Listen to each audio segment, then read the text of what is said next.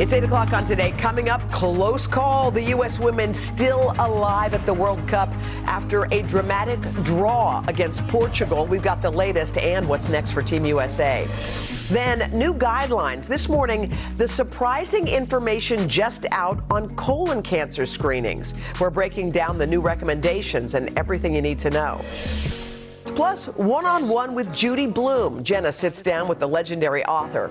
And so do you feel like writing was, in some ways, this incredible outlet? So cathartic. Yeah. I mean, it gave me a life. It gave me my own life. Straight ahead, their touching conversation you do not want to miss. And back-to-school savings. We'll sort through all the deals you can find on the second-hand market. Today, Tuesday, August 1st, 2023. From Palm Beach, Florida. Celebrating my 8th birthday. Here from Aurora, Colorado. Alameda, California. Shakopee, Minnesota. And Muscatine, Iowa. On a mother-daughter trip from New Orleans and Houston. I'm just out here. From Katy, Texas, on our trip to New York for my first year of college. Hey, Mom, you're on TV. Hi to our friends and family in Jones Creek, Georgia. Birthday crew! Fort Lauderdale. Here because we transported today.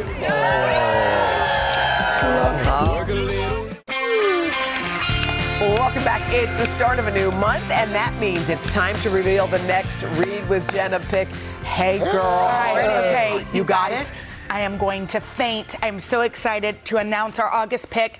It is Summer Sisters by Judy Blume. It is one of my all-time favorite summer reads. I've read it, passed it to my sister and all my best friends. And Judy is re-releasing the novel in honor of its 25th anniversary. I recently got the chance to sit down with Judy in her Key West bookstore to talk about her love of reading, her connection to her fans, and how she hopes to be remembered. Lining the walls of Books and Books in Key West, Florida, are the names of local literary legends. Ernest Hemingway, Tennessee Williams, Shel Silverstein.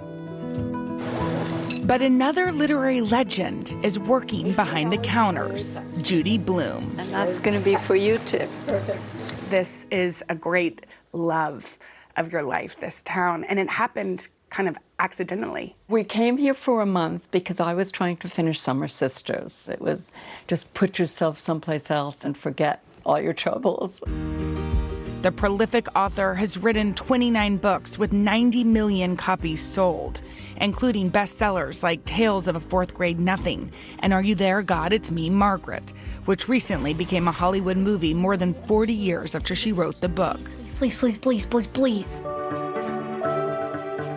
Growing up in Elizabeth, New Jersey, Judy's love of literature started early. Your mom was the one that showed you the love of reading. My mother loved to read. She loved books.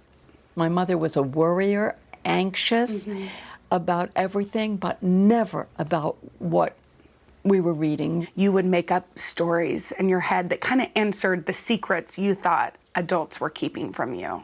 What were those secrets? Family secrets was the kind of thing where when you were a kid and you walked into the room, all the adults stopped talking.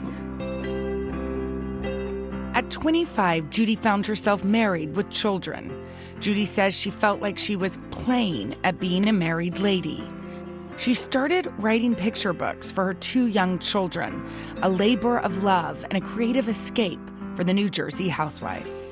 And so do you feel like writing was, in some ways, kind of an incredible outlet? So cathartic. Yeah. It gave me a life. It gave me my own life. Judy's books explore topics like racism, grief, religion, and menstruation, topics that made kids feel less alone. You would hear from kids that they felt seen, they felt enough, they were told the truth too. What was that like hearing from these readers? Well, it was so unbelievable because I never dreamed of anything like that. And then they started to come, and like 2,000 a month. there were a lot of them, yes. And I mean, some of them were so desperate. It was tough. It Yeah. was very tough. For a couple of years there in the 80s, I couldn't write at all because I was just answering their letters. Wow. And so I had to learn to remove myself enough so that I could write again. That same giant heart knew when someone special walked into her life 43 years ago. She says with George, her third husband, she found her true love. My magic. What about him is so magical to you? Sometimes you just meet a person. And you've had such an adventure of a life. I think we have. I've never been bored when George is around. Judy published her final book, The Unlikely Event, in 2015. Now she spends her days in her Key West bookstore helping customers. More than 50 years later, Judy's books are still changing lives and making readers feel less alone. I read somewhere that you even plan to take Are You There, God, with you into the next life. I want a little bench or a little stone or something that says, Are you there, God? It's me, Judy. Oh my gosh. Love her. Yes. She is the best. So to get to re-release this incredible book, but also with Universal, we're working on a television show. What? When all these strikes are over. Wait, what? For this one? For this book, Summer that's Sisters. fantastic. So I can't even believe I've gotten to be on Zooms with Judy Blume. I mean, it is a big honor that in her re-release she is letting Reed And look Jenna how make it this summer. beautiful that cover is. And of course, she talked more about some of the book banning, which we'll have in the 10 Who do you see o'clock. as playing the Summer Sisters? That's a good question. But you and Barbara. Margot, what about Margot Robbie? Oh, Is she sure. busy? She's on fire. No, Do you not at think all. she's busy? No, she'd be perfect. Anyway, to get your copy, and y'all, if you haven't read it, it's so incredible, or reread it like I did, all you have to do is scan that QR code or stop by your local independent Nice bookstore. job. That is pretty Nice cool. job. Why don't you order it from Judy's bookstore? Oh, That's a great independent Key book. West. Yeah. That's a good idea. Great idea.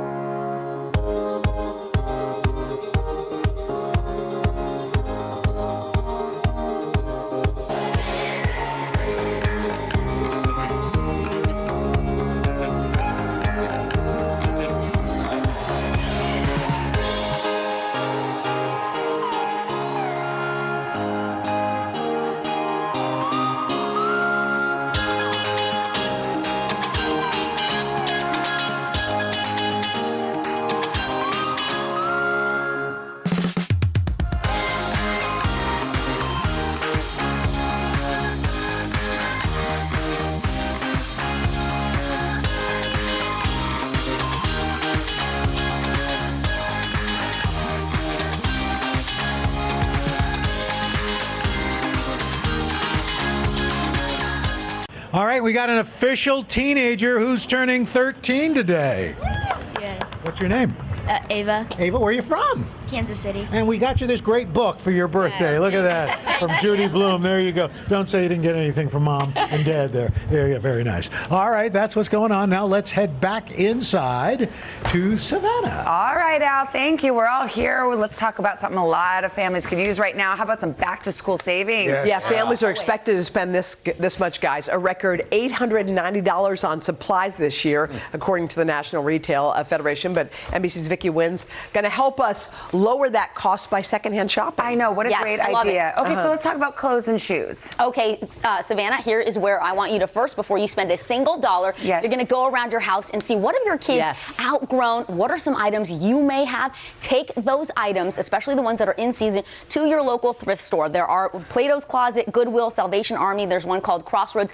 They will buy your items and give you cash, or sometimes you get more value if you accept a store credit. Now, nowadays, you can also shop online. I love this. eBay, ThredUp, Poshmark, Mercari. These are all websites where you can even search by brand for things that your kids might want as they get a little older and they might have specific ideas about what they want for back-to-school clothes or shoes. This is the time of year. They're going to have denim, lunchboxes, backpacks. But the thing about shopping secondhand, you should inspect those items carefully. You're looking at stitching, you're looking at zippers. What about online? That's tough. I know it can be, but don't be shy about asking questions to the seller. Could you send me a picture of the bottom of those shoes? Because if they're a legitimate seller, they're going to be happy to accommodate you, and that is the way that you can figure it out if you're online. Finally, when you get those items home, pop them in the washing machine. Shoes, backpacks, lunchboxes can all be washed. If it's a leather item, you just want to wipe it down. Yeah, okay. Carson says do it twice. Okay. So Cool. All right, let's move to electronics. These things can be really pricey. Computers, calculators, phones, all the rest. How do you get a good deal on this? Hoda, when you talk about that $890, a big part of it is electronics. Buying secondhand can be a great way to take a chunk out of that and help you save. Think about these very reputable sellers these days, Back Market, Swappa, and also Best Buy, Amazon, Apple. They also sell refurbished open box items. The key is you want to read the fine print on the warranties and the refund period. Also, check your credit card. Nobody ever does this, but sometimes credit cards have an extra benefit where they'll cover secondhand electronics if something breaks down and you've purchased it. When you get that item home, do a factory reset. You can do an internet search for that device and figure out how to just wipe it clean. Because that takes care of any potential malware that might have been on that. And anything crazy that might have been on it before. You also want to request something called the IMEI number. That's the International Mobile Equipment Identity Number. It's 15 digits. Go to Swappa or a website called CheckMend. You'll enter that to make sure the device isn't stolen before you buy it. Oh my word. Yeah, we're really getting in the weeds, but that's good to know. IMEI number. You also want to call your cell phone carrier and say, hey, can I activate this device before you buy it? That's good. Right? So that's how you do that. And always beware of those peer-to-peer sites for these electronics. You want to stick with name brands. Here's why. There's a scam going around, Hoda, where they present you with a phone. From the outside, it looks legitimate, like the real thing. You get it home, and the guts have been swapped out. It's working slow. It doesn't have the right memory card. The camera, there's only one camera instead of three. That is something you have to be aware of. Okay, that's okay. So Thank you, Vicki. Let's say we bought something secondhand and we got to return it, though. Well, like, what's a good way to do that safely in person? So the key is you try to do your research ahead of time so that you don't return it, because it's really tough sometimes when you're on these marketplaces, or if you're buying something peer-to-peer. Typically that person, when they're done with you, they're done with you. So if you are buying online or in person, research that seller. Go online, look at their profile. Do they have a bunch of real reviews, or does it look like a lot of copy-pasted the same comment over and over? If that's the case, you might want to steer clear of that person. Craig, anytime you're going to meet someone, whether you're selling or buying in person, there is some inherent risk. So you want to go to a safe exchange zone. That's a police department. A lot of times they will allow you to go into their parking lot, even the lobby where it's monitored 24/7, to do a safe exchange. Or if you don't want to go to the police station, go to a busy mall parking lot in front of a bank, especially if you're doing a big ticket item. Do it during the day. And always do it during the day. Bring a friend if you can. If you cannot, make sure your friends and family know where you're going to be and when you're going to be done so they can check on you. Take a buddy. Always trust your gut. If you are sitting there and the person comes up and they're rolling up in a car with no license plate, blacked out windows, just go with your gut. Might be shady. No deal is worth getting hurt. If it's a van, keep going. Keep moving. All right, Vicki, how do you want us to pay for all these gutless phones and stolen electronics? All right, Carson, once you've done your homework and you are certain this is something that you actually want to buy, take your time when you're there in person looking at this item, whether it's a laptop or a phone. Use it. Turn it on, turn it off. Go through the apps. See how it actually works. Don't let that seller pressure you into handing over your money. That being said, only bring enough cash for the actual product. You can also use a cashier's check. Let's say you're buying a laptop and it's going to be $800-900. Do that at a bank. If you're confident you want this item, you can consider using something like a Venmo or a Zelle, that peer-to-peer payment, but just treat that like cash, because once it's gone, you're not likely to get it back if this device is broken. And then finally, if you're shopping in a website, like on a Mercari or a Poshmark, and they're like, actually, could you send me a gift card instead? Could you wire me some money outside of the app, Don't do run. that. Don't do it, because that's a surefire way for you to send money and never to get the product back. And finally, whenever possible, use your credit card. Lots of legal protections that way to get a refund if you need Vicki, this has been equal parts informative and terrifying. it. You're going to be fine. Especially the You're going to gutless take the phone advice. You'll be good. Thank you, Vic. Thank you. When we come back, we're going to go to summer camp, folks. Morgan Radford just went to one where teenagers are learning to shape the future of AI. But first, this is Today on NBC.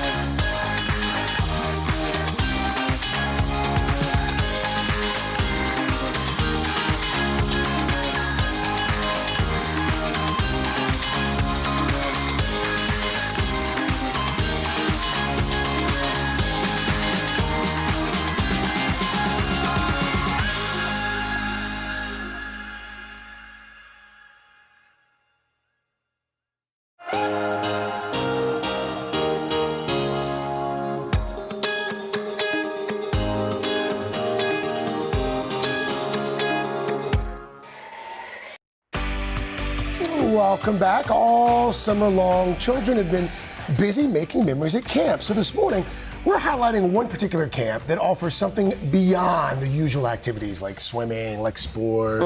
NBC's Morgan Radford is here with more. Hey, Morgan. Hey there, Welcome. guys. This was such a cool camp. I recently went to summer camp in Princeton, New Jersey, and from the robots, the drones, and the tech, it was pretty impressive. High school students from all over the country, from all different backgrounds, got to meet up on a college campus for a program called AI for All. Now, the camp's goal is to encourage a new generation of young people, women, people from diverse backgrounds, to shape the field of artificial intelligence themselves. And for many of them, it all starts right here with summer camp.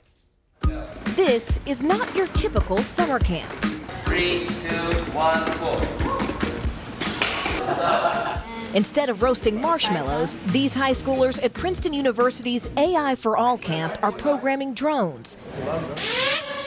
There it is. Using artificial intelligence. Stay there, stay there. So what is this? This is the drone simulation. You all learned all of this just in the past 3 weeks. Yes, we did. It's incredible. Here, they learn how robots move and think, and even teach drones how to map out areas on their own. So they can do things like monitor forest fires in places that humans can't reach. We use satellite imagery to detect certain illegal mining activities. It all started back in 2015 at Stanford University as a way to close the gender gap in the artificial intelligence field. Now, it's designed to encourage women and students of color, reaching more than a dozen college and university campuses across the country last year. There's a lot of fear around AI right now, and this is part of what's driving a lot of people away. They don't see role models that look like them. They don't have a peer support network within this field. And what we try to do is sort of address all of this. We try to demystify some of this technology and reduce some of the fear. And in a data-driven industry, the data is striking.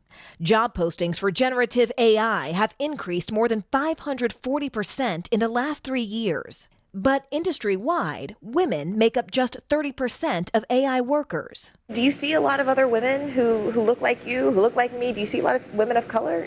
Not a lot. I wish there was more. And it's a field where people of color are dramatically underrepresented, a trend these students say they plan to break. What would you say to other young women, other people of color who may be hesitant to learn about this space? Don't be intimidated and be open-minded to learn new things. To be curious? Yes.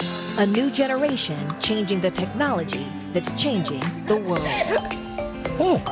Don't be intimidated. Since it started back in 2015, AI for All has helped more than 1,600 high school students across the country. And what's even better, the program has expanded to include college students, making that pathway to diversity in the AI industry even stronger. In fact, they hope by next year to recruit applicants from every single college in the country. It's a great idea. Cool. It's a great idea. Yeah. All right. Thank you, Morgan. Thank you, Morgan.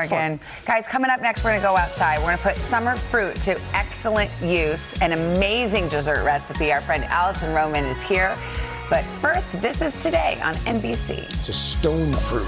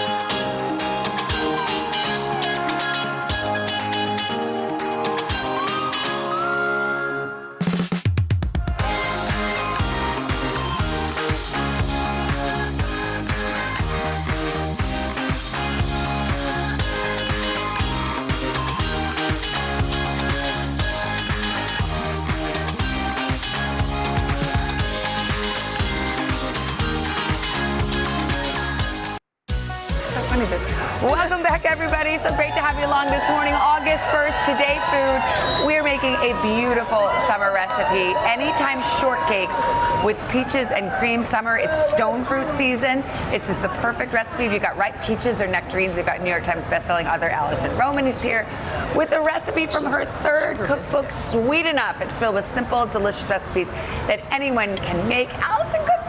Hello, good morning. Okay, stone fruit. We were just discussing any fruit with the pit. That's right. Right? Yeah, Okay, they you got grow your on plum, a your tree. nectarine. They're tart, they're juicy, they're delicious, and they belong in a cobbler. Okay, well, and we're gonna make our own shortcake. Yeah, so I think everybody should have like a good all-purpose shortcake recipe. Yes. You can make it into a cobbler, you can eat it on its own, you can layer it with cream. It is pretty basic. You have flour. I like to use either oats or cornmeal. Okay. And that gives just kind of like a nice nutty texture. Yes. And not as much sugar as you think. This is just like a bit of brown sugar, a bit of regular sugar, a bit of salt because everything needs to be seasoned, even your baked goods. Just regular old table salt? Kosher salt. Kosher yeah, salt, for baking. And then baking powder. Okay. So basically, we're gonna whisk our dry. Whisking that. Yes. Which I don't really subscribe to sifting. I don't sift. Thank you for I'm not saying a that. sifter. I never sift, but I feel guilty when it says sift, and I don't feel guilty. sift. Really? Free yourself from the sift. It's Okay, like, you're gonna yay. be fine. Allison Roman says we don't have to sift. That's We're right. free, everyone. Yeah, no more worry about sifting. it. No sifting. Thank you. And also the nice thing about things like shortcake, like my pie crust, I never use a machine. So this you is just all get by right in hand. there. And some people say, well, can I use a machine? And I say, well, it's actually going to be worse. If Why? You do, because it's going to be tough. It's going to be like there's like 4 more things to clean. Okay, true, And this true. is kind of one of those things. If you So better have to a not bowl- beat it or do the stand mixer. Okay. Kind of just breaking up into small pieces with the flour like you would for a pie crust. Okay. And then adding your cream. Oh, it's cream. Okay. Yeah. So I think for biscuit, I go buttermilk, but for something I like wondered a if shortcake, it was buttermilk. Okay. Yeah, I want to go something like my hands are going to be an absolute mess. So are we mixed? I know. That's why I want to use the machine. I know. Well, normally there's a sink, but we're on the plaza today. I know. It's so fun. Okay. Which I've never. By the been way, are you on going to the mess up plaza. your engagement ring? I am going to mess up. Allison is engaged. I am engaged. Thank you. Congratulations. Thank you so much. Oh, I should have done that. I Darn know. it. Okay. Well, So we mix it until it looks like this. Yes. Okay. Exactly. And then you kind of like pound it out with your hands again. You don't need a rolling pin or anything like that. Okay. And you don't want to over knead. You kind of just want to make Don't be sure. needy. Yeah, don't be needy. Get it? Yeah, I do get Okay. it. And that's my joke, Well I feel played. like. Craig is rolling his eyes at me, and I don't blame you. No. It's ridiculous. You own it. Thank you, Al. Okay, so we're kneading this. Yeah, and again, you don't need a rolling pin. If you feel the need, you can always use something like a wine bottle. But Don't be so fussy. It's like whisk, don't sieve. Now this, yeah, that, shortcake really understands when you're stressed out, and it'll tighten up. So you need to relax, and then the shortcake will be relaxed. That's interesting. Okay. Yeah. So basically, if you need a little flour to prevent it from sticking, that's good too. Just kind of pat. It feels really good. Do you want to? Yeah, I do. Ooh, it does feel good. Get in there. Like therapy. You can just eat the shortbread. You can eat the This is so good. shortcake. I can't wait. And yeah, and like a biscuit or a scone or whatever, assuming you don't have, a nice ring cutter like this, you can also use the mouth of a jar. Oh, okay, I like that. Which is really helpful. It kind of comes out sort of easy. All right. And then from there, I'm still absolutely covered. Here's another one. No, that's fine. I actually like it. I just feel like, It's bakery. Yeah, exactly. And then you brush with cream. And this does two things. It helps the top brown, and it also helps the sugar stick to it. Are you doing both sides or just the top? Just the top. Okay. What is that again? And then you're sprinkling sugar. Yeah. How's it tasting, crew? Fantastic. Delish. We're done. Clean plate club over there? Old-timey delicious. Old-timey delicious. That's my brand. All right. Old-timey delicious. This Like oak? that. Yeah, I feel like desserts are And then one of the things where they should not be too complicated, and old-timey delicious. This is actually, and I would think making shortcake would be hard, but not so bad. Okay, so we bake this. So you bake those. So this would be if you were just like having people over. I'm going to have some strawberries and cream. I'm going to have some whatever, and you don't feel like doing the whole fussy long bake of a cobbler. Yes. Now what's this? This looks like some oatmeal cake. So this is the same dough except with oats instead of cornmeal. So it's really okay. versatile. It gives a slightly different texture, and underneath are peaches, cornstarch. You can use like lemon juice, lime juice, and a little bit of sugar or honey, which is really nice. Okay. Allison, how do you tell if a peach is ripe if you're at the supermarket? You smell it. Seriously? What should it Yeah, smell you can like? also touch it towards the stem, and it should feel really like tender, almost like the not part of bruisey your soft, hand. but like a little Not bruisey give? soft, not mushy, just a little give. What does it smell like? Peaches. Oh. What's a bad smell you don't want to smell? It should never smell like wine. It should never smell like fermenting or whatever. Okay. But yeah, eat the shortcake on its own, bake it into a cobbler, eat it with strawberries. Oh my God, It's it's so good. Perfect. Wow. Yummy. Allison, thank you so much. Thank you, Allison. Congratulations. Thank on you. your engagement, honey. Thank you so much. We'll scrub that right up. Oh yeah. You If can you want find to get this married on a recipe. plaza Thank you. during a food segment, just let us know. Exactly. yeah, You know that'd be how? fun. Pitch it. I'll suggest it. I think that could be really fun. Today at wedding, why not? You can find this recipe and more on our website, today.com/food. We're back in a moment. This is Today on NBC. Yum. There's more show. I'm gonna try this. I'm gonna eat this piece. That's good. Hi, everybody. Good morning. Welcome to Today. Every day, We are adding to the star power in our studio. the biggest names, only on Today. See, we're coming to this early, right? Everybody, it's today. Like I won the lottery. How do you feel at this age, this stage? Liberated. We're just getting started, folks. Ain't no stopping us now. The boys are back in town. Boys are back in town. It's a miracle. It's a miracle. This has been fantastic. Everything and everyone you're talking about, only on Today.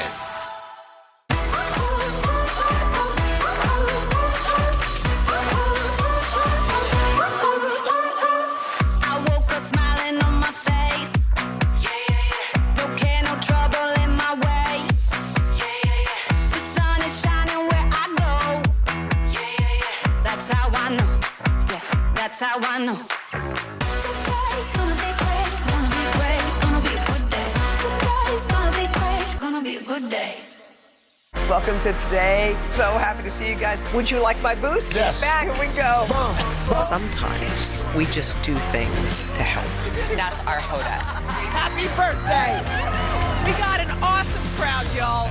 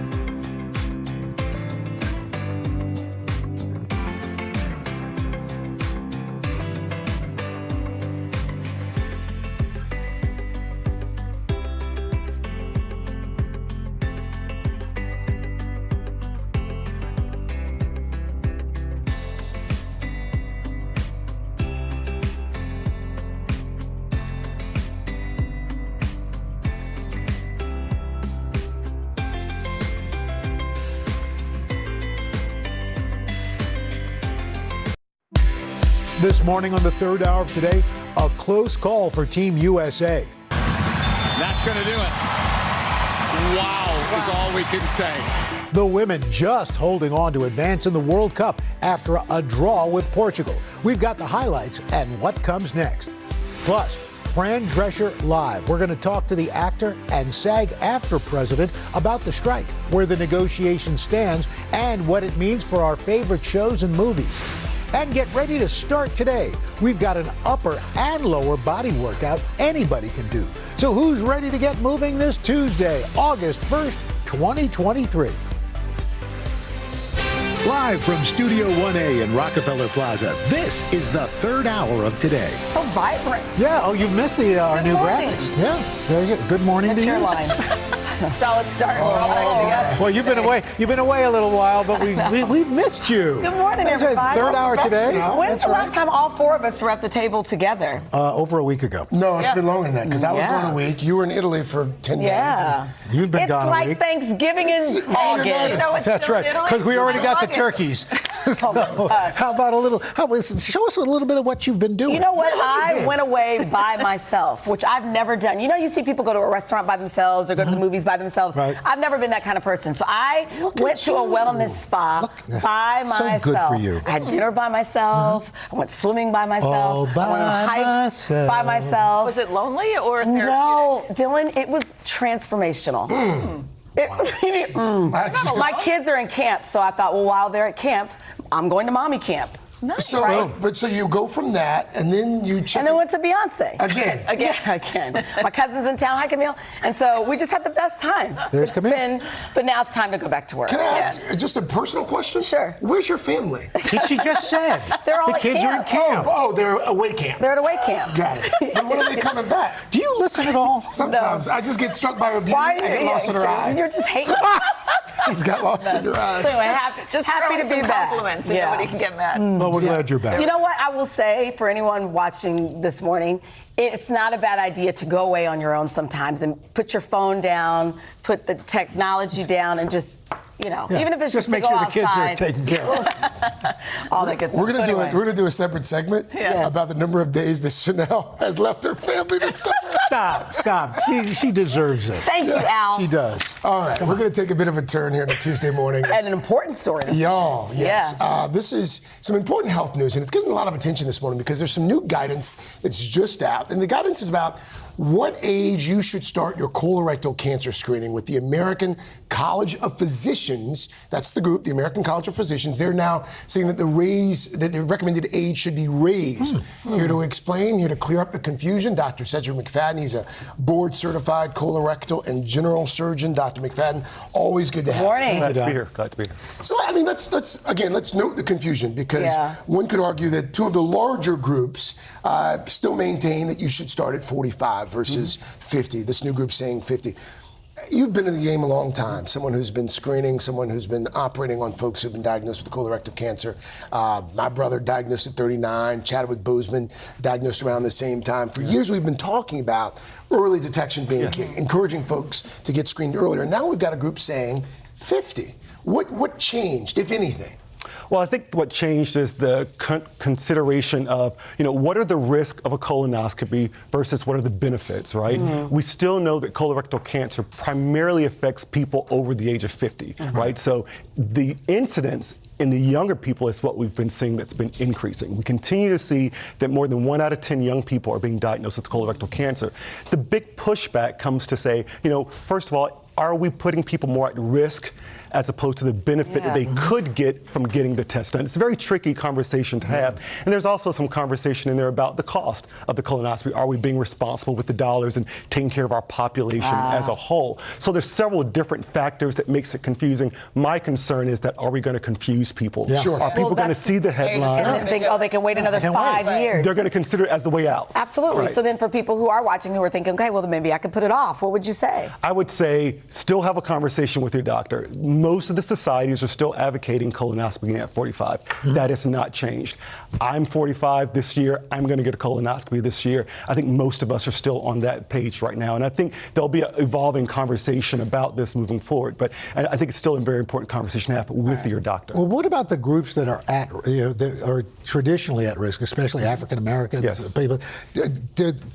Does that change at all? Or? So the at-risk group, these recommendations do not apply, because if you're at risk, if you have genetic factors, or if you have symptoms of colorectal cancer, regardless of your age, you need to be screened or tested. So that hasn't changed. That recommendation is still at 45 or sooner if the family history is at an earlier age. Remind us just real quick some of the symptoms. Yeah, so the big symptoms are blood in the stool, abdominal pain, changes in weight that you can't explain, maybe with some fatigue.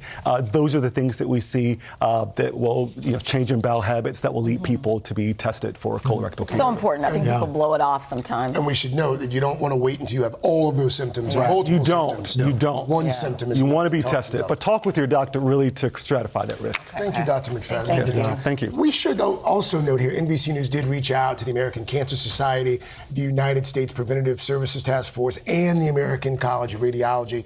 All of those groups said they will continue to recommend screening start at age 45. Yeah, it's important. Thank you. Okay, we're going to turn now to the nail biter overnight for soccer fans. Team USA narrowly advancing to the knockout round of the Women's World Cup after a tie with Portugal. Let's go to NBC's Molly Hunter. She's in New Zealand for all the action and has a look at the highlights for us. Molly? Hey guys, well, it was certainly not the end result that either the U.S. team or the massive amounts of U.S. fans here in Auckland wanted. I gotta say, they are still partying. It is late at night Auckland time. And the good news is that this team now moves on to the knockout round. Take a look. That's going to do it. Wow, is all we can say. U.S. hopes of advancing to the next round saved by an inch. In the 61st minute, racing off the bench, Megan Rapinoe tries to come to her team's rescue, injecting energy into a U.S. team in need of a jolt. Still 0-0 and a heart-stopping 90th minute. Co-captain Alex Morgan with a shot at goal. Seconds later, Portugal hitting the post. Both sides battling to the end, sending in subs with just 2 minutes to go. Lavelle, nice run. Through much of the match, midfielder Rose Lavelle leading the offensive charge again. Curling ball low, headed over. And again, but the U.S. not finding the net. The 28-year-old midfielder starting for the first time this tournament after recovering from an injury earlier this spring, getting handed her second yellow card in as many matches, which means she's out for the next one. Disappointed in myself to pick up that yellow and not be able to help the team next game. The U.S. has started the exact same 11 players these last two games, and tonight, veterans were setting the pace. Going out there, I know I'm confident in my game, but I feel like my teammates are able to look at me and know that I'm going to bring something and know I'm going to, give everything. And in another game this morning, the Netherlands landing a 7-0 final score and securing their top seed of the group. The U.S. team looking disappointed in that post-game huddle. But the die-hard U.S. fans on this mild winter night are determined. The amount of stress I had every single time they were right in front of the goal, and I was like, yes, yes, yes, yes. Now the U.S. team now faces off against Sweden in Melbourne in 5 days. What Megan Rapinoe said after the game is really now they have the chance to look at tape, to refocus, and really show up in a different way against Sweden. Guys, I'll send it back to you. All right, Molly. I love the music in the background. Yeah. I know. Well, there was a whole party going on. It's an American bar. We are joined now by Ashlyn Harris. She's the former goalie for the U.S. national women's team, who's now Gotham FC's global creative advisor. Ashlyn, welcome back. Thanks for morning. So good to see the energy this morning. I know. We need that energy. Absolutely. Everybody's feeling it. I mean, this was supposed to be kind of a slam dunk win. We ended with the tie. So, I mean, what happened exactly? Well, we're underperforming, to be very honest. Not great. Not a great performance. Hasn't been a good group stage for us. We only won one game and tied two, so that's pretty unlike us, I would say.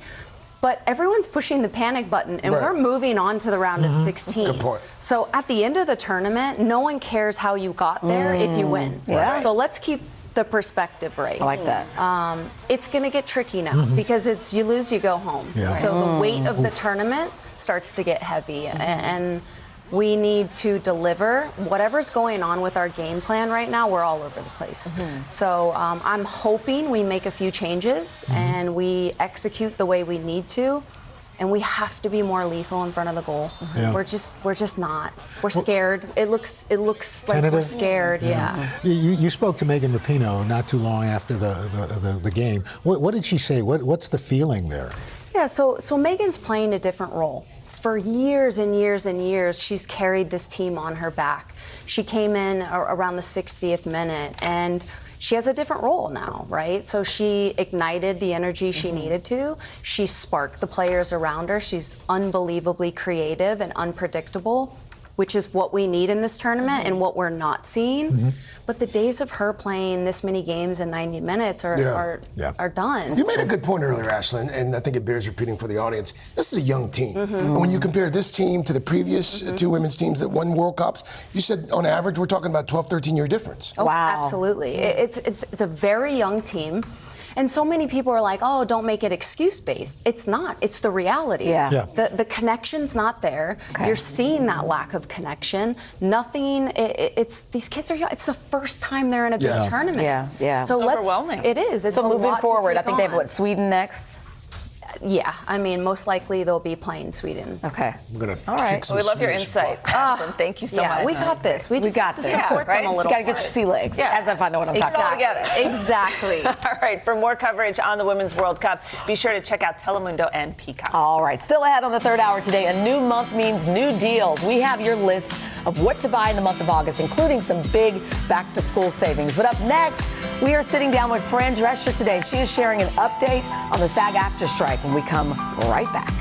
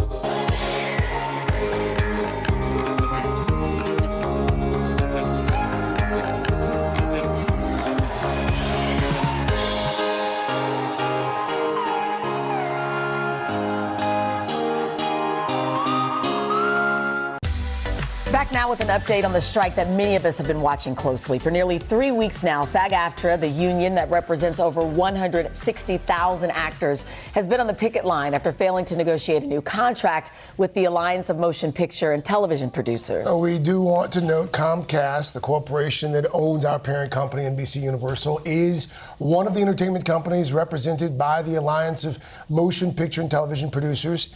Here with the very latest on where things stand, actor, writer, and, especially for the purposes of this conversation, president of SAG-AFTRA, Fran Drescher. Welcome back. Good morning. Fran. Thanks for coming back. Having me. I appreciate it. By our count, today marks the 19th full day of the SAG-AFTRA strike. For folks who don't know precisely how we got here, bring us up to speed. How did we get here, and how would you characterize how the talks are going so far? Well, we got here because we couldn't make a deal with the AMPTP on behalf of the workers of our union, 86% of them who can't make their health insurance. So really, the majority of our members are working people, just trying to put food on the table and pay their rent. And we couldn't make a deal on their behalf. Has there been any movement at all?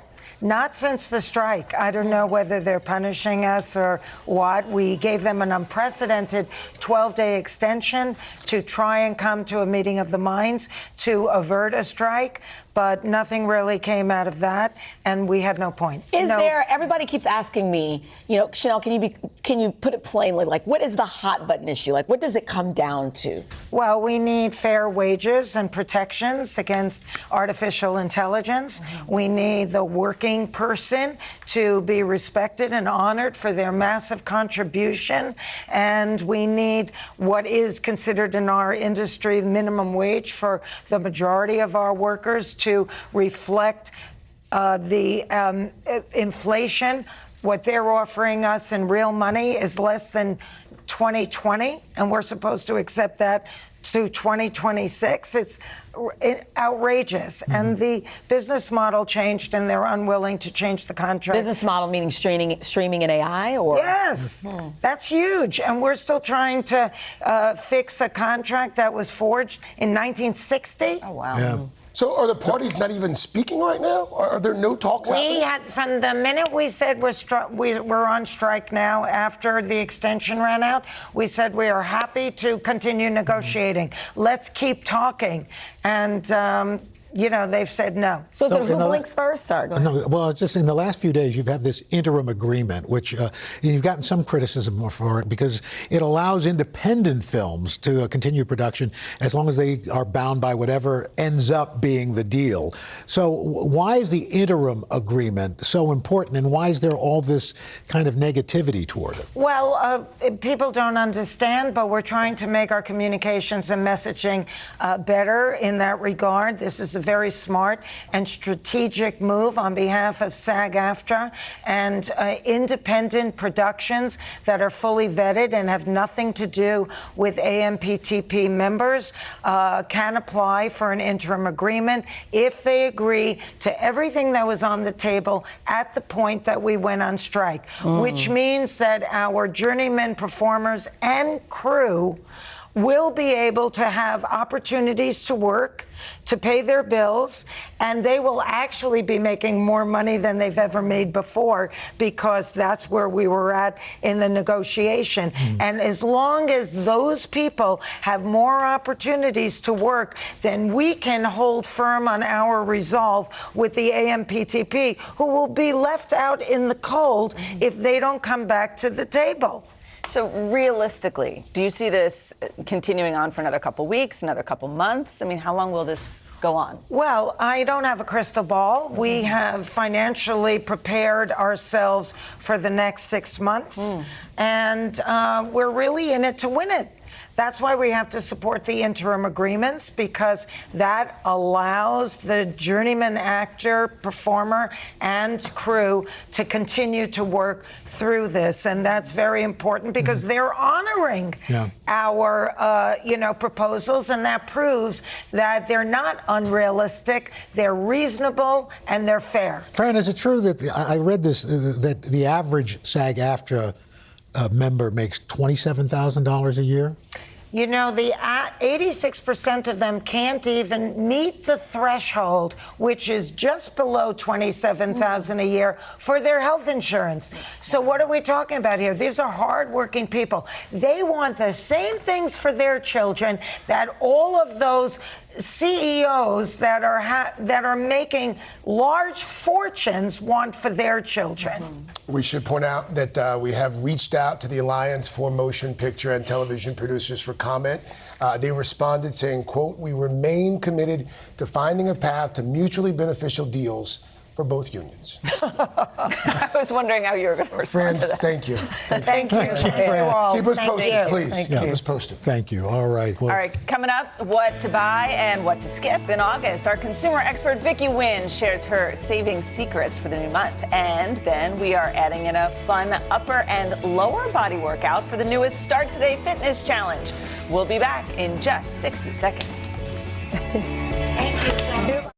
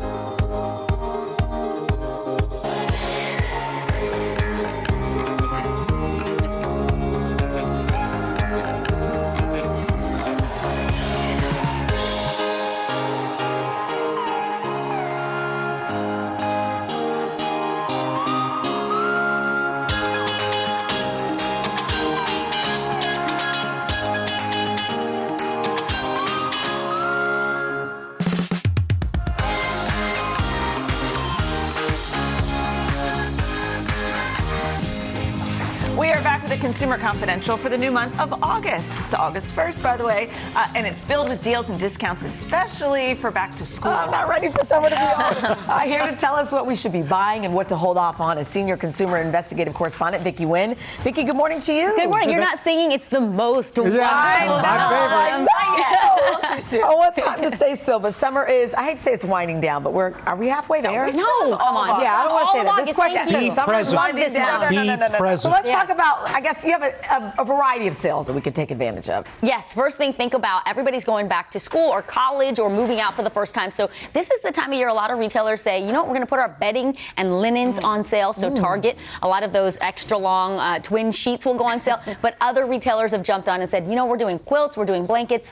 Last year, Nordstrom and Belk did up to 75% off of their bedding. And the thing about Target for college students in particular, they're putting shower caddies, organizers, all of the stuff you need to outfit a dorm room on sale. And if you are a college student, you can get a coupon for 20% off your entire purchase. So bundle everything so you get that discount. Back in June, I told you, wait till August to buy an air conditioner. You did. It's now August. Did you get one? I did. I got 6 of them. Oh, wow. Okay. I know. So you'll be ready for next year. Good for you. Window units, we should. They're Window units. But this is the time of year. I don't know where you bought yours, but local hardware stores, Home Depot, Lowe's, those are great places to check. Even Amazon and Best Buy will have air conditioners. And I know it seems crazy early, and it is crazy early, but to get the best deals on snow blowers and snow removal equipment, start shopping now. Put them in your garage and get ready for the first snow of the season, which hopefully will be a while from now. So, Vic, National Retail Foundation says average family is going to spend about $890 for back to school shopping.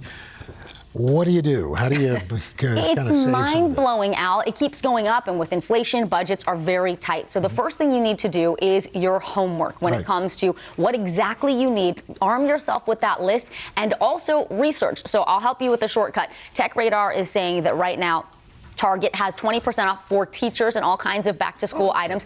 Amazon, if you shop their Amazon Basics school supplies, up to 45% off all kinds of things, including supplies, if you can, to donate to the classroom, like paper towels, disinfectant wipes when cold and flu season comes around, which is really helpful. Walmart, I wish I knew about this, 30% off of graphing calculators. So if you've got a ninth grader, high schooler, and they need one of those expensive TI-85s, get it at Walmart right now.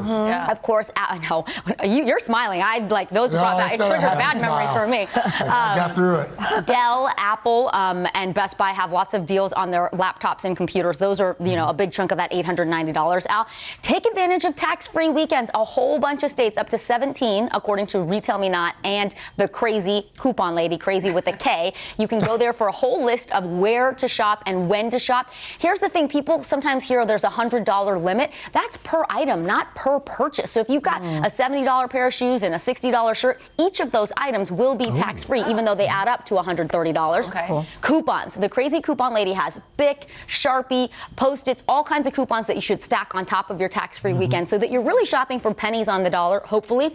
And then finally, school supplies donations. If you can give, give. If you need to accept, accept. The Boys and Girls Club doing a lot of donations right now and drives for back to school supplies, backpacks, Operation Homeland for our military members, the YMCA, of course, and check with your local churches and the Salvation Army. And leave the kids home when you go shopping. So true. Spend less. That is absolutely true. I love that. We always know Craig says if it's free, it's for me. So where can we get some free stuff? Okay, so August 4th is the anniversary of the Great American Outdoors Act. So all of the national parks offer 5 days free. This Friday is one of them. Denali State Park in Alaska, the Everglades in Florida, Hawaii volcanoes in Hawaii, the Badlands in South Dakota. There are so many amazing places to go explore, and they're free on Friday. When you get your hike finished, go get your chocolate chip cookie. It's National Chocolate Chip Cookie Day on Friday as well. Last year, Potbelly and Insomnia offered free cookies with purchase, and also Leven, which arguably the best cookies. Those are $15 off an 8-pack right now. They're massive. And then National Waffle Day, August 24th. Okay. Wow. Vicki, that was impressive. As always. Thank you, Vicki. Thanks, Vic. Well, coming up next, who's ready for a workout? Steph Mansour is here. Nobody raised their hand. Steph Mansour is here to whip us up into shape for this month's new Start Today challenge with a little strength training anyone can do. Then later, celebrity chef Kwame Onwuachi is here, one of my faves. Love his restaurant, Tatiana. Sharing 2 recipes for meat lovers and vegetarians. Third hour of today. I'll be right back. See what you mean.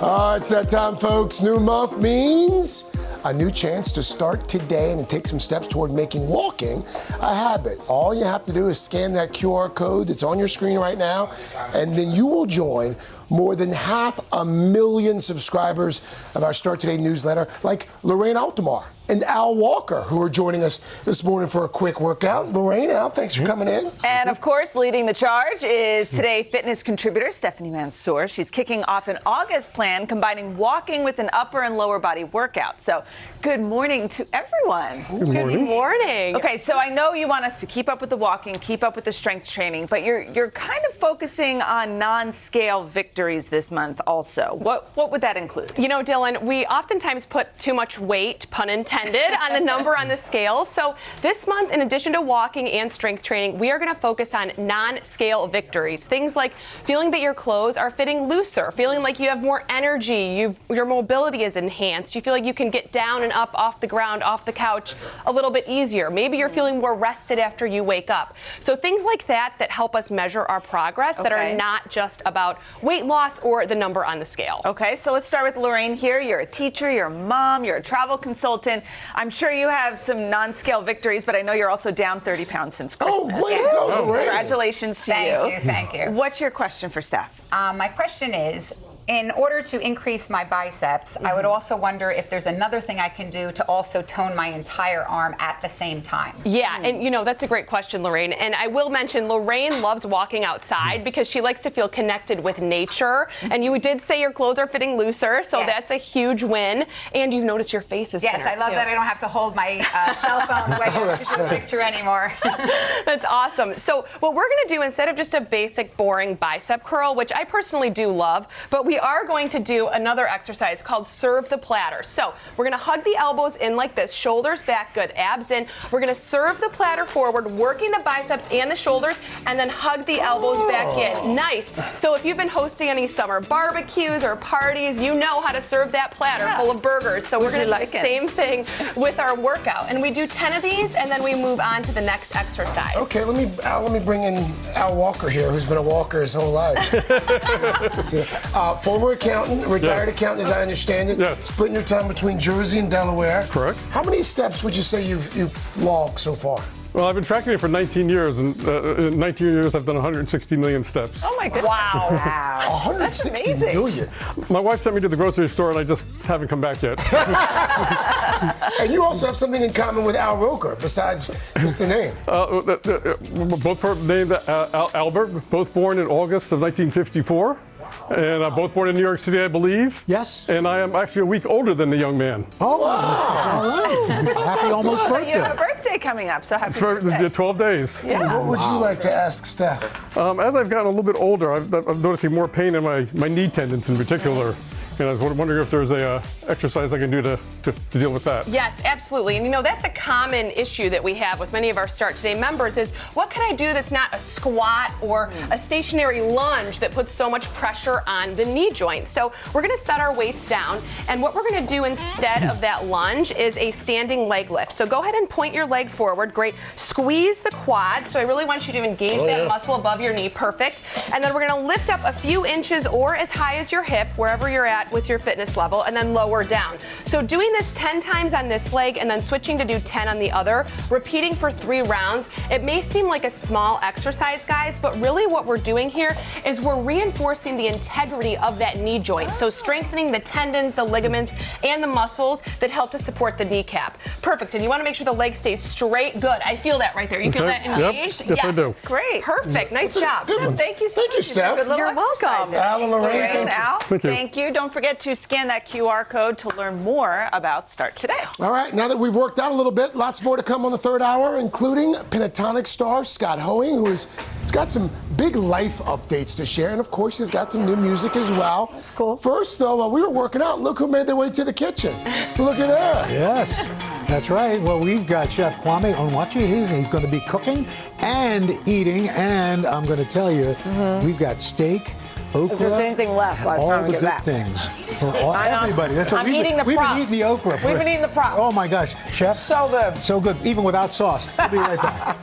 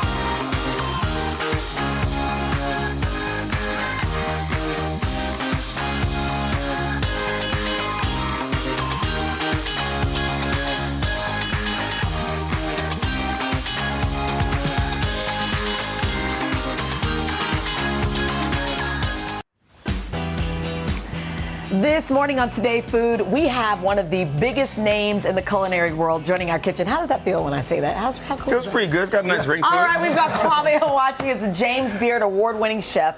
His latest restaurant, it's called Tatiana. It was recently ranked the #1 best restaurant in New York City by the New York Times. That's right. That alone. I can attest. I've been. And delightful. Kwame's also going to be one of the celebrity chefs cooking at the U.S. Open's signature food event, Flavors of the Open, on August 24th. Kwame, good to see you. Good morning. So good to see you. We're going to have a great time today. All right. Yeah, in fact, you're making two dishes that are both going to be on that menu. Exactly, yes. And they're dishes that are on the menu at Tatiana. So I wanted to bring the best of Tatiana to the best tennis match in the world. I love that. So what are we starting with? So we're going to start by making the sauce. So we're going to make a pepper steak. So this is influenced by, the Dominican Republic. I grew up in the Bronx. There's a huge influence there. So we're going to start by sweating some of the aromatics. We have Just red onion. you know what you're doing. He's sweating aromatics. Like that alone. Good night, everybody. He's sweating aromatics. We're putting the pressure on the aromatics. That's it. Okay, Making them sweat. right. So we just want to, bring out the natural juices. We don't want to get much color on it. Okay. So we add that till it gets fragrant. You start to smell that a little bit, right? So then we're going to add some ginger and some garlic. That alone. That's a lot of garlic. Yeah, I don't like people that use 1 clove of garlic. No, I can't trust them. no, I don't trust I can't trust them. They don't make good life decisions. So we're just going to sweat this a little bit. I'm still in that verbiage, by the way. And, you add a little bit of salt, and that helps bring the moisture out as well. Yeah. Really? Yeah, it helps soften it. That's basic cooking 101. So I'm going to add a couple more things. Okay. No, she said it like. What's a couple more things? So chicken bouillon. It's going to add a boost of flavor. Okay. Sazon. We have some raw sugar. Okay. Sazon. What is sazon? It's a Hispanic seasoning. Yeah, it's a Hispanic spice blend. Makes my rice really, red. really good.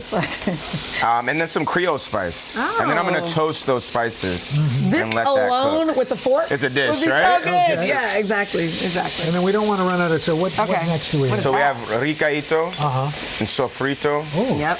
A lot of O's. And then we have some vinegar and some chicken stock, and we'll let that stew. A little bit of fire to it. Just a little bit. Just a little bit. Just a little Then bit. you're going to let that cook down? Then we're going to let that cook for about 15 minutes. And now the star of the show. Come on this side. You're going to pickle some onions? I'm going to pickle some onions, so I'm just going to slice them thinly. And I like to use pearl onions because they're nice and small. They look really nice on the plate. Okay. And then I'm going to add them into some vinegar with some beet juice. And that's going to give it a nice, bright red color. Beet juice? All right. Yes. Really? And So you how let long that does sit? that? I was just about to ask that. You can How- let this sit until it's cool. So you Alright, do it that's it? hot. Yeah, exactly. Okay. And What then I'm kind of going to steak is season. This is a strip steak. Okay. With a little Creole spice and salt. Do that on both sides. Just like that. I just looked over at Dylan's plate and Craig's plate. Don't judge us. No, I just clearly. Your judgment. Clearly I'm trying it's to delicious. pace myself, but I can't because it's Wow. so good. This It's sauce. good. It's already Look at done. this. Right. It's already done. So we're gonna grill that until your desired temperature. It's medium rare. Okay. And then we have our crispy okra. So This our is my okra favorite. is dry fried. Yeah. And then it's tossed in. So good. It's You enjoying it? Chef, And how do you make this okra in sauce? season right now? I'm sorry. Okra is in season right now. this yes. dipping sauce. What do you? So it's honey mustard, a little bit of Creole spice, and honey and lemon juice. What oil did you put the okra in? Just canola oil. Oh. I feel like It's like we're asking you all these questions because we feel like there's something you're not telling us. Well, you gotta He put can tell some you love everything. in it. You're not Kwame. That's true. this is so good. Kwame, it's so good to have you here. great. It's Thank you. Thanks so amazing. much. Thank you. Hey, for these recipes and more, check out Oh my gosh. today.com/food. I don't know what I want to end on. Do I want to end Unbelievable. on steak or okra? Sauce? All right. Up next, it is the performance we have been waiting for. Pentatonic star Scott Hoying live in Studio 1A, and he's here to share a new solo song. You don't want to miss it. Right after this. It's unbelievable. I'm pride rebirth. So hard it hurts. We're legend.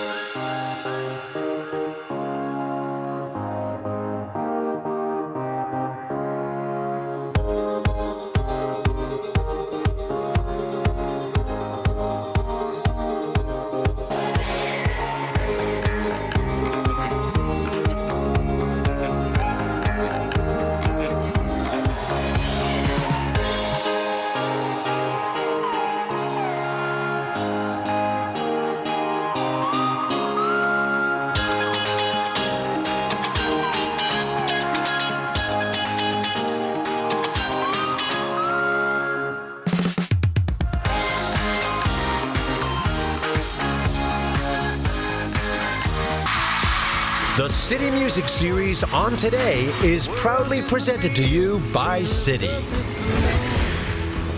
Our next guest, Scott Hoying, has been a part of the ultra-popular a cappella group Pentatonics for more than a decade. They've released 11 studio albums, earning 5 songs on the Billboard Hot 100 and 3 Grammy Awards. Well, now Scott is making his debut as a solo artist. Don't worry, he's not leaving Pentatonics, not leaving the group. Okay. But he does have a brand new EP. It's titled Parallel, and Scott is here this morning to sing the title track for us in just a moment. Good to have you back. Hey, Scott. Morning. So for years you've been coming with Pentatonics, and now you decide, you know what? I want to do my own thing as well. What led to the decision? It's such a beautiful chapter in my life. I just got married to my husband, Mark. Congratulations. Thank you so much. Mark's here, bud. There's Mark. There's Mark. Hi, Mark. Oh, hi. And I've just been writing so much music. It's been like a therapeutic thing for me, and so it just felt right to put out some music on my own and do Pentatonics. Yeah, you mentioned your wedding. I know there was a special performance, a little surprise performance for Mark. Tell us about that. One of his favorite bands is Blackpink. They're iconic. Yeah. And so I did like a Blackpink medley. Whoa! Oh, that's Honestly, nice. I brought out the choreo. I love it. I think I've never rehearsed harder for anything in my life. Wow, it's a moment that matters. It mattered. So let's talk about what you're performing. You're about to sing a song for us. It's all about being in love, right? Yes, it's called Parallel. Parallel. And it is about the moment that Mark and I fell in love, and it's about feeling aligned with someone. Okay. And, Being aligned with someone is a good thing. yes, And I'm loving the backdrop, the nature Oh situation. yeah, we're giving you nature. It's we're a whole giving you vibe in I here. want to hear the drum. Scott, take it away. Okay. All right. Thank you.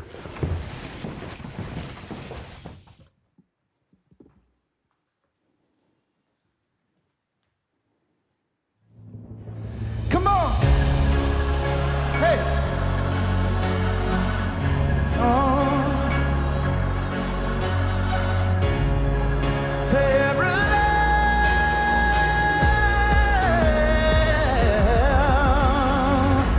Follow me breath by breath, line by line. Listen close, your heart is beating just the same as mine. Look at us chest to chest, my oh my. Hold me close, don't know the dance, but we can improvise step by step.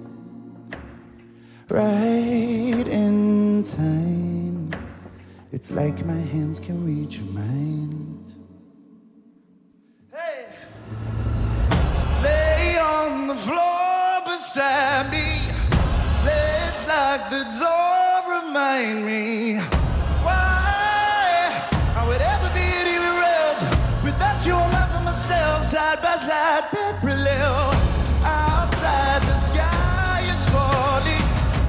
Look in my eyes and tell me why I would ever be anywhere else, like something that I've never felt. You and I, parallel. You and I, so aligned, parallel. You and I, intertwined, equal sign, parallel. I can get in my head, overthink. Promise you'll go easy on me till we're back in sync. It's fresh, oh. We'll pick up all the pieces, stitch them back together when we come unraveled, yeah. Step by step, Right in time, it's like my hands can reach your mind. hey. Lay on the floor beside me. Let's lock the door, remind me why I would ever be anywhere else without you. I'm out for myself, side by side, parallel. Outside the sky is falling. Look in my eyes and tell me why I would ever be anywhere else, like something that I've never felt. You and I, parallel. You and I, so aligned, parallel. You and I, intertwined, equal sign, parallel. Lay on the floor beside me. Let's lock the door, remind me why I would ever be anywhere else.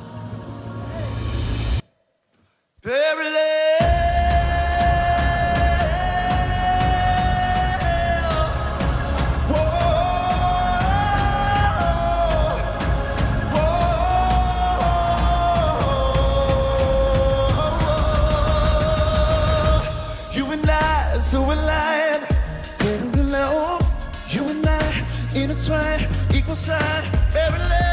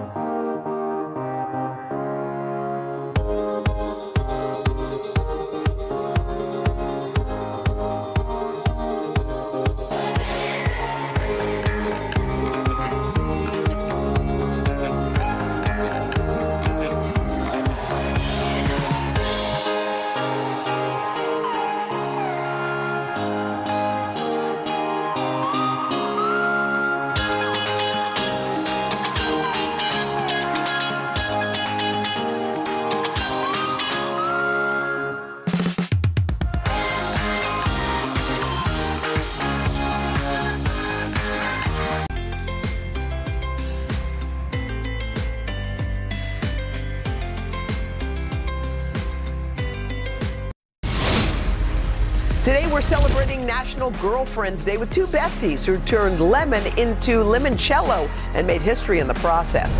Plus, Jenna sits down with legendary best-selling author Judy Blume. And Kelly Clarkson goes viral after letting fans know how she's really feeling about her ex during one of her concerts. We're talking about it. It's Today with Hoda and Jenna.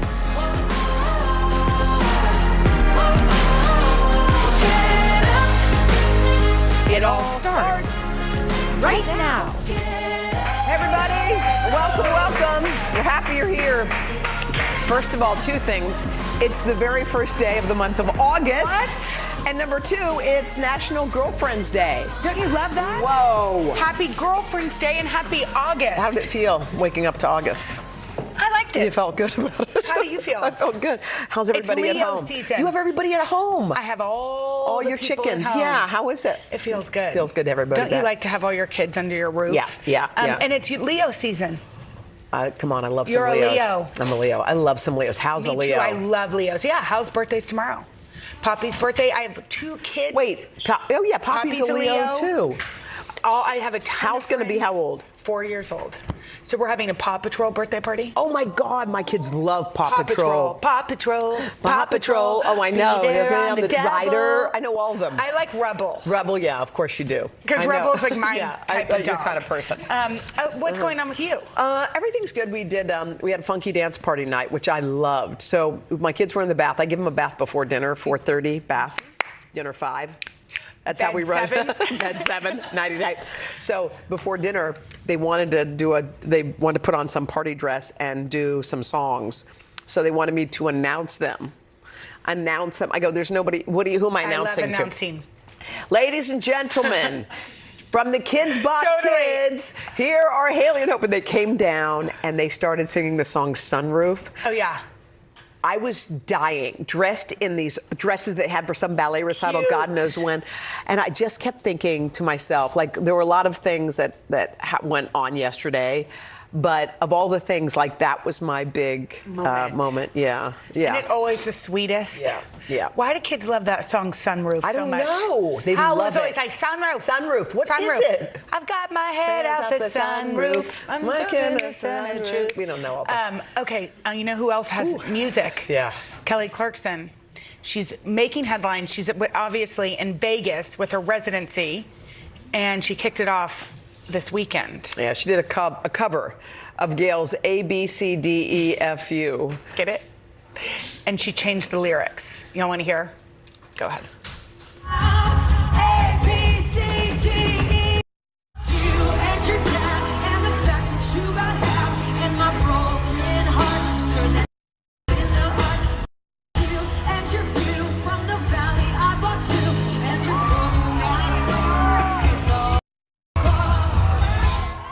Wow.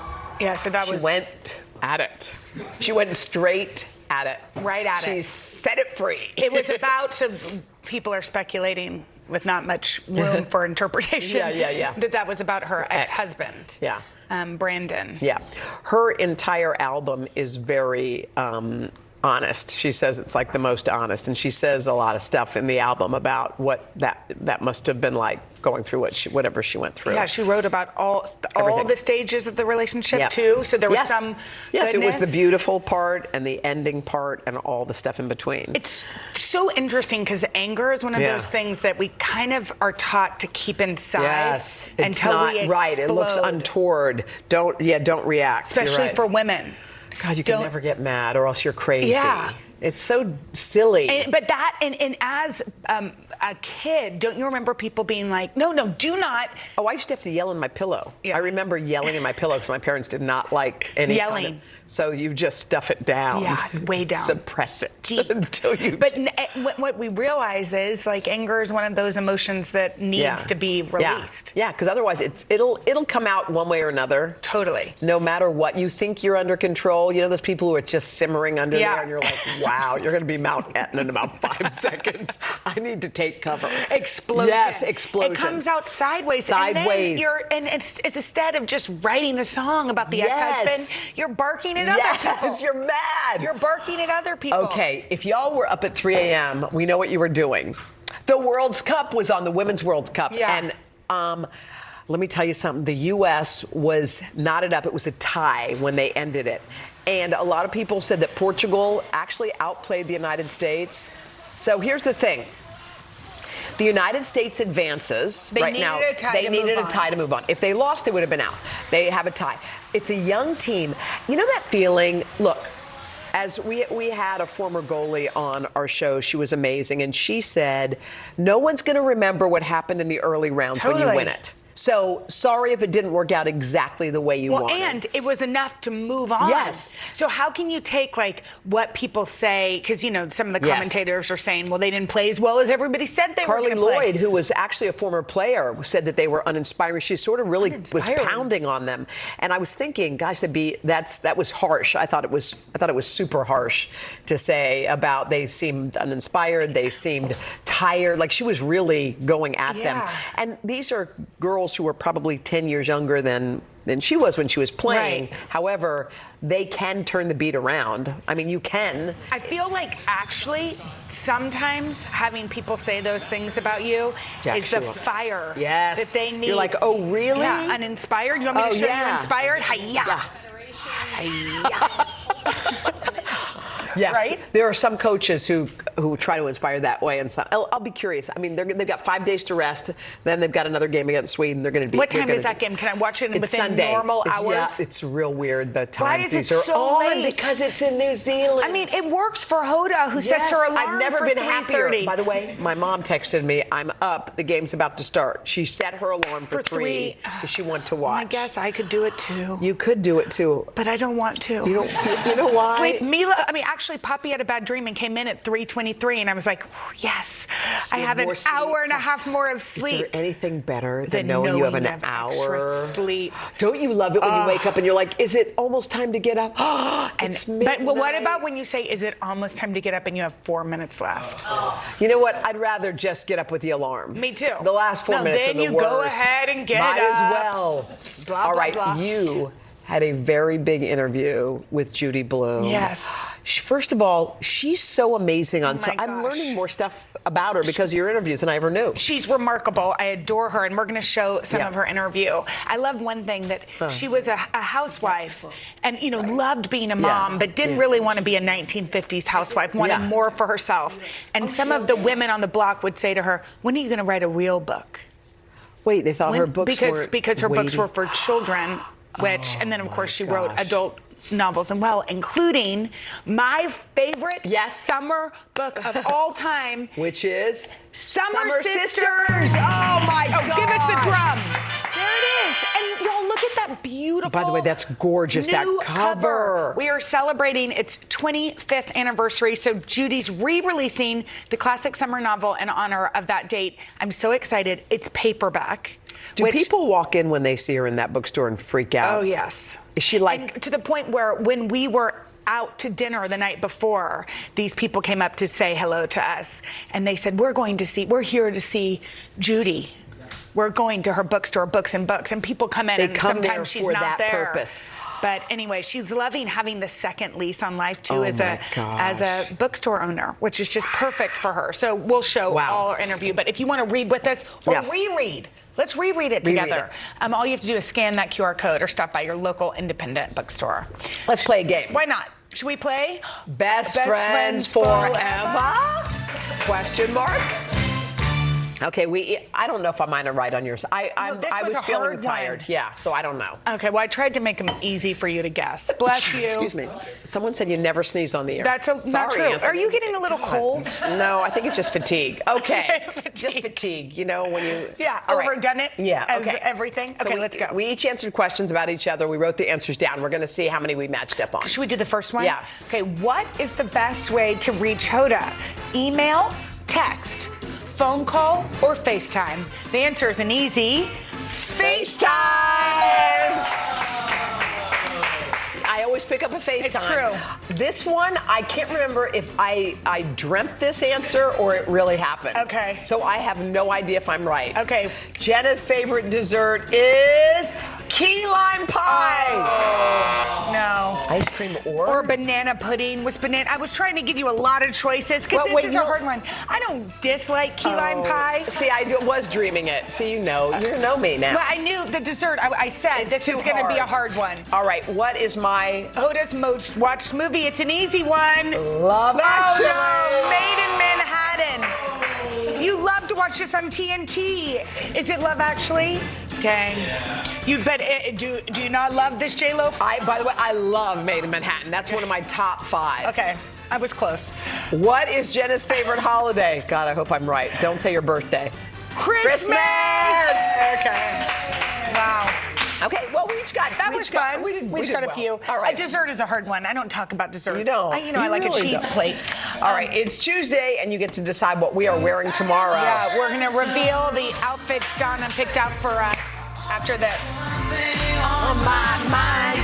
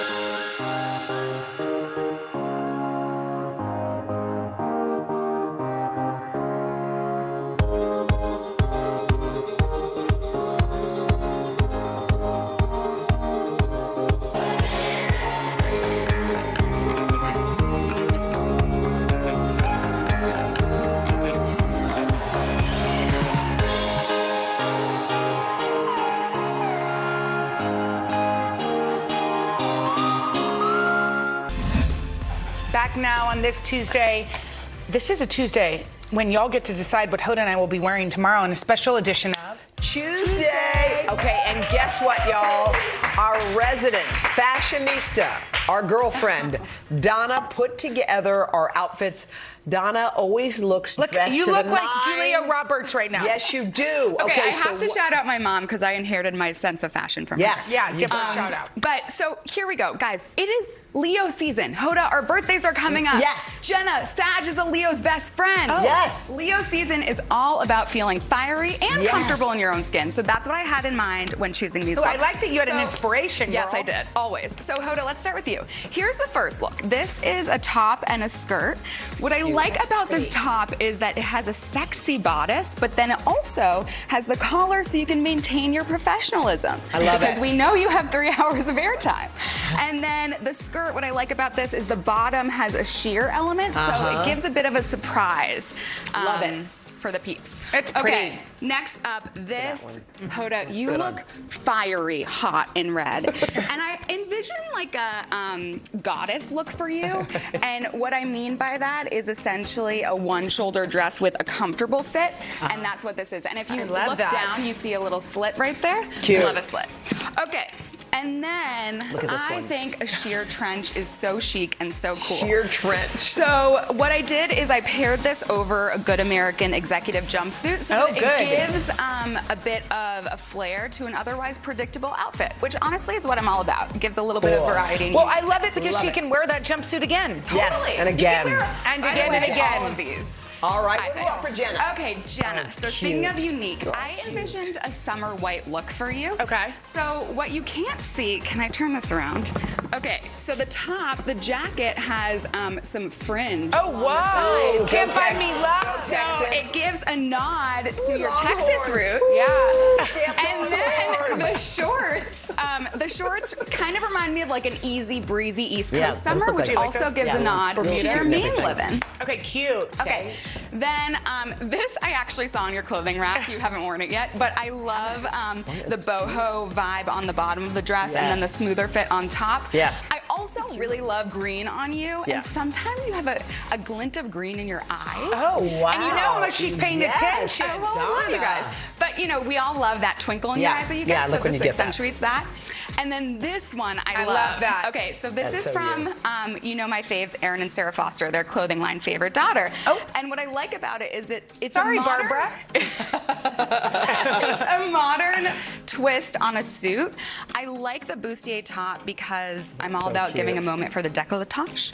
And then I like that it's paired with this relaxed wide leg pant that gives it more of a classy balance. And what you can also do if you want is unbutton this a little bit.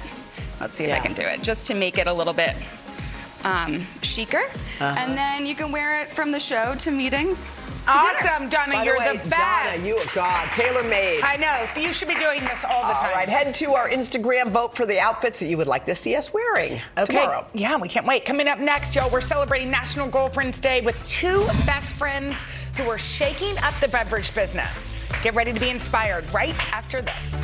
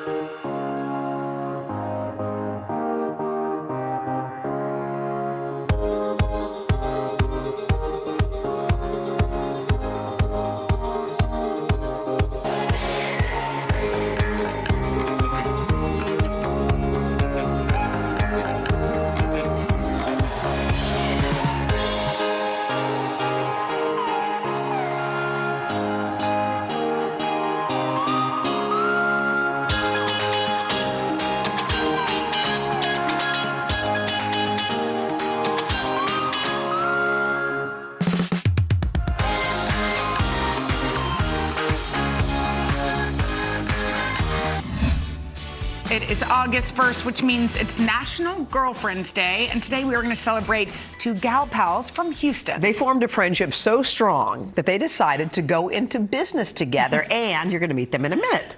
But first, here's a look at their story. I'm Daphne Carter, co-founder of Daphne Limoncello. And I'm Taya Rashid, Daphne's bestie and co-founder of our business. We want it to be pretty. Both of my daughters became dancers, and I overnight became a dance mom. I was wearing dance mom shirts, sequins. I was doing it all rhinestones. I was a true dance mom. And then my daughter joined dance. We immediately hit it off and became very close friends. We were like, we spent a lot of time with these girls and dance. Like, we deserve to spend some time together where it's just us. With drinks. And good food. And good drinks. And that's where it started. It was a friendship they came to rely on. I was diagnosed with breast cancer about 3 months into the pandemic. 27 rounds of radiation, 8 rounds of chemo. I was like, this cannot be over. This cannot be the fourth quarter of the game. She fought a tough, hard battle. And to get to the other side of that is just overwhelming. Your heart just bursts because you've seen it through to where we are today.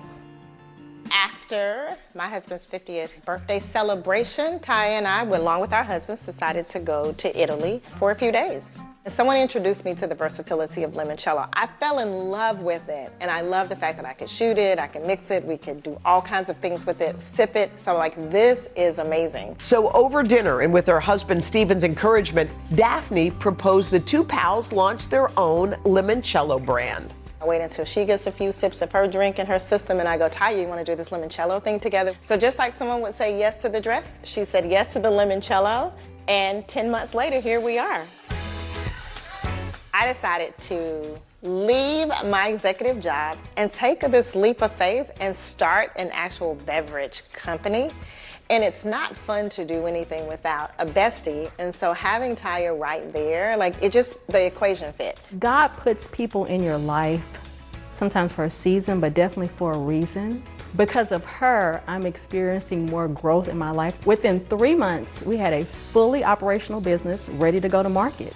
So we started this journey as dance moms, then we became besties to do something that I feel so passionate about, that's filled with so much joy, so much fun, and so much love, like means so much more. Thank you, sister.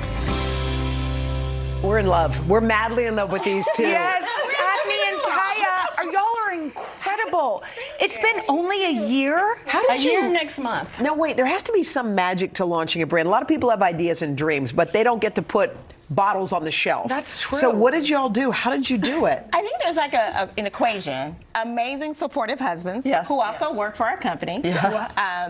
A friendship that has stood the test of time, and hard work. Yeah, that's true, right? And the determination to like break the barrier in a male-dominated world. We were determined to break the door down. Absolutely, and redefine what it means to be luxe in a male-dominated world. Yeah, as you said, the liquor business is mainly run by men. Here y'all are, best friends, killing it. That must be part of the secret sauce too. Yeah, and I think that's been a huge part and probably why we're here today, right? Because we've just been telling our authentic story and people are just like falling in love with what we've done. People always say don't go into business with your friends, but sorry, they might not be right.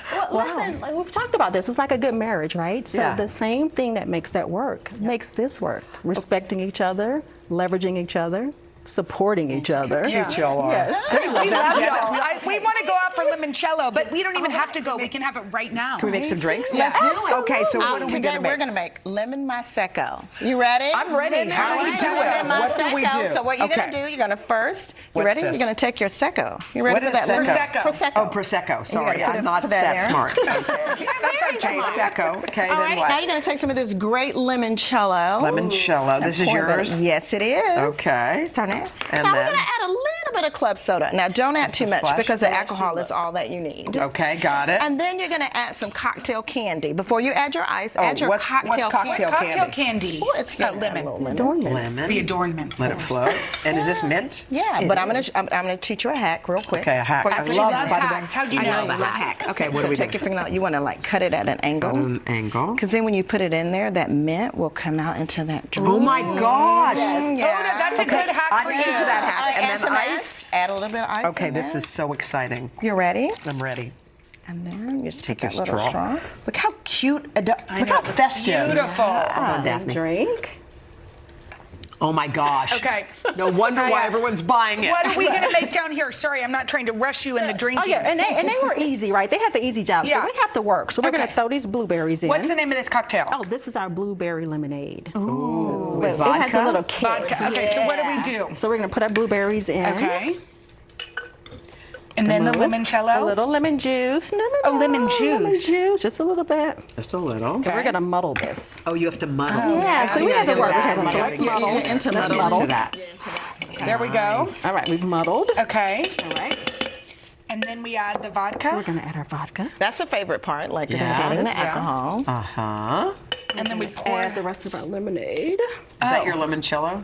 No, Where's this is the, just we want lemonade. more limoncello. Yeah. We can add limoncello to it. That would be perfect. So then we're going to add our ice and shake. Shake it? Yeah, put ice Okay. No, let's shake it up. No, you shake it in there, girl. What is that drink? It's okay. You do it's yours. okay. No, that's No, you wonderful. do yours. You do That is yours. beautiful. We're going to shake it. It's okay. I got you. We're going to do this together. We got you, Jenna. We got you. Don't worry about Okay, it. thank you. We got this. That is embarrassing. Everyone's okay. Everyone calm And down. now you have to Calm down. strain You have to strain it okay, over. Strain it. So, Okay, just so you don't get all there's the the ice out of it. That makes sense. Okay. No, that's okay. That's all right. It's a Don't mess. worry. It's okay. It's okay. We Like got it. TV. We got it. Let's cheers. Yeah. It's going to take. Okay. You ready? Yes.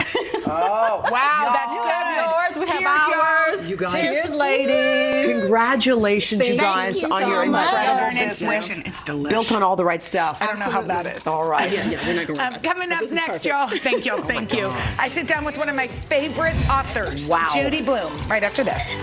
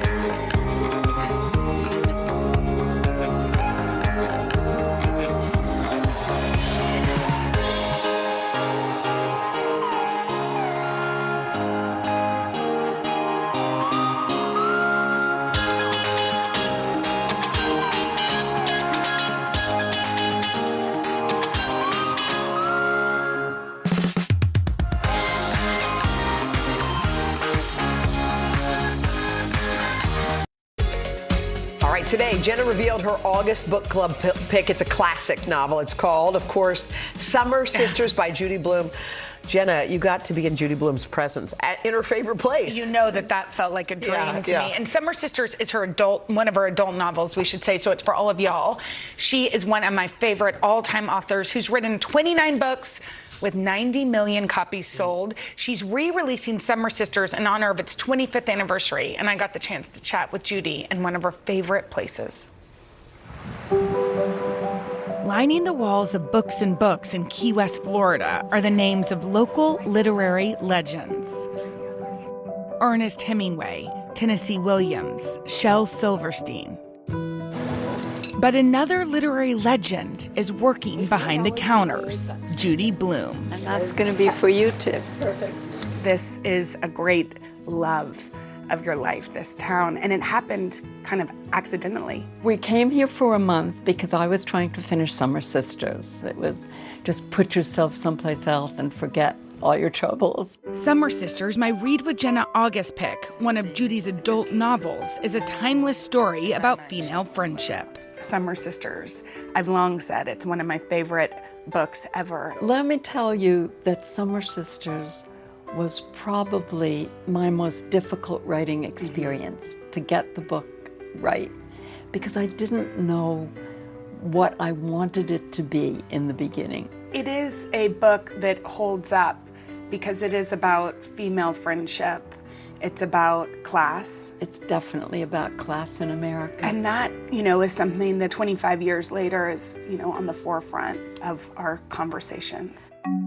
Judy's books have never shied away from real-life topics like racism, grief, religion, and menstruation, topics that make kids feel less alone, but also land some of Judy's books on the American Library Association's list of most frequently banned books. If you want to ban a book, you will find a reason to ban a book. And there are a lot of people out there today who want to ban books. What would you say to parents who, just want their kids to have access to books about all different... Speak out. Speak out. Don't let them take away the books. Do you still have hope that will come out of it? I'm an optimist, so I always have hope. And I always say, librarians have saved lives by handing the right book to the right child at the right time. So sweet, it makes me want to cry, but it's so true. Can I just talk a little bit about your George and your love story? Oh, my George. When Judy first met George Cooper, her third husband, 43 years ago, she says she found her true love. He's my magic. What about him is so magical to you? Sometimes you just meet a person. And you've had such an adventure of a life. I think we have. I've never been bored when George is around. Judy wrote her final book, In the Unlikely Event, in 2015. Now she spends her days in Key West with George or working in her bookstore. 50 years later, Judy's books continue changing lives and making readers feel less alone. I read somewhere that you even plan to take Are You There, God, with you into the next life. I want a little bench or a little stone or something that says, Are you there, God? It's me, Judy. Oh, we love her so much. You know that she spent most of her career answering letters to readers who, especially young readers, who felt like they saw, were told the truth. That's what Judy Blume did for all of us. She told us the truth. So they would write, well, dear Judy, my parents are getting divorced, or dear Judy, I feel alone. And she spent all of her career writing letters back to them, including a period in the 80s where she was writing so many letters back, she couldn't write books for herself. Oh my gosh. And by the way, her on book banning is really, really, really strong. To think her books are on the list of banned books is shocking. I know. It's and shocking. she's, what she says is so important. Speak out. If you don't like it, speak out. You can pick up a copy of Summer Sisters and sign up for my Read with Jenna newsletter by scanning that QR code right there on the screen, and you'll get the latest book club recommendations and more delivered right to your inbox. Coming up next, some surprising power foods to help boost your immunity, increase your brain power, and more coming up after this.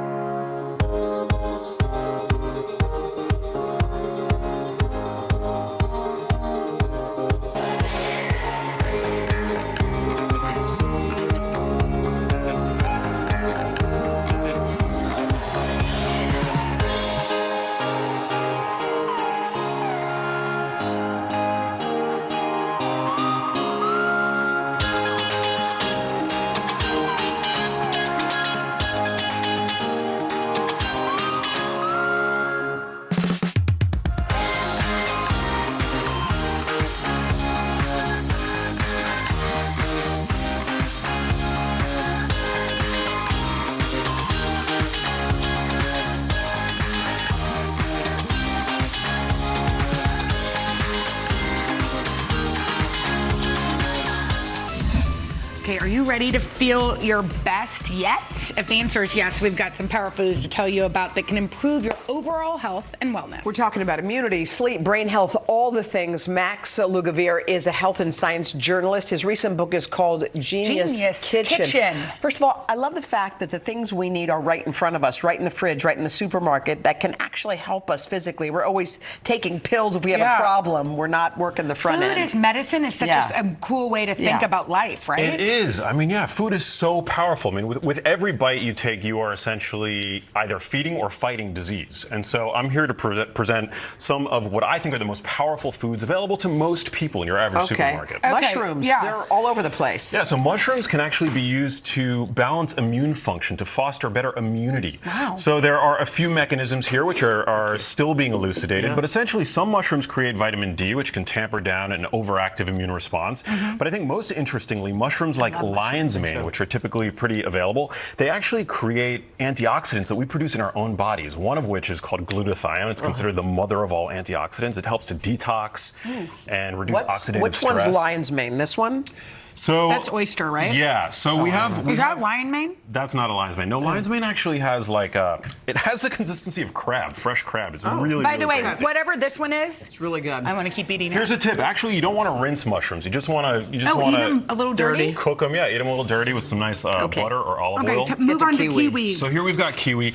Kiwi can be used to promote better digestion and good sleep. So we're seeing clinical trials now that 2 kiwi a day. Yeah, actually in a head-to-head match against psyllium husk, kiwi has been shown to help reduce constipation, which a lot of people suffer from, and also can help fight constipation and also improve sleep too before bed. Should you skin on or off? Yeah, I'm so glad you asked. Eat the kiwi with the skin because Skin the on. skin contains Skin's more good. vitamin E. I've never eaten a kiwi with skin. Yeah, it's good. Try it. People think that it's weird, but It's it's not actually really bad. tart and delicious. You like It's it? not bad. I don't know that I could force my kids to eat. Wow, tart. It's good, right? But it balances out the sweet. But what if the kid doesn't eat it? Is it okay? The middle stuff? Yeah, the middle is I'll great go. too. The middle is great Okay, too. let's get to these fruits. Okay, so here we have brain foods. So these foods are loaded with compounds Love a called plum. flavonoids, which are plant pigments that are usually in the outer skin. We've got apples, we've got citrus, we've got plums. Berries are a great source of flavonoids. They've been shown to boost BDNF in the blood, which is a miracle grow protein that actually helps to support healthy neurons. BDNF, it's called? BDNF, yeah. Okay. We produce it in our muscles when we work out. One of the reasons why exercise is so great. But this has actually been shown to boost it. So you never know. An apple a day might keep the neurologist away. Doesn't matter red or green, whatever? No, it doesn't matter. Okay, High got it. flavonoid foods. Okay, let's go to strawberries and almonds. Yeah, so these are anti-aging foods. Strawberries are rich in a compound called fisetin, which is known as a senolytic. So we have in our bodies, all of us, especially as we age, cells called senescent cells that secrete pro-inflammatory compounds that can make our skin look more aged. And so these actually fight aging by helping to kill off those zombie cells. Yeah. You can actually No, thank you, zombie scales. And actually, this is actually also very interesting. Strawberry leaves are rich in caffeic acid, which is a very powerful antioxidant. So eat the leaf? So when you Yeah, eat you can a eat the strawberry, leaves. you eat the whole thing? Yeah, I do. And almonds are loaded with magnesium, which 50% of Americans don't consume adequate amounts of, and magnesium can help fight DNA damage. Wow, this So, is again, crazy. yeah. Okay, hit us with the last one. Okay, so here we've got dark chocolate and coffee. So this, I mean, people are probably at home rejoicing. I am. Loaded with compounds called flavonols. When you buy dark chocolate, you want to make sure that the cacao percentage is high, and it hasn't been processed with alkali, also known as Dutch processed, which greatly degrades the health quality of the chocolate. And then from the standpoint of coffee's long been associated with better cardiovascular health, reduced risk for Alzheimer's disease and other neurodegenerative conditions. And we now know that caffeine actually can help promote better lipids in the blood, so better, healthier cholesterol levels. Wow. Yeah. Max, Super we get powerful. why you're a genius. And we want Thank your you. book. You got a podcast too? Oh, it's called The Genius Life. Okay. The Genius Life. It It's makes one of the total top- sense. Yeah. And later, stay tuned. You have a documentary coming out that we're going to keep our eye on. Yes, Little Empty Boxes. Little Empty Little Boxes. Empty It's about, Boxes. and what's it about? Dementia prevention. It's the first ever dementia prevention documentary. We look forward be to that. released soon. All right. Coming up next, we're playing a fun girlfriends game, and you can play with us coming up after this. Thank you, guys.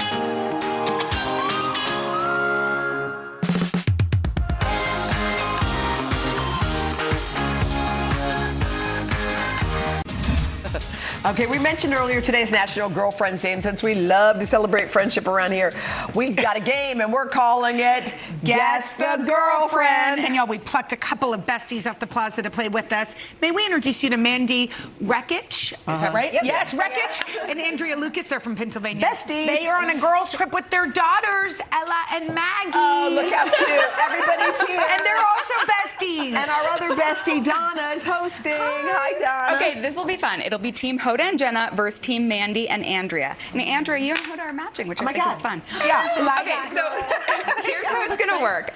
I'll give you a clue, and then half of a best friend duo from TV or movie, pop culture, will pop up behind me.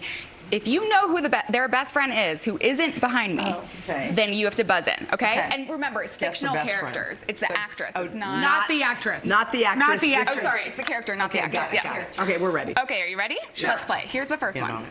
Two best friends embark on a road trip that ends with them driving off a cliff together. Oh.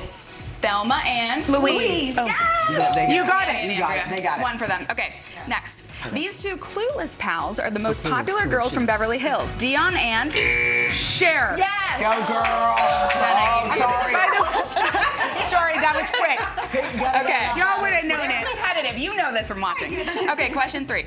These two best friends from Grey's Anatomy coined the phrase, "You're my person." Christina Yang and Jenna? Meredith Sinclair. Oh, I know that. No.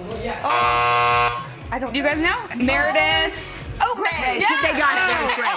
Good for you. I got it. Why did I say her last name was Sinclair? I don't know. It just came from your head. Oh, Meredith Sinclair is a guest on the show. Yeah, he's a guest. Right. Shout out. I need to eat more strawberries with the skins on it. Okay, question 4. All right, let's hit it. Two BFFs go to their high school reunion together. Romy and Mandy and Andrea? Yeah, Michelle. Michelle, you got that. Yes. Okay. You guys are in the lead. It's okay. We're coming back. Question number 5. Hoda and Jenna. Okay, we're gonna get aggressive. Do you have 1 or 3? No, we have You have 1. Okay, We're not coming for back. long, girl. We're coming back. These beach-loving, lifelong friends met in Atlantic City when they were just kids. Wait, let him play. Okay. Hillary, Whitney, and CC. CC. Yeah. Yeah. Beaches. CC. That's all you need. That's all you need, CC. honestly, you would have been right. Wind beneath my wings. Okay. That part? Okay, let's hit it. Okay, question 6. Our next set of friends is a trio. Wait, for 10 seasons, we watched Rachel and Monica navigate New York City on Friends. Their other best girlfriend is Phoebe. Yeah. It's like a tie. Phoebe, they got it. They got it. I think Hoda and Jenna got that one. No, it's okay. Okay, all right. This is the tiebreaker. This is the tiebreaker. Ready? This is so exciting. It is exciting. Okay, our next two girlfriends are not fictional. Oh. They host a television show. They both love country music, snacks, and a good cry. Hoda and We're glad you got it. They were like, who? Who is that? You were like, who could it be? And that means you two won. Yeah, Jenna, what do they win? Mandy and Andrea, guess what? We want to continue y'all celebrating together. So the folks at Bad Roman, which is the most trendy restaurant right now In New York. impossible to get a reservation, Impossible. have invited you to dinner at their restaurant. It's the hottest ticket in town. Their menu features playful takes on Italian classics and cocktails. You also have a nice Y'all are going dinner to with dinner. Y'all, thank you for coming. You guys are so Happy fun. Best Friends Day. We love y'all. We'll be back after this.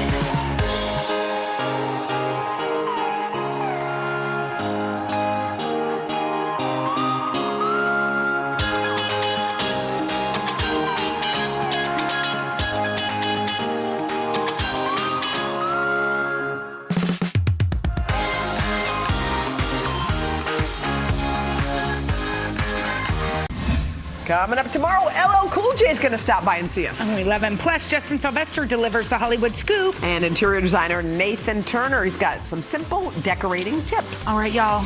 That's it for National Best Friends Day. And the first day of August. And the first day of August. Tomorrow's the second day of August, because that's how it works.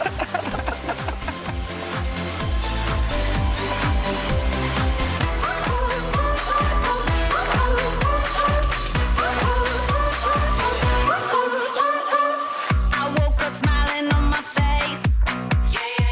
No care, no trouble in my way. The sun is shining where I go. That's how I know. Yeah, that's how I know. Today's gonna be great, gonna be great, gonna be a good day. Today's gonna be great, gonna be a good day. Welcome to today. So happy to see you guys. Would you like my boost? Yes. Back, here we go. Sometimes we just do things to help. That's our Hoda. Happy birthday. We got an awesome crowd, y'all.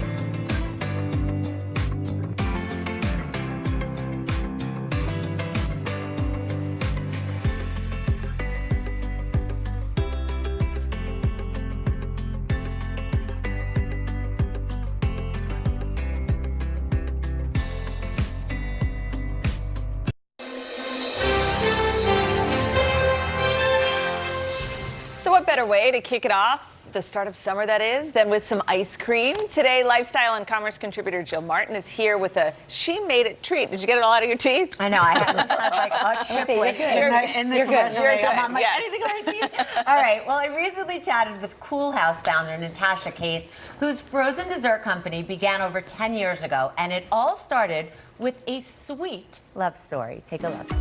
Full disclosure, this was my dinner. I had 2 ice cream sandwiches for dinner. Jill, it's a complete meal. Natasha Case is living the sweet life. She and her wife, Freya Estreller, are the co-founders of Cool House, a frozen dessert company serving up premium ice cream pints and novelties, an idea inspired by Natasha's time in architecture school. The light bulb moment was one of my professors criticized this model I had made. He said, what you made looks like a layer cake. So that night I went home and baked it as a cake. And I was like, I'm hooked on this idea.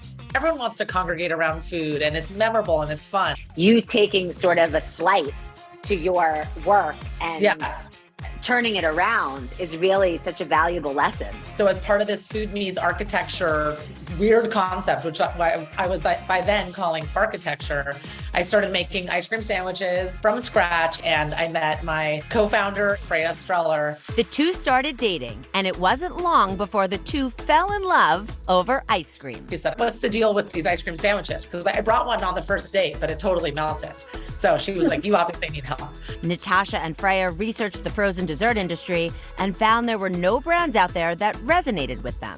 I think as millennials, as women, as gay women, Freya as a woman of color, just like there was no stories there that were like, oh, that's what feels like authentic to us. So we thought, why not create the brand that we want to buy? And so in 2009, they created Cool House, but the couple needed a way to sell their ice cream. Let's reinvent the ice cream truck for our generation. We bought a $2,700 piece of, on Craigslist with no engine. So we thought, okay, what's the biggest event that the two of us can think of? Coachella Music Festival. But how are we going to get a truck with no engine to the desert? Well, we figured out that if we joined AAA Platinum, we got one free 200-mile tow. So the morning of Coachella, and they towed us to the desert, and the legend was born. After their debut at Coachella, the co-founders began catering events and rolling out their ice cream into grocery stores. That must have been really interesting for your relationship. Yes. You're growing a business, but then also, I can imagine there were so many laughs, but then also so many challenges. We're selling ice cream, we're bringing people joy. So it was this also really romantic way to like become so close, like driving an ice cream truck into the sunset. But 4 years into their business, the couple's professional relationship hit a bump in the road, and Freya left the company. We just started to like argue, and she wrote to our angel investors, like, I can't work for or with Natasha, send. And I just knew that was the end. We stayed together, and she's still my mentor and toughest critic and biggest champion. Now married to Freya with 2 kids, Natasha is leading the company on her own. She's committed to using her ice cream platform to give back. I never really thought about Cool House as like just ice cream. It can be a canvas for like, you know, what we can stand for to help make the world a better place. We did this flavor for Pride, for example, enjoyment for all. And we gave back to the Okra Project, which delivers nutritious meals to Black trans community in New York. Cool House is also doing good for the planet, recently debuting their animal-free dairy ice cream. Today, Cool House has sold close to 20 million ice cream sandwiches and can be found at thousands of stores worldwide. Do you ever take a moment to just say we started in the back of the truck with no engine and now we're in 6,000 retailers? Think about being a kid and like if I thought of, oh, I could be an ice cream lady and I could do all that. Like that's pretty cool. So This is amazing. Wow, what do you think? It's delicious. This is dairy-free? Yeah, so it's dairy-free. A lot of them are, some aren't, some are, and there's all different cones and ice cream sandwiches. And as you saw in the This in is the vegan piece, ice cream? that isn't. Oh, okay. That's the dairy-free one. But they're coming out with all different types, and they're continuing to evolve. It's super delicious, and also, what a beautiful love story that they met over ice cream. I love that sweet story. Ice cream brings a lot of people together. I love ice cream. It does. And they started at Coachella. I mean, it's just a great story of getting into an industry that nobody had any experience And in. just blaze a trail. And just loving And just it. go for And it. dessert for dinner. I had 2 ice cream sandwiches for dinner. There's nothing wrong with that. Ice cream has a special place in Dylan Dreyer's heart. You remember when she worked at her the first ice job. cream Can we stand? not continue the story? Well, it's a great story. Okay. When you worked at the ice cream stand. Yes, that was a great story. And you were in the movie in the background? Yes. Yeah. Okay. What's that great about the I story? thought you were going to say that and she got fired. Anyway. We are back and now turning to ice cream. But when you imagine summer's favorite treat, you certainly don't think of it as a healthy food. No, you do not. Well, there's a woman in Chicago who was determined to change that perception, and our resident ice cream expert recently got to meet her. Well, I guess that's me. That is All right. I have to admit, I was a little bit skeptical of a plant-based gelato. It claims to be good for you, but I was happy to try it out in the name of research, of course. And here's the scoop. Not only is Kaylee Dunewald redefining sweet treats, she's the first in her industry to make them healthier for the environment, too. Once I felt what it felt like to breathe for the first time and get that full breath of air, I think it unlocked something where I just wanted to keep exploring. For Kaylee Dunewald, lifelong health issues led her on a mission. Take me back to why you ever started exploring plant-based diets. Growing up, I suffered really severe cases of both asthma and allergies, and saw all these doctors and specialists, and every one of them told me this is just the way I was born.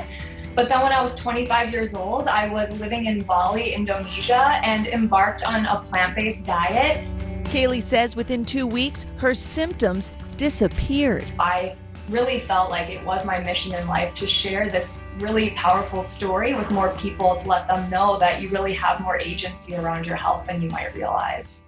She embarked on a career change, first becoming a health coach and inspiring others to view food as medicine. It was very, very powerful work. But once I, kind of a year and a half in, I ultimately felt like I needed to make a bigger impact. And so if I could really target the root cause of at least what a lot of these people are suffering from, it's just the food being offered to consumers.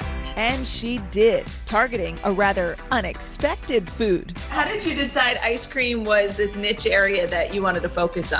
I felt that that would be a really powerful place to start, because proving that you can do that in a nutrient-dense way really shows that you can do it pretty much anywhere. In 2017, Kaylee launched Sacred Serve, a plant-based gelato made with young coconut meat and packed with superfoods and nutrition. In a thing of ice cream, we've got activated charcoal, tiger nut flour, and mucunapurians. It sounds healthy, but I don't know what they are.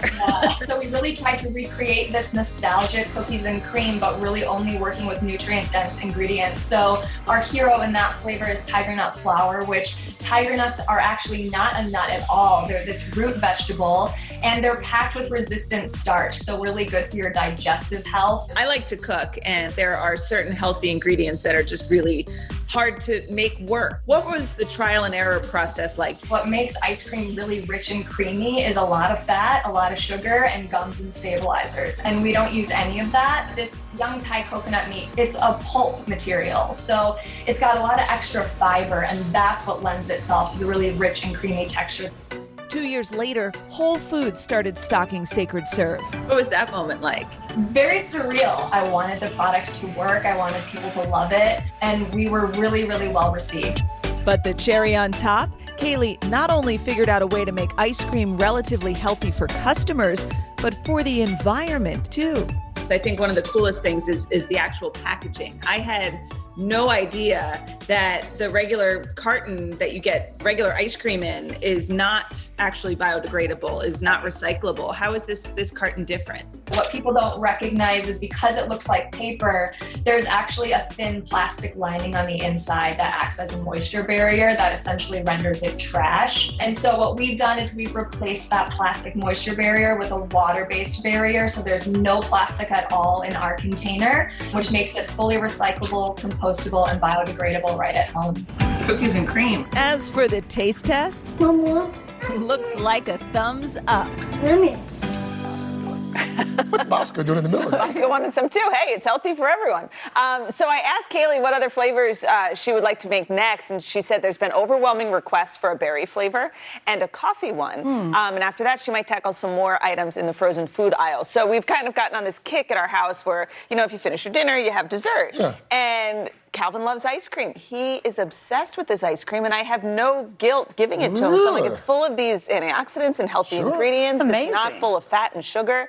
And Ollie gets in on it too. How about it? And Bosco too, it looked like. There you go.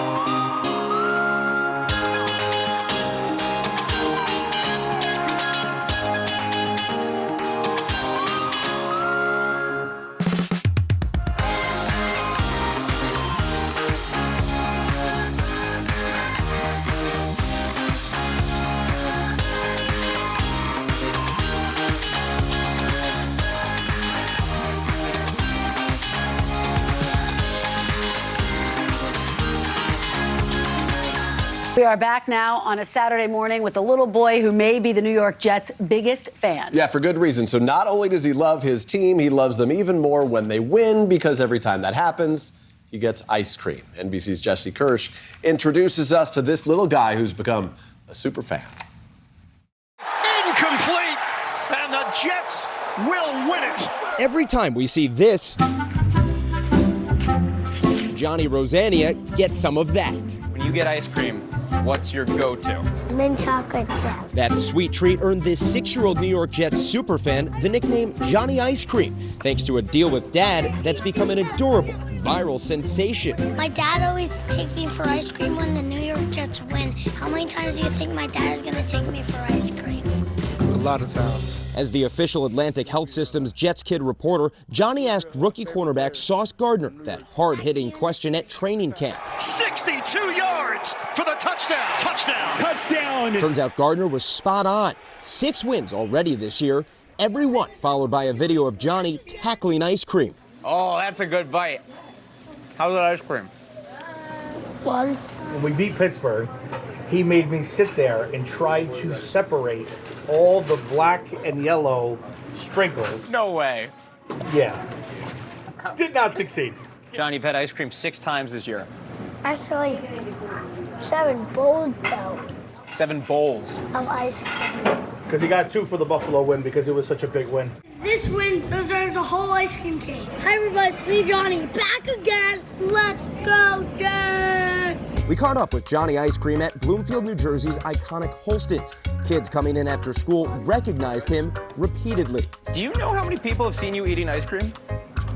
I don't know. About 8 million people. How crazy is that? Crazy.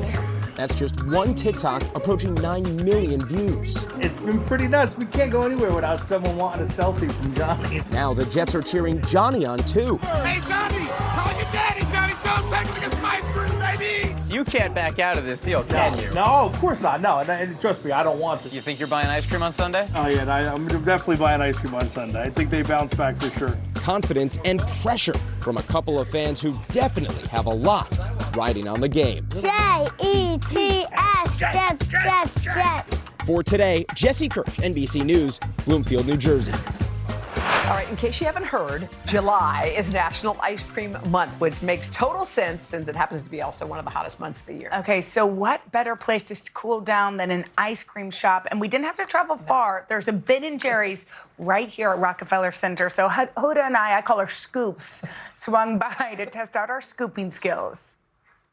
All right, you know what, Jenna? It's a hot summer day. Sure is. We're sweltering. You know what we need? What? Ice cream. My favorite is cookies and cream. You can't go wrong with a little Oreo and cream combined. Graham cracker ice cream. It's sick. Okay, I think All we right. need to go in. Let's do it. Hi. Hey, ladies, welcome. Hi. Are you Xavier? Xavier, yes. Nice to meet Nice to you. meet you. I'm Jenna. I'm Hoda. Xavier, we're thrilled to be here. Let's get started. Okay. First up, learning how to make a waffle cone. Okay, so Xavier, will you walk us through? Yep. So you just. All right, so you it's like take a some of on-go- that. Yep. And you just shut it down. With That's the it? Black part. Yep. And you just click it, and then it's gonna go for Ooh. a minute 18. Wait, sizzle. Have Okay. you ever met Ben or Jerry? I met Jerry. He actually came to the store. He did? Yep. Cool. Oh my gosh, do you smell that? Then when the beach is. Now what? Yeah, Lift flat it? Lift up, it. Yep. Scared. No, you good. Oh, and now how do you roll And then that? you just- Put that here. then And you twist just it? Twist it, yeah. Just Oh like that. my gosh. We made a now- cone. and now you And put then it in the just little. Place it in there, let it cool off for a little bit. Is that a good enough? Cool. Is that an okay cone? It's for starters. It'll do. It'll do. All right. Next, Victoria helped us master the art of the scoop. Each scoop is 3 ounces. So that's from here to here. Oh, but so you it's take one it, line. Look. just roll. It rolls roll. itself. Oh, you go like That's that. a perfect roll. Really? No. Sad. I don't think that you would, Victoria. We don't squish it that much. Don't push it. Okay. I'm going to start calling you Hoda Scoops Copy. Scoops. Finally, it was time to open the doors and serve it up. Welcome. Can we help you? What would you like? Either butter pecan or vanilla. Vanilla's on this side. Here. Would you like a cone or a cup? A cup, please. She'd like a cup, please. And what would you like? For the chocolate chip cookie Chocolate chip cookie dough. Oh, chocolate. Okay, here we go. Thank Okay, you. wait, they need a spoon. You're just going to leave the ice cream on you melting? Thank you. Happy National Ice Cream Month. Can we help you? How are you? Can I please get the strawberry marshmallow? Strawberry marshmallow over here. Where? I'm giving you a big Do you want a big or a little? Scoops likes little. She wants little. Chocolate chip cookie dough? Yes, please. Yep. Hold on. I mean, look at that scoop. As perfect as it can be. Thank you so much. Have a great day. We're open. Hey, ladies. Where are you from? Texas. I knew it. Let's see whose is better. Ready? Have a bite. Delicious. Mine's better. Oh! Wait, Okay, what do you we want? get you? Can I just get strawberry? What would you like? I'll have chocolate chip cookie dough. Okay. Wait. I want to show you what a perfect scoop looks like. Here, try to look at it. No scoop. I'm trying to. Oh, wait. You guys, thank you for coming. Is this so fun? So What awesome are we to see you doing? guys. You saw our scooping techniques. We didn't make you 1 penny. We feel bad. But how did we do? Did good. We did? Yes. What For do we first think of timers, yeah. Thank you guys. Oh my God, I'm so happy. Oh my God, it's so good. Cheers. Bye. Bye. Oh, Scoops, you did it again. did it All again. right, thanks so much to Ben and Jerry's. How much fun was that? That was really, really we fun. really ate a lot.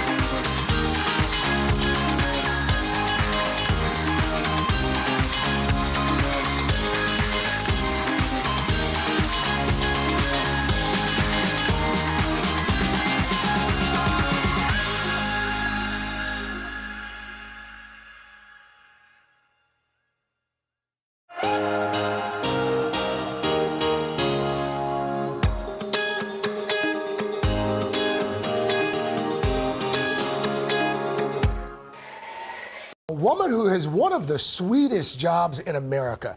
Our Kristen Dahlgren got a taste of what it takes to be a Ben and Jerry's flavor guru. Is that right, Kristen?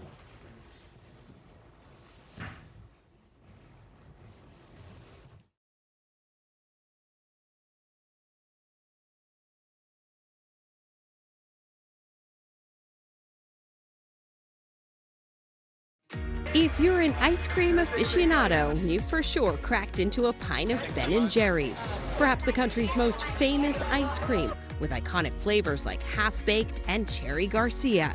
So we decided to get a taste of what it's like to work here. Are you ready to make ice cream? I am ready. Come in. Natalia Butler is known as the concoctor of concoctions, one of their 14 flavor gurus. That means she makes and tastes a lot of ice cream. Did you even know this was a job? No, so fun fact, I'm originally from Puerto Rico.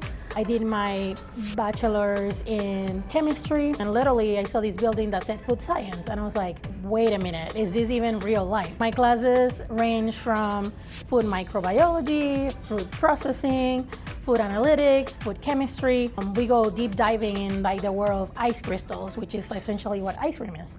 A few years after graduation, she got the call from what may be the holy grail for taste gurus. There were like 700 applicants. The day they called me, I literally sat in the parking lot and cried for like 30 minutes straight. Her team is mostly made up of food scientists and chefs, and making new flavors isn't easy. It can take up to 2 years to get from idea into the freezer. Of these 200 ideas, what are these 20 that are great ideas? And then from 20, you have to think of 10 that are very great. And from 10, 5 are like really, really doable. Not all flavors are a hit. Part of the factory tour is the Flavor Graveyard, a monument to the retired or dearly depinted. Epic fails. We had the popcorn. Another epic fail was potato chips. Even though they were coated, they still got soggy. But Natalia's successes include totally unbaked, Netflix and chilled, and dairy-free Tonito, which she showed me in one of their flavor labs. Part of the job is cutting into pints to make sure every scoop is superb. We say we have almond vanilla side and a chocolate side. We have cookie swirls, which you can see through ribbons throughout. And then we have the chunks. And then, would you like to taste with me? Of course. That's another thing that we do at the end of the whole process. We just go right in. We delve right out of the pint. So we just... Best part, all right. Yeah, and we assess.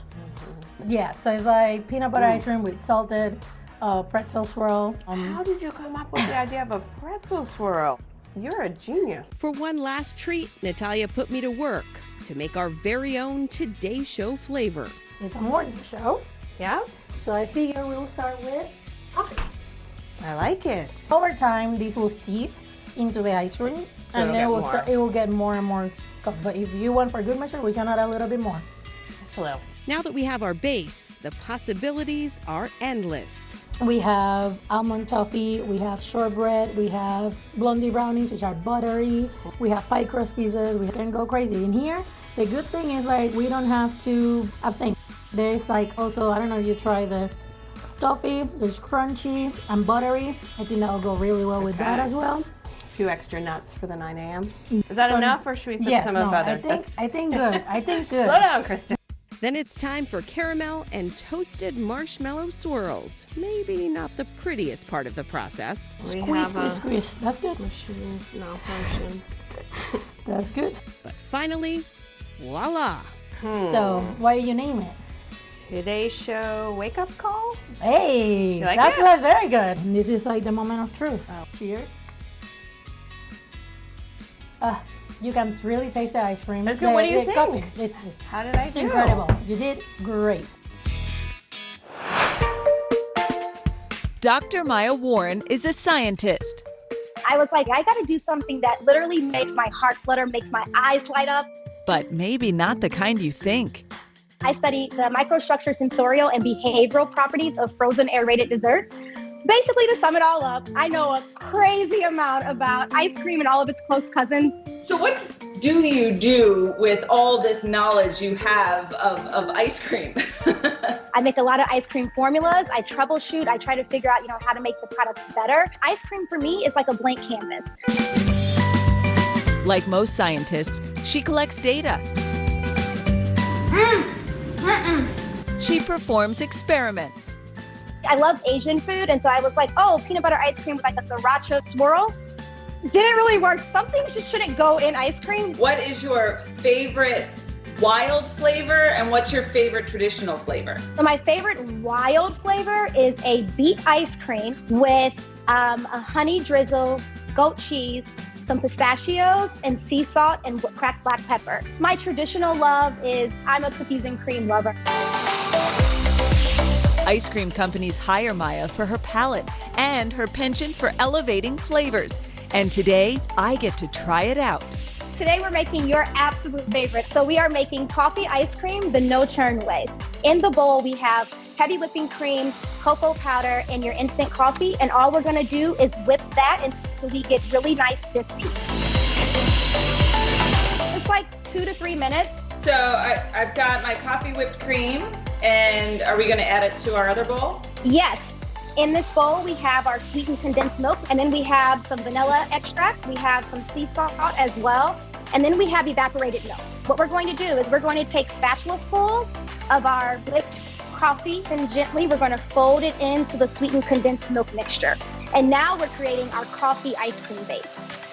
You know what I'm excited about to try? Because when I was pregnant with Oliver, my littlest, I wanted coffee ice cream so bad, but I wasn't drinking any kind of caffeine. But you could make this with like a decaf instant coffee, right? Of course, yes, you can. The sky's the limit. I learned that even toppings have scientific names. Any of like the nuts or the chocolate chips or sprinkles, those are called particulates. And then if you're going to have anything like a caramel sauce or fudge or strawberry or anything like that, that's going to be called a variegated. Keep layering until you have it all in your container for storage. And then you're going to put it in your freezer for about 5 hours, and then you can enjoy. Finally, it was time to put the no-churn ice cream to the test. Oh my goodness. It's ice cream. This is wild. And guess what? You made it yourself. So that makes it even that much more special. Well, I couldn't agree more. This has put a smile on my face. Thank you so much. You are so welcome. Thank you so much for having me. And may all ice cream lovers continue to unite. Cheers to that. Yes, cheers. I wish so much I could have brought you in the ice cream that I made. And it's literally like 4 or 5 ingredients. It's so easy to make. I also made Calvin just plain vanilla with some rainbow sprinkles in it while I was making my coffee ice cream. So he got to make it. That's a fun activity for the kids, too.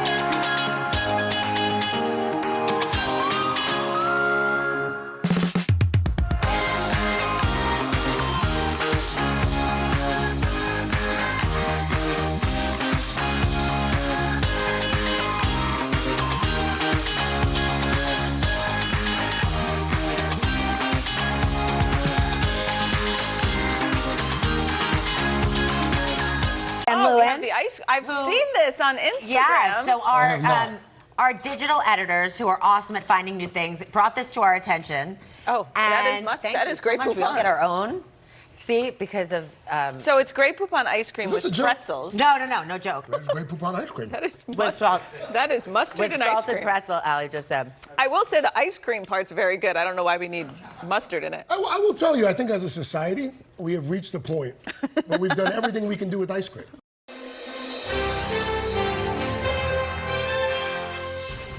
When it's as hot as it's been this summer, the last thing you want to do is turn on an oven. Okay, here's the question. When was the last time you turned on your oven? It's been a while. Okay, that's what I thought. So we've got you a cool summer treat thanks to one of our favorites, Chef Alex Guanacelli. She's the host of Food Network's Alex versus America. This woman can take on the entire country. Okay, and by the way, this month she'll be feeding hungry tennis fans at the U.S. Open and her restaurant there. I'm gonna come. Yeah, it's the perfect restaurant. It's open for 12 days and then it closes. It's ideal and it's super fun. The U.S. Open is just the place to be. I can't wait. I'm going with you. Oh, I'm sorry. I'm just kidding. You can come with me. Okay, tell us about this no-bake pie. We love it. You don't have to put it in the oven. No, you literally just layer stuff that's delicious. Now, we've got a homemade, we've got a store-bought graham cracker crust. like you that. You could make it homemade. Butter, graham crackers. No. Okay, good talk. You're gonna put a little bit of ground cinnamon and salt on the crust itself. Wow, on the crust. To give it a little extra flavor, Ooh, right? I love this. Right, we're layering the flavors in there, and then I have some peanut butter here. Okay. And I used crunchy. Now I like crunchy for some little texture, right? You do I like a so. crunch. I do like crunch. Are you a smooth? You know what? A crunch in here. You know, I like a crunchy ice cream, a crunchy peanut butter on vanilla ice cream, which is what you're giving us. Yes. So crunchy peanut butter. I added a little water. I saw that. Just to loosen the texture a little bit, because that's what we like to do Because around we here. need to smooth it. Yeah, we're smoothing. Do you want to smooth it? I love it how you're like, please smooth. I know. We're a good team. Now, look at that. Look at this. You wow, are. the cinnamon. Oh, boy. I can't. Okay. Oh, Yep. okay. Yep. All right. Good talk. All right. I'm pretty. moving on. I'm pretty. I'm So pretty. here we are. Okay. You look good. Look. So you put the layer of peanut butter in the freezer, right, to get it a little firmed up, and then we put softened vanilla ice cream on So top here. how soft does this need to be? You see how it's almost liquidy? melted. So you can leave it out while you're doing the other layers. And this is a peanut butter s'more vibe that we're going for. And then we sprinkle marshmallows on top. How fun is this? This is and amazing. You can do this with the kids. A little brown sugar. By the way, brown sugar? I don't even know. on I don't even top. know For if the those- marshmallows would make it there, because I would eat all of them. I know. You are actually, you're talking with a marshmallow in the most brilliant way. Okay, we freeze that for a while. We let that firm up and then. What? Yeah. We're adding chocolate on top of this? Yeah, Okay, and this is then nuts. you do that. Now we add chocolate ice cream on top there. And again, it's smooth. Yes. And by the way, you could do just vanilla or Yeah. just chocolate. Oh, you can kind of sort of choose yes, what you want. absolutely. You can make this Oh. easier or And use harder. any type of ice cream, frankly. Yeah, and then we do a little more. We do some chocolate. Again, you notice we're always adding a little crunch, a little texture. Yes. We didn't Yes. turn on our oven, but we're turning on the charm here. You sure are, just by being you, Alex. And then Also some like marshmallows. someone who cooks without a measuring cup. That's what I love about you. There's Yes. no measuring. I It's love just it. go Do you for ever it. use a measuring cup? Yeah. I really actually do, but in a case like this, it's like, I mean, there what was are we too much measuring? chocolate. Yeah. There was too much whipped cream. I hated it. That's not going to happen. And then we layer that whipped cream on top, and you can put this right back in the freezer. And you know what? And I wonder if you agree. I think it's worth whipping your own cream. You know what? I do, and I like to use unsweetened so that it kind of counters evens all out. the sweetness. And I see what you want to put on top, which is some sea salt. Yes, So do and you then whip your own more cream? chocolate. I like to whip my own cream. Yeah, and you know what? You Please didn't. don't be nasty. Sure, Jan. You Please didn't. don't be You didn't turn on the oven. You can whip your own cream, and then you have this all on top, and you pop it in the freezer, and then oh my God, look, it's magically too. I got this for you for your birthday. So Happy much. birthday! You better give me more than a pie. I will. Don't worry. This is amazing. The peanut butter is delicious. I love it. Alex, we love you, and you can get these recipes at today.com/food. Okay, if you're throwing a backyard barbecue this weekend, we've got a dessert you've got to try. It is an ice cold, no bake berry cream. Oh my gosh, you had us at no bake. And you know it's good because Padma Lakshmi is here. She's making it. She's the host and executive producer of Bravo's hit cooking competition series, Top Chef, which has been nominated.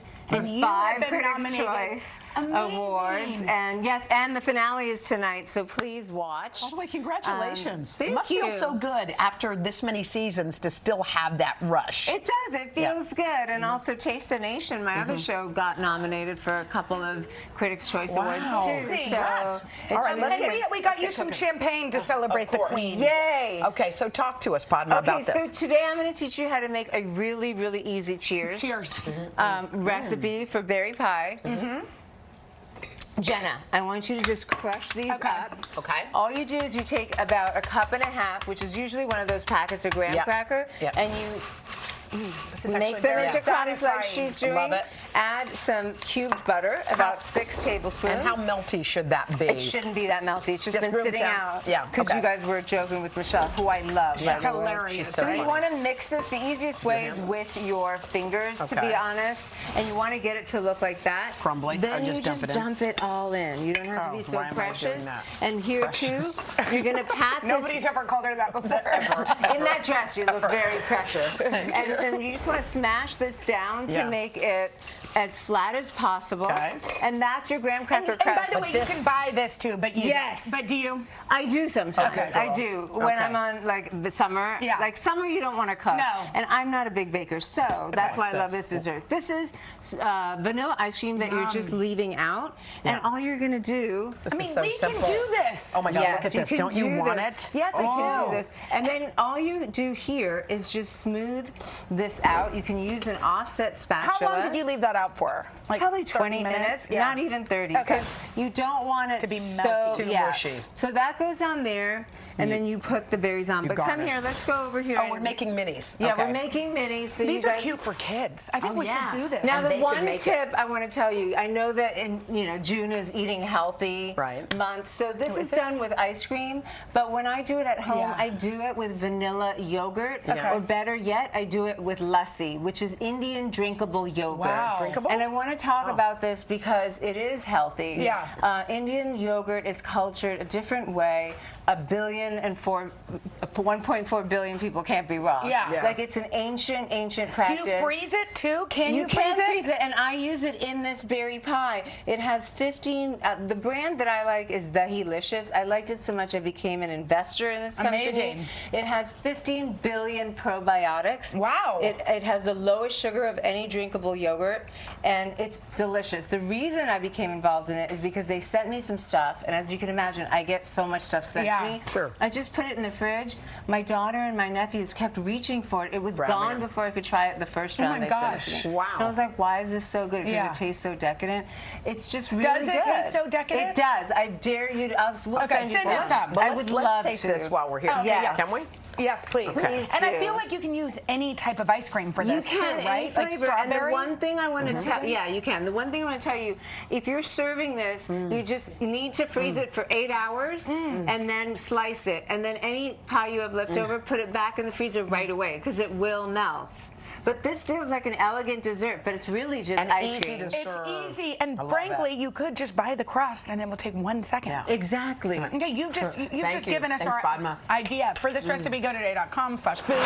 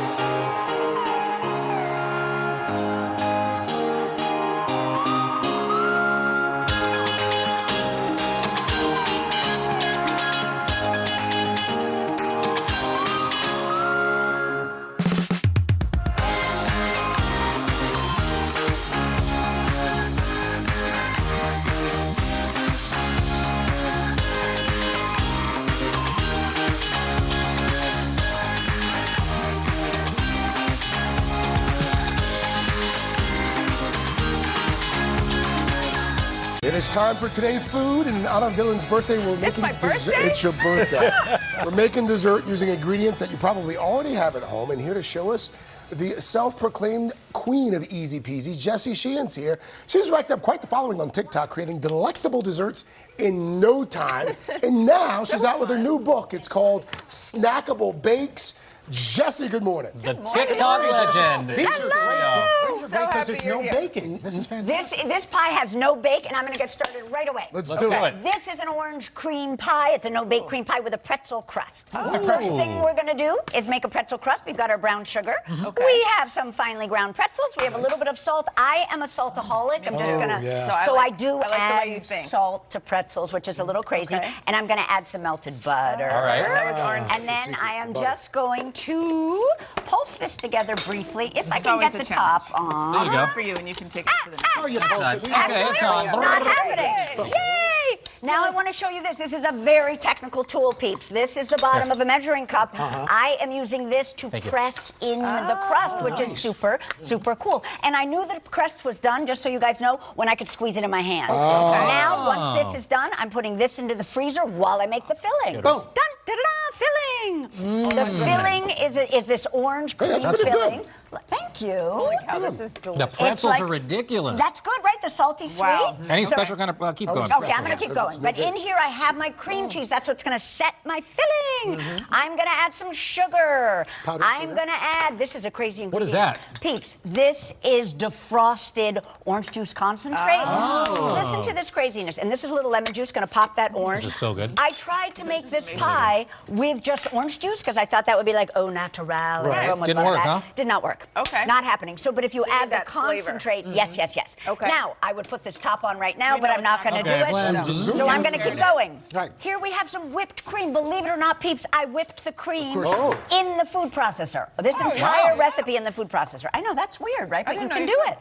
And I'm going to add that filling to my whipped cream. So gorgeous. You can see the orange extract in there. It gives it these beautiful little flakes of orange. Wow. Or should I say flecks? Maybe I mean flecks as opposed to flakes. I'm going to put it right into my crust. toast. This is so good. Oh my God, I love you The guys orange, you so can really much. taste the orange. All right, we got 1 minute left here. I want to get to this. Okay, let's go. Now, will you This put is this going in into the the fridge? freezer. Okay, Perfect. freezer. Here we go. Got Also, it. just have to say, this is special whipped cream with melted marshmallows or fluff in it because it stabilizes the cream. And it gives it great flavor. We're making Dylan's birthday cake. In here, we have flour, sugar, we have leavening, we have salt. We are adding some sprinkles. Next. Oh, and this cake is vegan, by the way. Really? This is a rainbow sprinkle birthday cake. The dressing as well? I mean, the dressing, the frosting? The frosting is not vegan, but I have a chocolate vegan glaze in my book that you could use. Now I'm adding the wet ingredients. You're seeing how fast this is coming together. It's crazy. This has a little bit of vinegar. It has water. It has oil. The vinegar and the soda play together to get the rise and to get the texture without any eggs or anything like that. Wow. This is our cake batter. You can't even tell This one we're going to bake. This one is going to go right in here, and thank God for Al. Look at him helping me. I love That's that. what we say every day. You do? Thank God for Al. I know, right? I would. Amen. Wow. This is going to go into an oven for 45 minutes, and... Wham, bam. Voila. Easy peasy. Jesse. You are so good.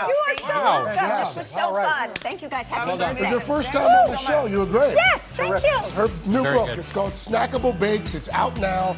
And to check out Jesse's recipes, it's today.com/food. Well, of course, you know it's Superfood Friday, so we're going to tackle those afternoon cravings. Today, nutritionist Joy Bauer is here showing us how to make not one, but 2 tasty snacks to curb after school or after work hunger, or anytime. Our stomachs are growling right now. We love it right now. So, Joy, you're starting with no-bake peanut butter granola bars. What goes in?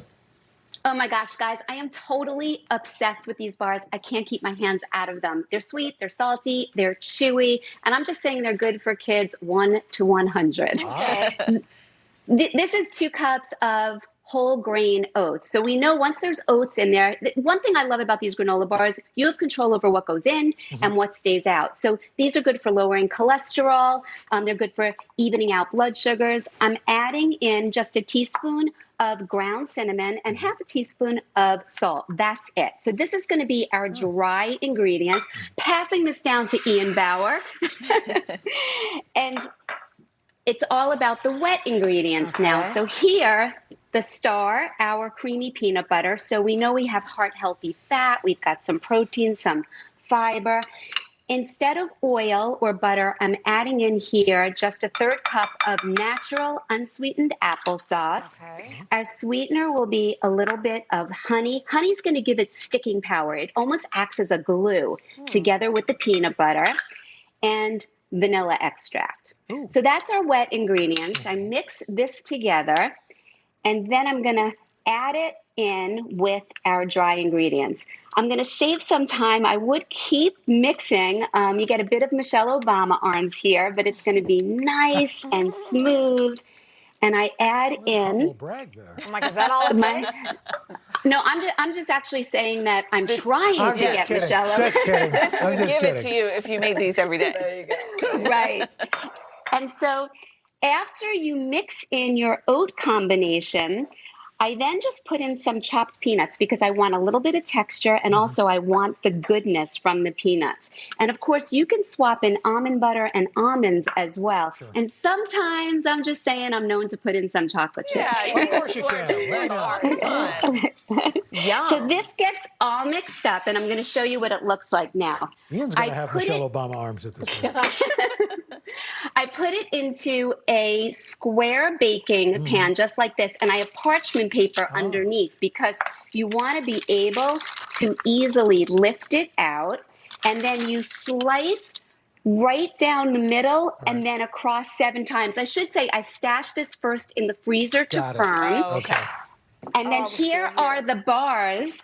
They are so unbelievable. So and you keep them in the freezer. They don't freeze. They just firm up and they stay chewy. I have a great big batch that I sent to my youngest daughter in college, and she's already requesting more. Joy, we want to get to the chocolate chip muffins. Of course we do. So now we're doing chocolate banana muffins. So for the dry ingredients here, I have whole wheat flour, and I'm mixing in plain unsweetened cocoa powder. Cocoa powder is so great for heart and brain health.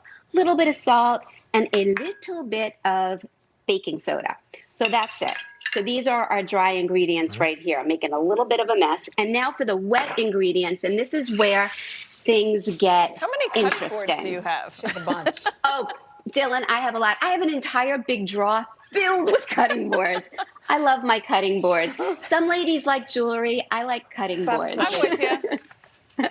Okay, so now I have mashed bananas. So again, instead of like the butter and the oil, I have 3 medium ripe mashed bananas, loads of potassium. I'm adding in a little bit of milk and a little bit, the sweetener here will be maple syrup. Yum. And here I have 2 eggs. And again, I'm all about that vanilla extract. Me too. And so I would mix this up. Yum. And then the wet ingredients again goes into the dry ingredients. And then load it up. I'm We only going have to load about it up. 20 seconds left. Can we see the after? Oh, yes. Here we go. So we're going to bake it in the oven at 350 just for about 20 minutes. Okay. And I'm going to show you what they look like. And so you'll see some of them are lighter and some of them are darker. And that's because you have the option of omitting that cocoa powder and having a more banana bread forward tasting muffin. But they're so cute. And you could garnish with before you put them in the oven, a little slice of banana. And it just adds that special something. Joy, that is terrific. And thank Ian for us as well. Thank you. Yummy. For these Thank you so much. recipes, head to today.com/food.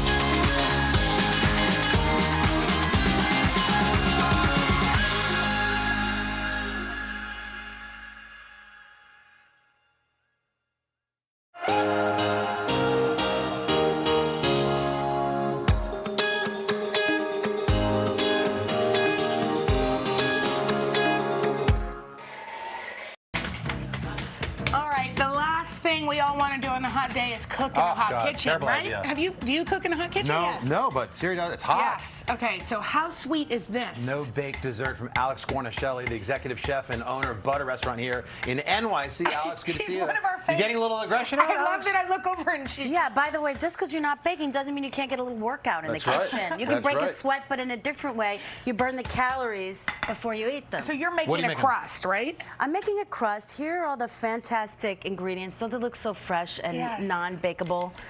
I just crushed up some cookies. You can bake homemade cookies. But why do that when we can just buy some store-bought? You crush them with a rolling pin in a bag. Right. Would you open What the kind bag? of cookies are these? Magic Man. These are just straight butter cookies. Okay. They've got some spritzy cookies, snickerdoodly notes. I love the tasting that's going on. This goes in here? Yep, right in there with. So wait, so this is the no-bake cheesecake, right? This is the crust. Would you please stir? Sure.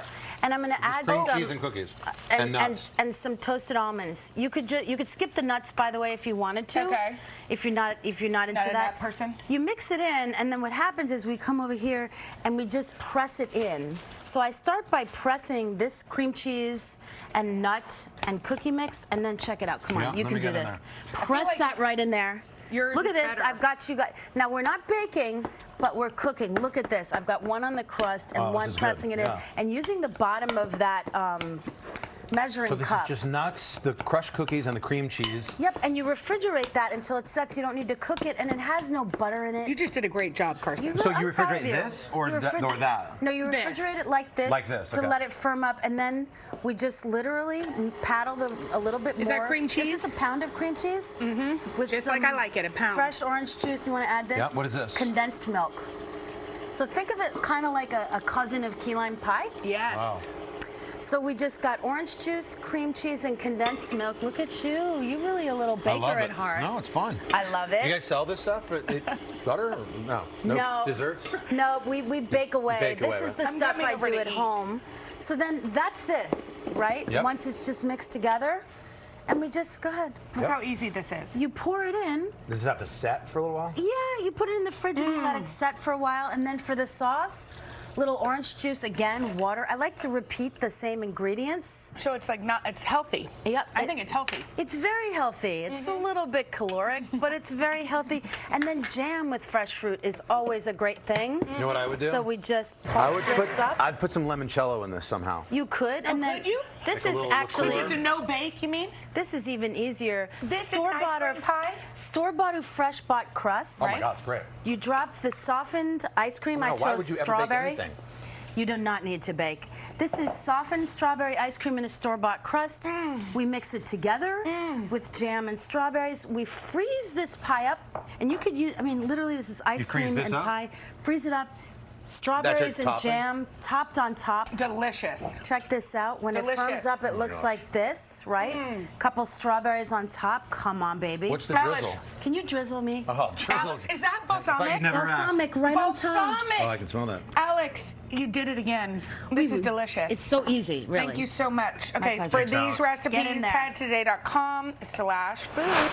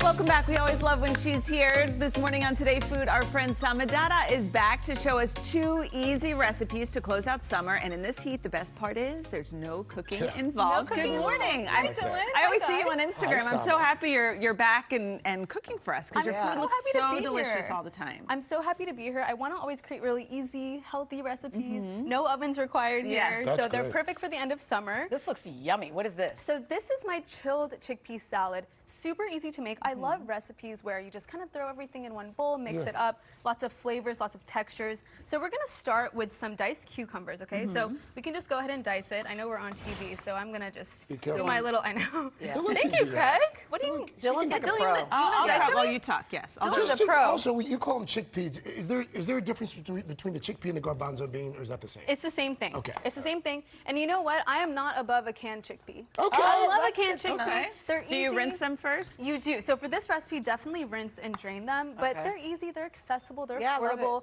You can find them. So, wow, beautiful. chop Thank those you, two Dylan. big. Great job, Okay, Dylan. great. So we've got our diced tomatoes already in here, so Okay. we're going to do that. Good, we're going 'cause to I add hate our dicing tomatoes. yeah, I'm wearing all white. Not a good choice. Dump that in. Cucumbers in there. We've got some diced red onions. Okay. And then I'm going to go in with my chickpeas, again, drained and rinsed. Drained and rinsed. Right in there. Does it matter what kind of tomato you use, Summer? You know, I would actually prefer for you to use a really nice ripe tomato. If it's in season, even better. But you Okay. can use grape tomato, cherry tomato, whatever get to calls these. to you. Okay. Okay, great. So we're gonna add try it. some lime juice. Dylan, I'm gonna make you just do Okay. that because Yes. you're a Just- pro. just put me to work. There you Right. go. And then now, this is my favorite thing. After we add some lime juice, some olive oil, we're gonna add some chaat masala. So chaat masala is a spice blend that's really common in Indian street food. It's delicious. It's got cumin, coriander, that's what takes it up. mango I powder. was just about to say, I didn't see Yeah. that coming. Yeah, it's a Ooh, little that is tangy, good. a That is little savory. fantastic. Where can we Cayenne, get that? Salt. You can get it online, honestly. The internet Chaat is our masala. BFF. You know This what is I'm saying? great, She Summer. actually sent some to us. Salt.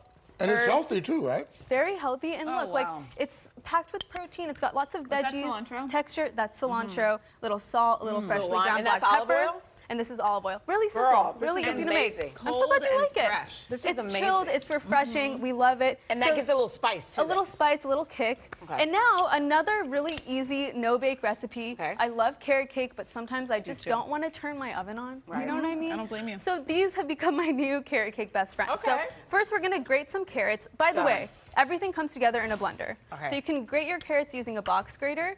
We've got some unsweetened shredded coconut in here. Coconut. Add our carrots. If you guys follow me on Instagram, you know I don't stop talking about dates. I like You it's all I always love the dates. Introduce me to dates. it's like all I talk about. It's getting not normal. All right, let's go. Dates in there. We've Just got make some. sure you get that pit out before you Oh, put it in there. please pit because I've them. ruined a recipe with a couple. Definitely date pit them. pits. I'm using medjool dates, which are really sweet. They've got a nice juicy flesh. Some cashews for that really nice buttery base. And then all of the usual suspects with carrot cake. We've got some cinnamon, some ground ginger, some salt, Think healthy. vanilla extract. And then what I like to do, it's kind of fun to get your kids involved as well. You get this dough, blend it until it's nice and pulverized. Hey. And now, What? That's You much better sound than I was shocked. expecting. I do like it, You Sam. sound I am. surprised. That is much better than I do I like was green expecting. Sam. The actual shock on Craig's mean, face right now. You know, I was Make them into little bites. Wait, And it roll tastes it. like cake. And so you know what I like to do? Get some nice like mixed salted nuts. You can use your favorite. I'm using pistachios and pecans here, but use your fave. And then you can just roll it in the nuts. This gives a nice little like sweet and salty situation, you know? I love a little Absolutely. sweet and salty. No bake, kids would super enjoy easy this. to make. They would really love it.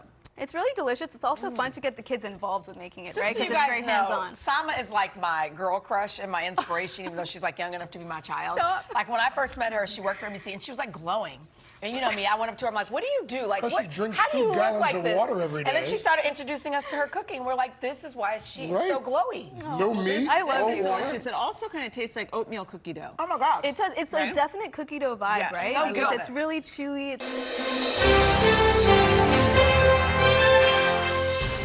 Today, nutrition and health expert Joy Bowers here to show us how to make our own frozen yogurt. Joy, good morning to you. I want to get right to it. We got the cookie dough frozen yogurt bites. You start by making homemade cookie dough. Go ahead. Hey guys, so in light of the heat wave, we are making 2 crazy, refreshing summer treats, and we're starting with cookie dough frozen yogurt. So I'm going to start by making the cookie dough here, and the great part is it is super simple to make, and it's comprised of nourishing ingredients. And the first thing is this almond flour. So it's gluten-free, and it already has some protein in it. I'm going to add a pinch of salt, a little bit of peanut butter, about a 1/4 cup here, and for sweet, adding a dash of maple syrup and a little bit of vanilla extract. And you mix this up, and I hope that you can see this, but thanks to the almond flour, it transforms into a crumbly, almost pasty-like cookie dough. And the last thing we're going to do here, because I like chocolate chips in my cookie dough, I'm going to add in, if you have mini chocolate chips, great. But if not, I just have the regular stuff right here. And I'm going to toss in a couple of tablespoons of either dark or mini or semi-sweet chocolate chip. So I have this over here. And all you're going to do now is roll these into little, almost chickpea-sized balls. So let me show you. And it's nice and pliable. I'm going to put it in the palm of my hand, just like this. See that? And you could get your kids involved. Everybody could start a big rolling party over here. And I'm putting it on parchment paper so it doesn't stick, right on the baking sheet. And then this entire batch is going to make about 80. And I stash this right in the freezer because you want them to slightly firm up. Now, while they're in the freezer, we're going to go ahead and we're going to make our Froyo. So here I'm using 2 cups of full-fat Greek yogurt. Normally, I like to use either non-fat Greek yogurt or 2%, but because I want these super creamy and crave-worthy like ice cream, I'm using full-fat. Any sweetener that you'd like. Here I'm putting in honey, but this could even be coconut sugar, or it could be a sugar replacement if you're looking to pull back on your added sugars, and a little bit of vanilla extract. We mix this up, and now we're going to add in all of our cookie dough balls, and you stir this up, and you put it in a mini muffin container, and you just let it freeze. And I'm going to show you what my muffin container looks like, because it could not be any easier. And guys, these are light in calories, they're packed with protein, and they'll last for up to a month in your freezer. So you could transfer them right into a freezer bag, and they will be waiting for you when you have any kind of a sweet tooth craving. So next, we're going to make something really special, and these are PB&J pops. So here I'm starting with my sliced strawberries, and this is going to become our wholesome jam. And I'm just going to muddle my strawberries so you get it nice and juicy. Then I'm going to be putting in my peanut butter. And again, this is going to be Greek yogurt, but it's going to be flavored. So we don't even have to add any sweetener, either a berry flavor or a vanilla flavor. And you just mix this up, and then you're going to put it right into your popsicle mold. And you're going to let that freeze. It's a nice thick batter. I'm going to show you what this looks like. I have some frozen right over here. Look at this. Ta-da! But we're not done yet because we're going to bedazzle them now. So here I'm filling my popsicle mold, and you put that right in the freezer. And now I'm drizzling some chocolate on top and peanuts. Look at that, guys. I mean, come on. You know you want a bite of this. Okay, it's the middle of July, and as we know, the temperatures are just soaring out there. So what a better way to cool off than with everyone's favorite summer treat, ice cream. And today we're going to show you how easy it is to make at home with the help of Justin Chappell, culinary director at Food and Wine Magazine. Homemade ice cream, huh? Yes. Well, we're making a soft serve today, and we're making a version that's just like, you know, a little bit healthier. Okay. We love that. We love that. We still want that treat. We still want to cool down in the summer, but we could, you know, take care of ourselves a little bit better. Bikini bodies. But it's not totally healthy. But it's good for you because we're starting with frozen fruit. Okay, frozen mangoes, if you have never tried one, because I hadn't, are like little popsicles. Yeah, frozen, especially the champagne mangoes are super yummy. Yes, and we talked about, and by the way, these ladies have been picking at my mangoes here. I sure have. Is that okay with you? It's perfectly okay. All right. So we've got about 1.5 pounds of frozen mangoes. You Okay. can also use blueberries. Yeah. You can use strawberries. Whatever your fruit is. Whatever What your is fruit this? is. So this is the secret ingredient. Let me guess. And this, do you know? Condensed milk? yes, sweetened condensed milk. So here's the thing. This is why it's maybe like not super healthy because it's got a lot of sugar, but this is the secret Yummy. ingredient. So Yummy. we're going to add the sweetness, but we're also going to add really creamy texture here. at it. Yeah, Look it at looks that. I mean, look at that. like pudding. And if you wanted, you can even use dulce de leche here, which is basically the that's same even thing but better. caramelized. Yes. Yeah. Okay, do you add salt and vanilla? Yep. I'll let you add just, oops, this is, look at me shaking. It's my first time back. I know, we're so happy to have you A here. pinch of salt. I kind of like the salt and sweet, Yes, you know. so we've got a little vanilla to give us a little warmth, but then Okay. the salt is going to enhance all those flavors. So what you're going to do is you're going to pulse this. Yeah. So it gets creamy? Yep, and you're just going to puree it, and it takes a few minutes, but then this is what you end up look with how here. gorgeous in that a little is. cake pan. And of And then course you you could serve freeze it. it? Yep, you could serve it right out of there, and then actually that's when it's in its soft serve form. Yeah. But if you pop it into a freezer-safe container, pop it in the fridge, it'll get a little more firm. Amazing. Firmer. Now we chop up the... Yes. So we have our soft serve ice cream, Yeah, right? right. But We're ready. let's talk about nostalgia. And remember when we were kids eating soft serve dipped in the chocolate? Oh, I love that. Yes. So we are making a DIY chocolate shell. Starts with a bar of bittersweet chocolate, about a pound that you chop. Okay. Now this is actually important here because you don't want to use chocolate chips because chocolate chips are actually formulated to hold their shape. Oh, really? So Yeah. you just got to bang that up. So you want to bang it out Uh-huh. and chop it. This is bittersweet. You can also use semi-sweet. You're going to add some coconut oil. Oh my gosh, she loves coconut oil. Coconut oil, and so a pound of coconut oil, about a half a cup of coconut oil, and you're gonna microwave this in 20-second intervals. Put it in the micro. 20, Yep, 20, 20 until it melts. Now, the reason you're doing 20-second intervals is because you don't want to overheat your chocolate. You don't want to. What happens if you overheat The it? sugars clump and then they separate from the fat, and then you get this dull mix. Look at this. Look But what you at did. this. Stir it. Yeah, 20, 20, please. 20. Wait, look at this. Now, by the way, this has been at room temperature for like an hour and a half. And it's okay. And it's okay because the coconut oil, which is liquid at room temperature, it keeps this sort of liquid texture. Okay. And then what happens when this hits something really cold, it's gonna solidify. Okay, so you're okay. Let's make our sandwich. This is so exciting. I know, we love ice cream Okay. sandwiches. So Okay. we're using our mango soft serve here, Yeah. and this has been put in the freezer for just a little bit so it can get Yeah. a little firm. Otherwise, it might be a little squishy. I'm gonna put a little bit on there. I'm gonna let you do the honors here, Put this one on of top, you. and then Yep. you dunk. Okay, I'll Okay, you squish. can Well, dunk. you're not actually going to dunk that one yet, but okay. but you could use we dunk cookies, these? wafers. Yes, those are your dunkers. Is that because they're Yeah, colder? I'll switch places with you. Do you have to put them in 'Cause I the want you fridge both to- before you dunk?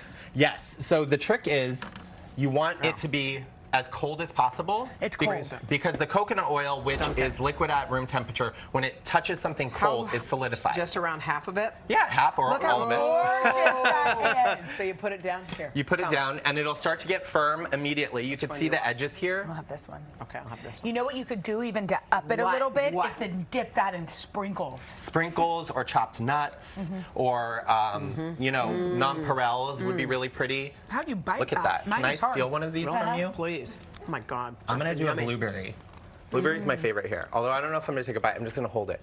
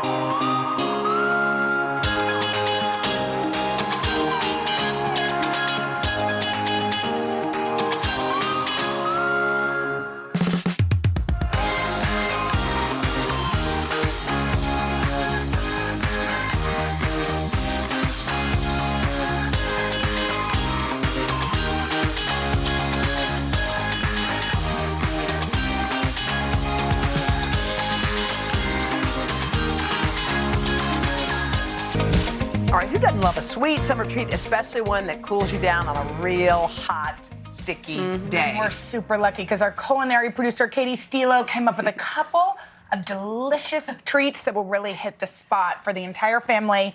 And then there's just one for the grown-ups, too. A little What? treat, a You little got a treat treat. for us? I know. Katie, you don't disappoint. All right, what are we starting? I'm trying not to. We started the week with some cool treats. We're going to finish it with some. Awesome. So I'm Yeah. going to share my banana bread recipe. But what I'm doing to bump it up a notch, I'm turning it into ice cream cake. Hello, who doesn't love that? Bread married Banana in bread, ice cream cake. By the way, that sounds awesome. I know Okay. your birthday's coming up, Yes. so maybe you can make this. So in here I have my flour, I have some baking soda and salt. Jenna, you want to stir that up? Yes. Mhm. In my stand mixer already creamed together, I have some sour cream, I have butter, and then a little bit of brown sugar. You can use sugar light, makes you can use everything dark, whatever you have available. Like, don't go Okay. crazy. And then, Hoda, if you want to mash up some bananas, I'll crack some And eggs. what's the like secret with that? Do you want old bananas? Do you want super ripe bananas? So brown? like Can it be- brown, spotty. The best they- ones, if you get them and they're ripe and you're not ready to make banana bread, but I mean, I'm always ready, so put them in the freezer. Even if they're too brown? Too brown, it's totally fine. It'll just be sweeter. Your banana bread will just be sweeter. It's Yeah, totally but fine. we're okay with that. Exactly. Like who does not like that? Okay, so I'm gonna add some eggs into here. Jenna, you want to scoop in the dry ingredients? Sure. Dump those right in. Here. Yeah, there we go. And then I'm adding some chocolate chips because this banana bread ice cream cake is inspired by. I know you guys were recently there at Ben and Jerry's, scooping some ice cream. So you know, do you put chunky those in monkey. even It's with like a this chunky thing? monkey ice cream So cake. Yeah, right. wonderful. Watch your finger. Okay. Okay. All right. So now we can add this into here, and then I like to add a little bit of lemon juice. I'm adding this to that. Yeah. Okay. This is one. And where am I adding the lemon juice? In here? Into the batter. All goes in. Just dump that everything lemon? in. Yeah, I like it. I think it adds. sure? I swear, trust me. What do you Have I led you wrong so far? No, I haven't. I'm not. Okay, am I just? I think it adds a little bit of acidity and a nice little tang. I think it helps it out a little bit. Okay, cool. Okay, you so dump moving all that down out. here, I have the batter, and I'm baking it. So instead of baking it in a 9x13 or a 8x8 That's loaf what it pan, looks like. pop it into a cake pan. Look at this. And so you do. It's more of a cake. Right. So you can bake this if you want to, just as is, and eat it as banana bread. Sprinkle it with some turbinado sugar on top. I love the crunch that it brings.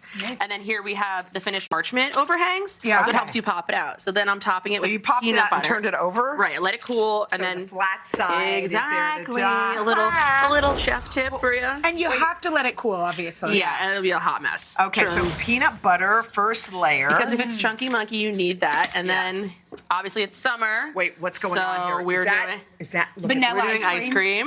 Vanilla ice cream. You could do kind of any kind of ice cream here. No, you can you go need wild, vanilla. but you do vanilla or banana. Exactly, and then you're gonna top it with the top. Wait, look what's happening here. This is amazing. It's like the ultimate. What? I know, it's the Now do ultimate. you freeze it? Freeze the whole thing. Can we and then you save just pop this it. for Hoda's birthday, Yeah. please? Look at this. Wait, what's happening? Pretend I made it. Look at this.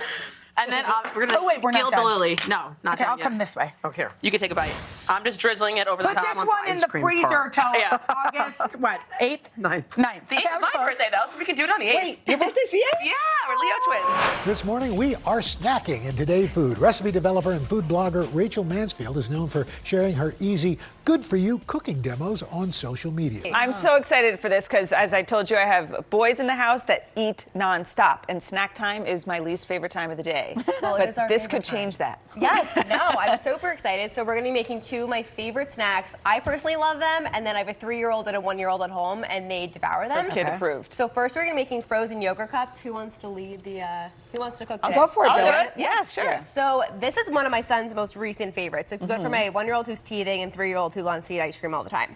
So you take a silicone muffin tin. Put a layer of yogurt, and then you can put some berries, which we already have, so you can mix some more berries. Is it seasoned at all, or is it just plain? So I like yogurt? using an unsweetened, like plain yogurt, just to Okay. keep the sugar content a little bit lower. But if you want something that has more sugar, you can put some honey or maple syrup, or really anything that you want, even some coconut sugar. You can put fruit, and then you put granola. Okay. And then I always like a little bit of a crunch.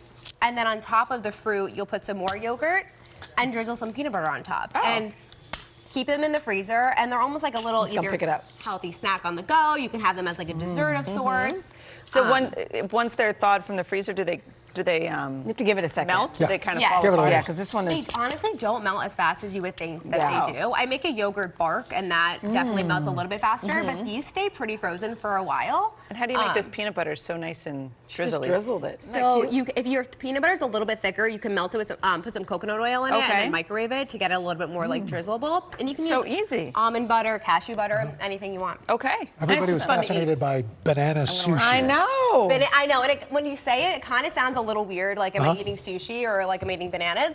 But this was like my late night snack in college. So this has been like my go-to for a while. Banana sushi. All right, let's It's so do it. good. So you take a banana, you peel it. Okay. You can use any nut butter or seed butter you want, like a tahini, peanut butter, almond butter, cashew butter, anything. Okay. Lather the banana with it. Okay. If you want to get like a little bit messier, you could do the entire thing. If you want to be a little bit cleaner, you kind of do like, I would say 3/4 of it. Okay. And once you have the nut butter on, you take any toppings you want. So we have some coconut flakes, cacao nibs, granola, and Okay. it gives it like a little bit of a crunch. You just and roll you it? Just coat it. Yeah, you can either take your hands and you can sprinkle, Oh, or I you can should take the probably do banana that. and actually roll it if you want. Okay. Banana And sushi. It's a good activity for kids. Like my son loves doing it making a mess. at home. We also even take like on top of the peanut butter, take a tortilla, roll it up and crisp it on the stove. So it's like kind of like a caramelized banana, Yeah. of sorts. That looks beautiful. I didn't get it on the other side. I was No, trying it's to fine. do You this can even put quickly. the coconut on top. And Al's just having a party over Yeah, what's Yeah, that's happening right. over here? It's a banana party. Your I mean, sushi you're a looks banana. gross. It's like an omakase for banana sushi over That's here, it. right? Look how nice hers look over here, guys. And then Oh you my God. slice that up, and then you can enjoy it. I also like keeping these in the freezer with those, Oh. so it's like an easy grab and go snack. The bananas don't get very around being in the freezer, which is why I like putting them there. And again, my kids love them, I love them, and they're super easy to make. Look at the presentation there. I love that. Thank you. If you want to get real Delicious. fancy, you can even use the chopsticks too. I know. Can I sing your praises? You're so big, like on TikTok, social. People really love you. Thank you. And I think this is why. I mean, these Thank are doable you. things and get us all to eat. Thank you so Healthier, much. too. I appreciate Thank that. you so much. Yeah, All right, thanks Rachel. for having me. We appreciate it. And for these recipes, you can head to today.com/food.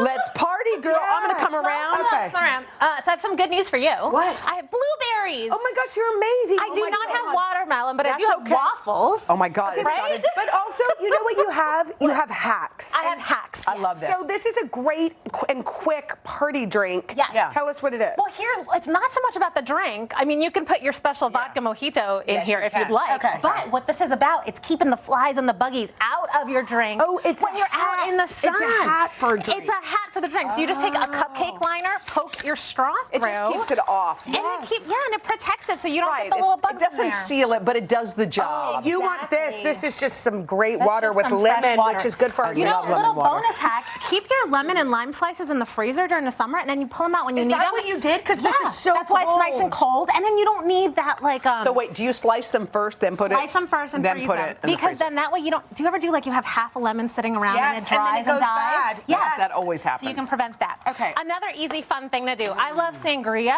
right? So this is my too. hacked sangria. Okay, tell us. All you need is wine. You can do white or red wine. Okay. Bag of frozen berries. Drop them in, and I love this because you can take this to the beach. Wait, that's all you do? Yeah. So basically, like you take this to the beach, you combine the bag and the bottle of wine. You can add a little seltzer if you want. You know, splash What with does something traditional else. sangria have that? Traditional sangria would be the wine, and you would do like apples and oranges and Apples stuff. and But I think this oranges. is a great So summer just version. fruit and wine. That's Yes, what. Okay. fruit and wine. You can add All a right. little cognac This, or something This if you looks want. yummy. So I like a sweet. A twist on the waffle cone. Breakfast waffles. I mean, that's You cut them in ridiculous. half. Ice cream in Fill- there? Yes, you spread ice cream.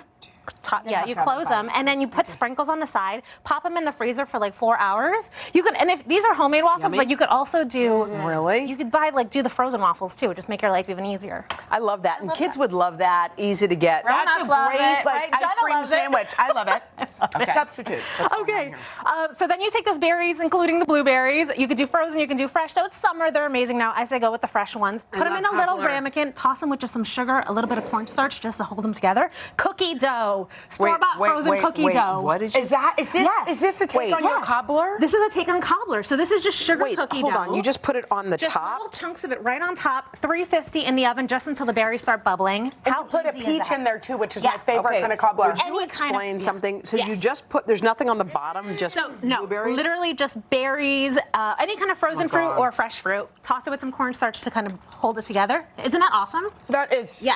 And you can have fun with the cookie doughs. I like the sugar cookie dough, but I mean, if you want to do chocolate chip, I'm not going to judge Yeah, you. and you could put oats. Maybe you could put oats in there too. What do you mean? I like Like oats for the in little my crumble. cobbler. She wants like the crumble type thing. I do. So, yeah. I like that. You can do that. Hey, what's your favorite summertime drink? We said ours. Yes. Well, I like a mojito, but I do mine with rum. Yeah. Okay, tell me how you make yours. Okay. Yeah, I will say your mojito recipe is unfamiliar to me. I do not recognize that as a mojito. What part of it? What part of was weird? The diet none ginger ale? None of it, because so I'm Puerto Rican. You know, I'm a Latina girl, so I start with rum.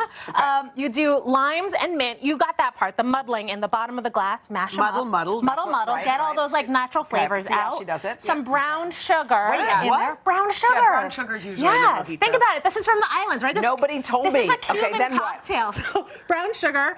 Then you do the rum, and then ice, and then you can just top it off with a little bit of seltzer. So your soda isn't that far off. I just do a little club soda. Yum. I really like the keep the rum. How much? Can I ask? How much brown sugar do you put in there? Just like a tablespoon. So no agave. Yeah. Well, it depends what size. If you're doing it one in a glass and just like a teaspoon, but if tiny you're doing bit. a big one, then you can do like a tablespoon. All right. You can do that. I mean, agave is good too. I would say Show our us this cocktails are like fruit. cousins. Show us Oh, and then here I've got one more thing for you. Oh, yeah, sorry. So this is a cool product. You get this. Food 52 has them. So berries, if you wash them too soon, They get bad. They get bad I know, because they're that so happens to delicate. us. That So skin what is do you do? I didn't know yeah, that. because these berries are like very, very delicate. That like skin, that membrane Yeah. is so So what thin, should so you the do? water ruins it if you do it too soon. So you get this little container, you put your berries in here, you take this to work, to the park, to wherever, and then you rinse the berries out in there, and it also keeps them elevated so that they're not sitting in the liquid.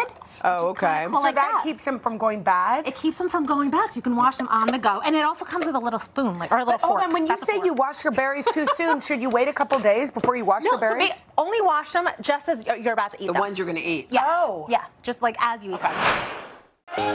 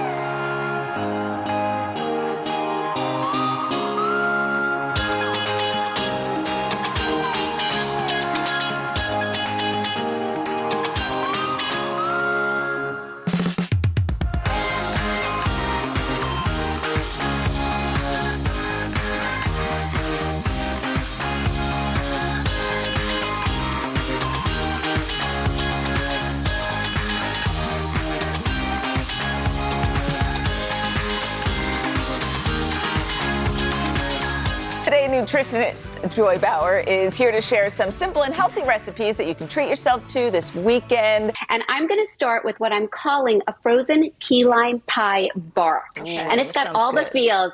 Sweet and tart and citrusy. I think you're going to love it. So the star of the show is Greek yogurt. And I'm using 2% not non-fat because it freezes a little bit better. Okay. And I'm adding in some lime juice, of course, a little bit of honey to sweeten it up, and then lime zest, because that's going to sort of bring it home. It's going to give it a real limey consistency. I mean, flavor. And it also makes it smell so darn good. And you get the specks of the green, which are so pretty. Then I'm going to take, because every key lime pie has a crust. Yes, so I've got especially some that graham Are we allowed crackers. to eat graham crackers? You are. This is healthy-ish. Okay. So I'm taking half of my crushed graham crackers and I'm going to... Nice. I mix it right in, and now I'm going to do something super cool. So I have a baking sheet that I lined with parchment paper, and it's important to have a lip on the edge of the baking sheet, and I take my batter, and you're just going to pour it right on top of that baking sheet, because this is going to go in the freezer for about 4 hours to overnight. The whole thing will... Yeah. You got to make this. And you smooth it out, and you don't have to cover the whole baking sheet, because you really want it to be about 1/4 of an inch in thickness, so you get nice pieces of bark. Yum. And now I'm going to top it, because we've got a lot left over, with my graham cracker. Isn't this cute? And it's so creative. You stash it in the freezer. I'm going to show you what it looks like. And it comes out like this, and you break off pieces, and you have like a huge big bag of pieces. Yeah. And what I then like to do is, just to save space in the freezer, I break all my pieces and I stash them in a bag. And then you keep them in the freezer. Yes, and it melts in your mouth. It tastes like key lime ice cream, really. And every once in a while, you get a bite of that lime zest pop, and also the graham cracker. It's really sensational. You got to try it. Okay, so this one is done, done, and done. Now let's do some cookie bars. I wanted to create a version that didn't have any egg, and I think I nailed it. So right over here, I have this is, it's stiffened up a little bit, but it's cashew butter. So I take cashew butter and I mix it with a little bit of vanilla extract and some maple syrup. This is almond flour. And the nice part about almond flour is it's moist. So I work it right in. So I know you're not supposed to eat uncooked, like white flour. Is almond flour okay? This almond flour, it's blanched, and it also goes under the name of almond meal, and it's perfectly fine. Okay. Yes. So I'm mixing this in, and so now you know this is loaded with protein and fiber and all of the deliciousness from the cashew butter. And truth be told, you can swap in peanut butter if you want, but you're going to have a much more peanut butter forward experience, which is never a bad thing. Right. And so you mix this up. I don't have time to fully mix it, but it gets very crumbly, just like cookie dough. Then you add in your chocolate chips, and I'm going to show you what it looks like, and you press it into. Got this So the right cashew over butter here. doesn't make it taste like cashews? Like it actually tastes like cookie dough? It tastes like cookie dough because it's a nice mild butter, and it's pretty readily available in the grocery store. It's a little bit pricier than peanut butter, though, so if you do want to swap in any other nut butter, it will work. And so here, I lined an 8x8 pan with parchment paper, and I pressed in all of my dough. And then we got to take it home, though. So I melted some semi-sweet or dark chocolate on top, and I also added a little bit of the nut butter. Scandalous for you, Joy. It feels naughty. This is worth every single delicious bite. Oh my gosh, we can't. Ian's been calling it dessert for breakfast Friday. Wow, that looks amazing. Okay, so we have this. So those white little And then- flecks in there, that's the flour? That's so you can have some flecks? You know what? For this one, I actually used a chunky cashew butter. So you're seeing little pieces of the cashew. And then this goes right in the refrigerator, and it firms up in a couple of hours. And I'm going to show you what it looks like because I have some that are done over here. You could tell we dug into it a little bit. Yeah, I know. But you cut it right up. Oh, that and looks guys, crazy. It's the best contrast because the middle really does taste like cookie dough, and then the top hardens. A little treat. Joy, oh my thank gosh, you so much. We wish you were here.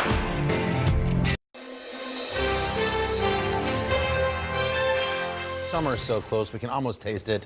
And that is why we've brought in barbecue master and owner of Pig Beach Restaurants, both in Brooklyn and Queens, Matt Abadou. Congratulations. Thank you very much. Let's talk about the cookbook, because finally yes, the book is, the book Pig is Beach here. Barbecue Cookbook. That's right. Exciting. When I think of barbecue, I really do think of Uncle Al, because we there's nobody better, exchange right? barbecue That's right. ideas and tips all the time. Didn't you write a blurb in Matt's book? I did. He sure did. I did. What do you love about the cookbook? It's simple. You know, everything is really accessible. You can imagine making this stuff. Exactly, and that's what we really wanted to do. We wanted to make a book that everybody could enjoy, that everybody could cook, from the barbecue, like hobbyist to the professional barbecue guy learning to make some extra Right. flavors, something fun and different. What advice do you have for people who want it, like newbies in the barbecue world? What's your I think the advice? best advice I can give any newbie in the barbecue world is to get yourself a digital instant read thermometer. It's probably one of the best ways you can tell when anything is cooked, ready to be wrapped, or ready to be finished. So with that tool, you can really have a lot of success in the barbecue game. Perfect. I teased this segment by saying you were going to find some meats that are a little less expensive to use. Yep. What do we got today? So today we got a little tri-tip action for you. It's a cut of sirloin from the bottom part of the sirloin. And what I love about tri-tip is it's got so much incredible flavor to it, and it's got a texture of that's something similar to like a flank steak or so once you slice it nice and thin. All right. And grill up. It also takes on great flavor. So what do you start with here? Our tri-tip recipe is super simple. We're starting off with a piece of tri-tip that you can see here, called tri-tip because it looks like a triangle. It's got like a triangular sort of shape to it. But for our rub, we're going to do something super simple. Some ground black pepper, some paprika, granulated garlic, and a little bit of dried rosemary. Now we're going to mix this all together, and this can go in your pantry into a food-safe container. Save it up there for probably up to 6 months in your pantry, and use it when needed. Can you use that same rub on other cuts of meat? Absolutely. You can use it on any kind of steak, chicken, poultry, pork. It's delicious. It's just a really simple all-purpose rub. So then we're going to take our tri-tip. We're going to hit with a little bit of olive oil, whatever you have in your pantry, and then we're going to generously season it with this tri-tip rub, or really all-purpose kind of rub seasoning. On both sides, right? On both sides. That's right. On both sides. See, look, I love Savannah it. knows now. She's got a cooking show. That's right. Right, You gonna eat both sides? So from Season here, both if you sides. have a smoker, this is the point where we're going to fire up our smoker to 250 degrees. I like to use cherry wood, but whatever kind of wood and whatever that sort of smoke flavor you like, by all means, have some fun with it. And do you have to smoke it? Can You still- don't. That's the great thing about this steak is you don't have to smoke it at all if you don't want to. It just adds that element of like that barbecue smoky flair and flavor to it, which really kind of makes that steak different and shine a little bit more. But you could also just take it and cook it completely on the grill if you want. And you would do that at 252? There's a slow... No, on the grill. So whenever we set up a grill, I love to do what's called zone cooking, where I'll have one side set to really hot heat for charring and marking, and then another side set to sort of medium. To cook that center. Exactly, to get that nice and low center cook so you get a perfect eye. So Inside, Matt. if you wanted to do it inside, you could absolutely take it and just roast it off in your oven. No problem. Like, that's the great thing about cooking, is that everyone has a version of a recipe of what they can do, but the great thing is that as long as you're cooking it in that digital instant read thermometer you have, you're cooking it to the right temperature, you're gonna have a delicious cut of meat cooked What's perfectly this? every What's time. this medium rare? What do you pull this at? So for medium 140 or- for medium rare, I'll pull it around 135 and let Knowing it sort it's of gonna still it's go up to exactly. It's going to 140. carry you over. That's cook. why all right, we got about a minute and a half. All right, so we're going to Let's go keep quick. So going. in here we have our steak. It's been smoked to about 100 degrees. We're going to let it rest. Then we're going to mark it off on that grill. Get those beautiful char marks that are happening. And then for me, the perfect condiment to Oh my God, summertime that meat smells is a chimichurri sauce. chimichurri. Literally translating I do sort of that with flank hodgepodge. and skirt a lot. Oh yeah, it's the best. So we're just going to take some parsley and chop it up. We're going to add it to our mixing bowl. We have some mint, some more I add parsley. cilantro with that too sometimes. Absolutely, cilantro's great to it as well. We can add some shallots, garlic, chili flake, oregano. Put that all in the bowl. Red wine vinegar, lemon juice, olive oil. We'll mix that all together. Zest it with a little bit of lemon, and you this have is so a good perfect, fresh, too. Oh my God, it's the best thing ever. And then then we're the just going to take slicing. the steak. And what I love about You got a minute. tri-tip You're is good. that the backside, for those of the people that would like the steak a little bit more cooked, just by the nature of the steak, that's my boy right there. That's a happy plate. Love it. Lindsay, That is a happy plate. What's going on here at home? That's fantastic. Are you not eating? So the great thing about tri-tip is that since it's tapered off at the end, for the guests that are joining us and want their steak cooked a little bit more, they can have those sort of medium well pieces. And the people that want something a little bit more on the medium rare side, you go right to the middle and you get those beautiful pieces cut right there. Top it off with that bright, fresh, vibrant Makes a chimichurri great sauce. sandwich, too. And it's just Delicious. steak. It's perfect. You can right? put chimichurri on chicken too. It's fatty. Yep. It's got a great, But it's- clean, yeah, it's- meaty flavor to it. still That melts in your chimichurri, mouth. just get it, Craig. I love it. I love it. And this morning, we're focusing on the best grilling tips and tricks for that first cookout of the season. That's right. And who better to help us out than a fourth-generation butcher, cookbook author, and founder of Seymour Meats and Veggies, Cara Nicoletti. Cara, good morning. It's great to see you. But you have to explain, you're a fourth-generation butcher, but it sounds like you're trying to get us to eat less meat. I am. I am. So, I mean, we see that meat prices are really, really high right now. So I feel like the name of the game this summer is eating better meat and just eating a little bit less of it. Okay. So my sausages are combining meat and vegetables. And I'm also going to teach you a little bit about how to treat your vegetables like meat. For a really satisfying grilling season. So is that your secret tip? Is, still get a fulfilling barbecue out there, but, just kind of work in a lot more vegetables? Yeah, I would say, if you buy better quality meat, if you're buying grass-fed beef and pasture-raised pork and that kind of stuff, the flavor is going to be so much better. And what that means is that you can really eat a little bit less of it and still be just as satisfied. So these sausages that we're cooking today are all humanely raised meat and about 50% less meat. They're filled with fresh vegetables. And then we'll supplement a bunch of different vegetables alongside them to really have a nice, satisfying meal. Dietitians everywhere are like cheering for you right now. Yeah, really. So what do you have by the side? What are you going to make, Cara? So over here, we've got a bunch of different vegetables that I really love to grill, sort of like heartier vegetables. So we've got zucchini, we've got some portobello mushrooms. I really love to grill radicchio. It makes it really nice and sweet. Some cauliflower, some eggplant. And I've made a rub here, which is a mixture of brown sugar and smoked paprika, some coriander, some garlic and onion powder. And so what I love to do is sort of make some slits on something like a mushroom or a zucchini, and you're gonna rub it in olive oil, and then you're gonna sprinkle it in this rub, just like you would a piece of meat. And it's gonna kind of give you, a similar feel. So, you know, I think it's just a great way to trick your mind into thinking you're eating meat. So this is really like a steak rub. We're just gonna. It does. Yeah. So really, I'm going to be doing charcoal grilling today. That's generally what I prefer. I like the flavor better. I think that it can be a little bit intimidating because it's a little bit harder to control. So I'm going to give you a couple of tips on that just to make it a little bit more seamless.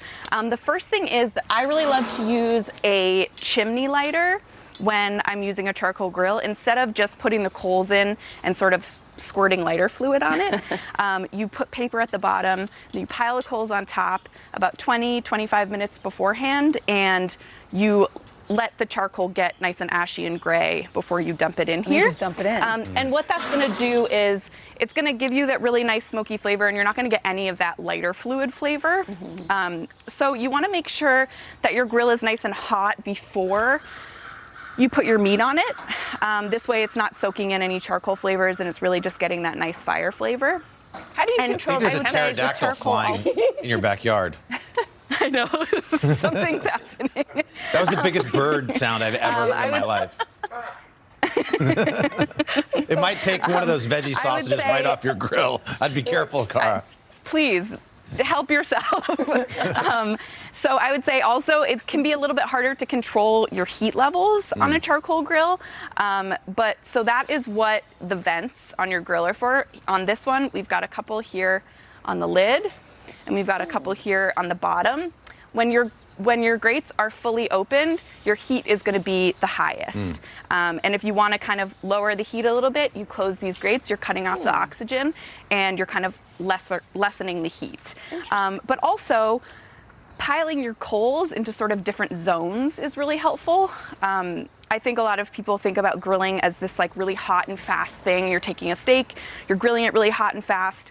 But if you want to grill other things like vegetables, sort of more delicate cut like chicken, and sausages, you want to go for a more medium-low heat. And so you can achieve that by sort of making different zones on your grill. So here we have the coals, cooler zone, and that's going to help you with flare-ups too. If you have oil on something and it flares up, instead of spritzing it and getting ash all over your food, you can kind of move it over to the cool. Cara, you're awesome. And these are good tips too, because people are about to go nuts this weekend grilling. So thank you for that. Appreciate it. More veggies. All those veggies look great.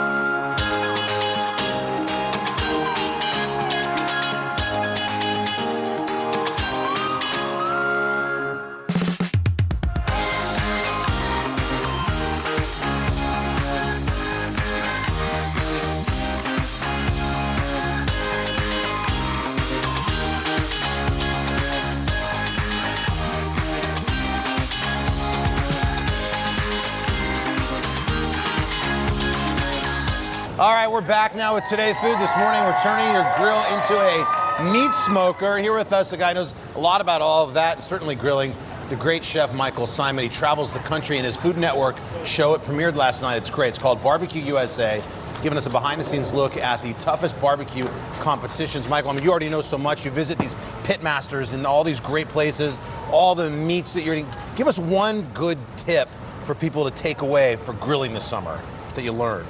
You know, patience. I think the greatest tip is patience. Also, like a lot of times when people put things on the grill, they want to see giant plumes of smoke. Your smoke, you want it to kind of run clear. Then you get that gentle smoke flavor that really makes the food delicious. So I'm showing you guys an Alabama chicken today, Alabama style chicken. Yep. But you could do it on a grill. You could do it on a Weber. How do you smoke on a grill? So you're doing offset heat. So all of our heat is over here, Carson. Okay, indirect. Indirect. You could put wood chips on there, chunks or chips. Start it with coals, and then you just drop the heat down. You want to monitor your heat. Chicken, you can be between 275 and 325. I just season it with olive oil, salt, pepper. On the smoke is where all the great flavor. And you can do this without the wood chips too, if you don't want Absolutely, you could just charcoal gives you incredible flavor. And a lot of styles of barbecue only use charcoal. Right. But I use fruit woods, apple, cherry because they're a little bit more mild and they don't overpower the meat, especially something like chicken. All right, you got a beautiful sauce you can put with the Alabama chicken. So this started, Alabama white sauce is like this really historic sauce that you put on chicken. People that like ranch, this is like, I feel where ranch started, somewhere in Alabama. Okay. You know, Big Bob Gibson's very famous barbecue place there started this sauce. So they don't always put horseradish in, sometimes they do, but mayo, horseradish, lemon juice, I love it. cider, a little bit of cayenne for some heat, salt, and a touch of sugar. Come here. And then you just whisk this together till it's smooth. Now, you could kind of have fun with it. You could put some buttermilk in it if you want. You could thin it out Thicken it if up, you thin want. it out, do anything. And then this, here's one that we smoked, just like that. And then you just chop it up. You run it through, and the sauce tastes has like a little gravy. heat, right? It's like a gravy. Yeah, but it's got a little heat, a little Oh, it's acidity. delicious. It's got all the good stuff. So if you How go to have I never had Alabama and that? get smoked chicken, this is what's happening. Can you break this chicken down really fast? How do you break it down? You go right down the center? Like, so this one, see, We're it's just having a broken down. barbecue. So, yeah, I just go straight down. You're breaking through some stuff, right? And you split it first. And then after you split it, you go through the legs and the thighs down. Okay. And there's a joint in there. You find the ball Boom. joint cut in between Right. those two. Yep. And then I like to split my breasts in half, and we serve 1, it 2, bone 3, on 4. just So like you get that. about 8 pieces out of that. Great. Yep. All right, let's move on down. All right, moving on. Yes. Yes. We're going to use wood chips.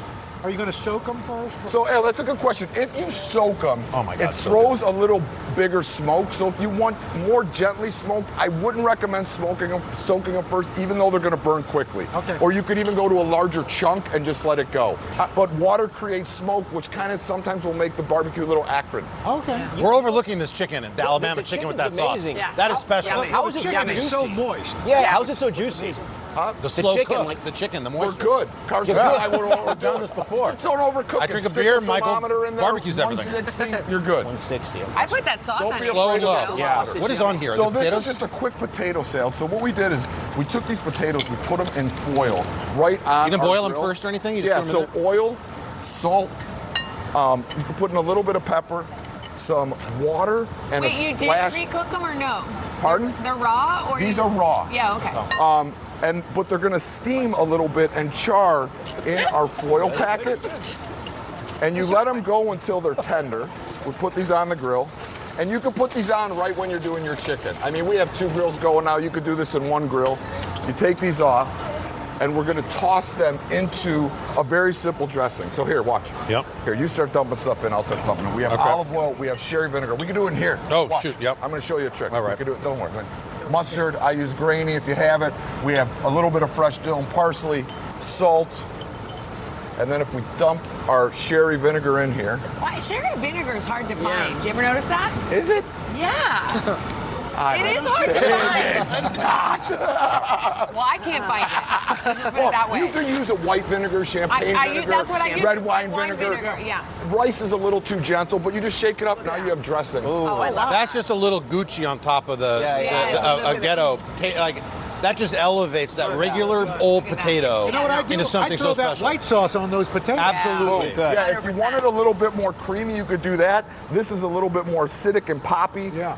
Like almost like German potato salad, a touch. Yeah. And then you have a really bright potato salad. I mean, it's really easy. Like cooking. Why is not white sauce everywhere? I know. And That's a regional thing, maybe. Yeah, it's purely Alabama. Wow. You know, it is a white-based sauce. You don't see, like when people think of barbecue, they think of red sauce, but white sauce, there's a million versions. Hey, Michael, you want to say hi to Cleveland? Congrats on the show. You bet. Ohio's Cleveland, watching. we love you. Tune in, baby. Today.com/food. Get the recipes. And check out Michael's show, Barbecue USA, on the Food Network and streaming on Discovery Plus.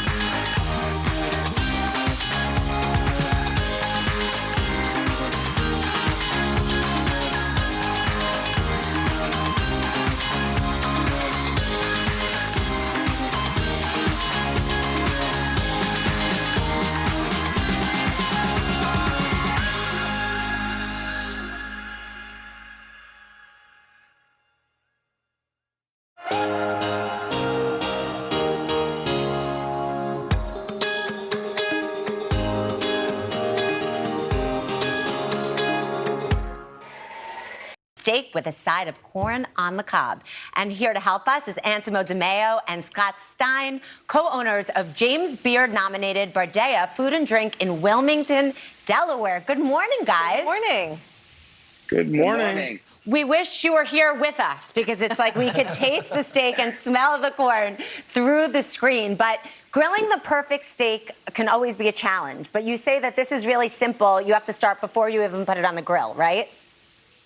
Correct. Yes, it's definitely easy to make at home dish. We kind of simplified it, but it's something that's very approachable, and we're super excited to show you what we got cooking here. All right. So what do you start with? Does it need much seasoning? Yeah. So actually, what we like to do with our steaks, obviously, product is everything. So we like to use prime grass-fed beef, okay, with great intramuscular fat. Okay. So what we're going to start doing here is we're going to get this strip steak, okay, and we're going to use the fat cap, and we're going to put it right in the cast iron. We've had that preheating a little bit. We're going to get that sizzling a little bit. And we're going to get some of that fat running out. We're going to add a little bit of oil to the pan. So a big step that we like to do at the restaurant is we really believe in brining our meats. So what that does, it might sound all fancy, but it's simply adding it into a liquid with some salt and maybe sugar. And depending on how much time, you can let the meat sit in that overnight. Or we like to do a minimum of 3 hours. And what that does is it gives you a perfectly seasoned meat, and essentially the meat is more moist, more tender, and more flavor. So you can add herbs, aromatics, things like that. So it's something that we love to do at the restaurant. The reason that we love this recipe so much is, Scott and I are always working. We're always at the restaurant. So on Sunday, Monday, it's like family day. And this is a perfect thing to do on Sundays. Obviously you can start it with the steak and the corn and eat that as your entree, and then we can repurpose it later in the week, like we're going to show you here for salad.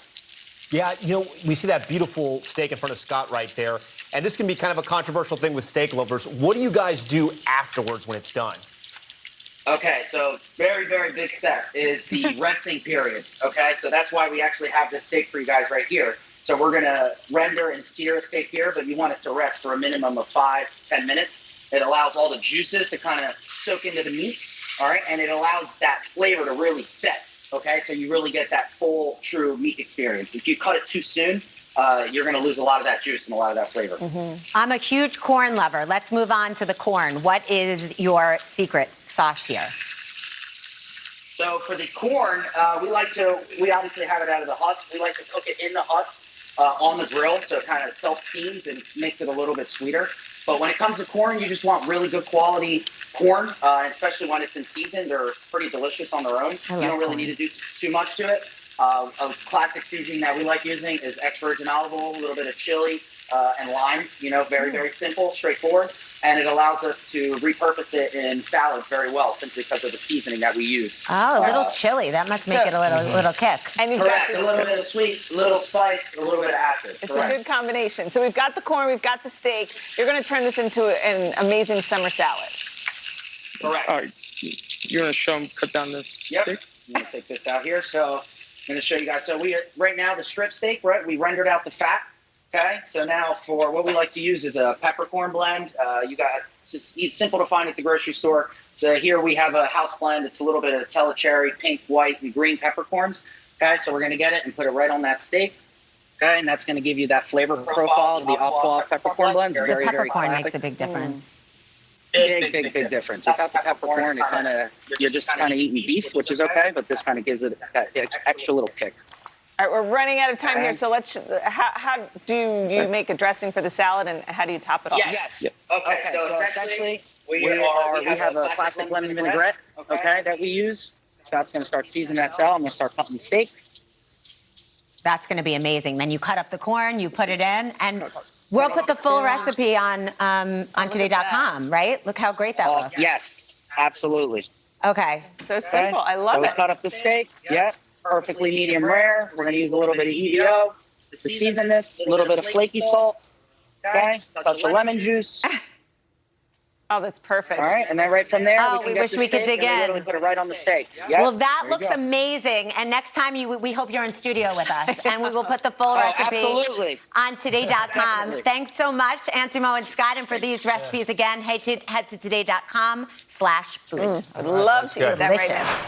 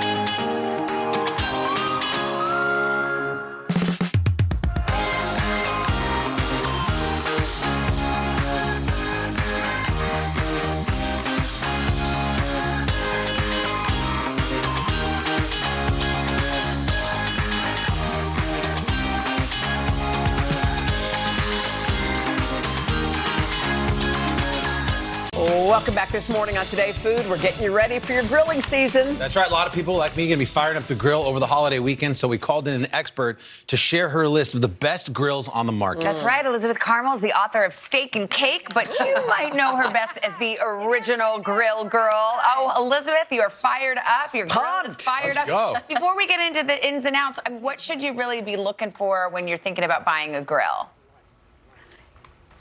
I'm so glad you asked me.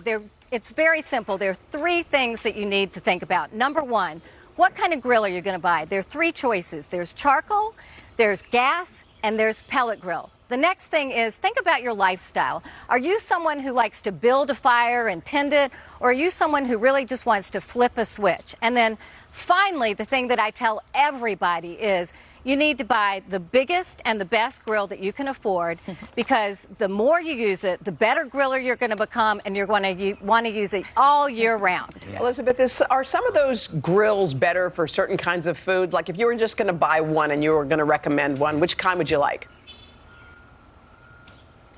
You know what? That's a great question. Once again, it goes to lifestyle. If you like the hands-on effect of it, you want a charcoal grill. And you know what? Charcoal grills used to be the same old Weber kettle that we all know, which is a wonderful classic. But now I'm sitting here with the Spark Grill, and it's a really innovative charcoal grill. I mean, who knew the charcoal grill needed a makeover? Not me, but Spark did. Oh, look at that. And there's so many things to love about it, but the biggest thing is they've taken the hassle out of charcoal grilling. You no longer have to wrestle with a big bag of charcoal. Wow. Instead, all you use is this really sleek compressed charcoal brick, and you just slide it in the grill, turn on a button, and it's on. They've really taken all the hassle out of it. But that's not all. The other thing is you've got bricks that go from 250 degrees all the way up to 900 degrees. And before you ask me, why do I need 900 degrees, I'll tell you.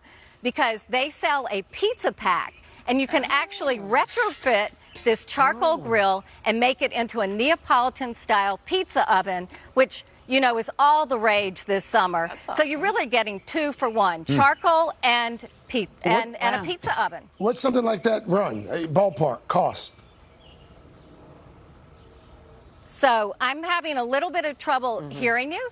So I'm going to go right to gas grill. Okay. You might ask yourself, $8,000 why do people love gas so much? And you know what? It's easy to light.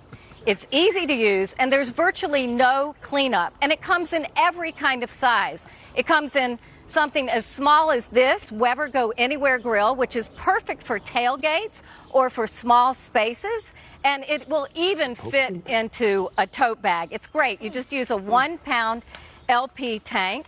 And it's really terrific for a balcony, for the beach this summer. I just heard your report on beaches. That's really amazing. And then the third choice didn't even used to be a choice, but it is now. And pellet grills are all the rage. And you know what? This is what they use, compressed wood pellets for the fuel. And then there's a fan that controls the heat. I'm standing right here in front of this Traeger Ironwood 650, which I love. You can now make authentic barbecue in your own backyard or even on a balcony, and it's really terrific. There's so many bells and whistles on this grill that really elevate your cook, but the thing that I like the most is the super smoke feature. And the reason that that's important is that wood smoke is what gives your barbecue that great flavor, or really anything that you're cooking, right? And the pellets come in all different kinds of wood. But sometimes when you're cooking brisket and ribs and pulled pork and chicken, you just want a little extra smoke. Wow. And this gives you an extra burst of smoke, which is an extra burst of flavor.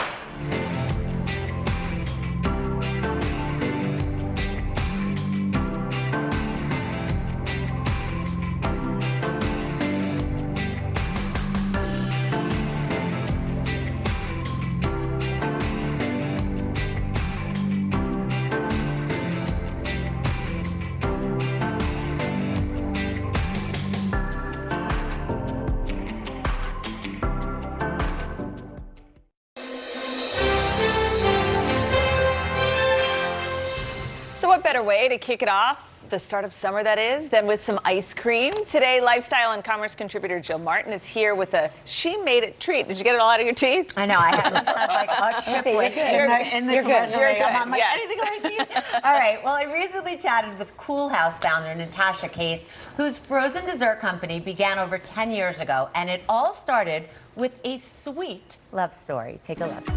Full disclosure, this was my dinner. I had 2 ice cream sandwiches for dinner. Jill, it's a complete meal. Natasha Case is living the sweet life. She and her wife, Freya Estreller, are the co-founders of Cool House, a frozen dessert company serving up premium ice cream pints and novelties an idea inspired by Natasha's time in architecture school. The light bulb moment was one of my professors criticized this model I had made. He said, what you made looks like a layer cake. So that night I went home and baked it as a cake. And I was like, I'm hooked on this idea. Everyone wants to congregate around food, and it's memorable and it's fun. You taking sort of a slight to your work and turning it around is really such a valuable lesson. So as part of this food meets architecture weird concept, which I was by then calling farchitecture, I started making ice cream sandwiches from scratch, and I met my co-founder, Freya Streller. The two started dating, and it wasn't long before the two fell in love over ice cream. She said, what's the deal with these ice cream sandwiches? Because I brought one on the first date, but it totally melted. So she was like, you obviously need help. Natasha and Freya researched the frozen dessert industry and found there were no brands out there that resonated with them. I think as millennials, as women, as gay women, Freya as a woman of color, just like there was no stories there that were like, oh, that's what feels like authentic to us. So we thought, why not create the brand that we want to buy? And so in 2009, they created Cool House, but the couple needed a way to sell their ice cream. Let's reinvent the ice cream truck for our generation. We bought a $2,700 piece of, on Craigslist with no engine. So we thought, okay, what's the biggest event that the two of us can think of? Coachella Music Festival. But how are we going to get a truck with no engine to the desert? Well, we figured out that if we joined AAA Platinum, we got one free 200-mile tow. So the morning of Coachella, when they towed us to the desert, and the legend was born. After their debut at Coachella, the co-founders began catering events and rolling out their ice cream into grocery stores. That must have been really interesting for your relationship. Yes. You're growing a business, but then also, like, I can imagine there were so many laughs, but then also so many challenges. We're selling ice cream, we're bringing people joy. So it was this also really romantic way to become so close, like driving an ice cream truck into the sunset. But 4 years into their business, the couple's professional relationship hit a bump in the road, and Freya left the company. We just started to argue, and she wrote to our angel investors, I can't work for or with Natasha, send. And I just knew that was the end. We stayed together, and she's still my mentor and toughest critic and biggest champion. Now married to Freya with 2 kids, Natasha is leading the company on her own. She's committed to using her ice cream platform to give back. I had never really thought about Cool House as just ice cream. It can be a canvas for what we can stand for to help make the world a better place. We did this flavor for Pride, for example, enjoyment for all. And we gave back to the Okra Project, which delivers nutritious meals to Black trans community in New York. Cool House is also doing good for the planet, recently debuting their animal-free dairy ice cream. Today, Cool House has sold close to 20 million ice cream sandwiches and can be found at thousands of stores worldwide. Do you ever take a moment to just say we started in the back of a truck with no engine and now we're in 6,000 retailers? Think about being a kid and if I thought of, I could be an ice cream lady and I could do all that. That's pretty cool. So this is amazing. Wow, what do you think? This is delicious. This is dairy-free? Yeah, so it's dairy-free. A lot of them are, some aren't, some are, and there's all different cones and ice cream sandwiches. And as you saw in the This is vegan ice cream? That isn't. Oh, okay. That's the dairy-free one. But they're coming out with all different types, and they're continuing to evolve. It's super delicious, and also, what a beautiful love story that they met over ice cream. I love that sweet story. Ice cream brings a lot of people together. I love ice cream. It does. And they started at Coachella. I mean, it's just a great story of getting into an industry that nobody had any experience in. And just blaze a trail. And just loving it. And dessert for dinner. I had 2 ice cream sandwiches for dinner. There's nothing wrong with that. Ice cream has a special place in Dylan Dryer's heart. You remember when she worked at her the first ice cream job. stand? Can we not continue the story? What's a great story? Okay. When you worked at the ice cream stand. Yes, that was a great story. And you were in the movie in the background? Yes. Yeah. Okay. What's that great about the story? I thought you were going to say that and she got fired. Anyway. We are back and now turning to ice cream. But when you imagine summer's favorite treat, you certainly don't think of it as a healthy food. No, you do not. Well, there's a woman in Chicago who was determined to change that perception, and our resident ice cream expert recently got to meet her. Well, I guess that's me. That is All right. you. I have to admit, I was a little bit skeptical of a plant-based gelato. It claims to be good for you, but I was happy to try it out in the name of research, of course. And here's the scoop. Not only is Kaylee Dunewald redefining sweet treats, she's the first in her industry to make them healthier for the environment, too. Once I felt what it felt like to breathe for the first time and get that full breath of air, I think it unlocked something where I just wanted to keep exploring.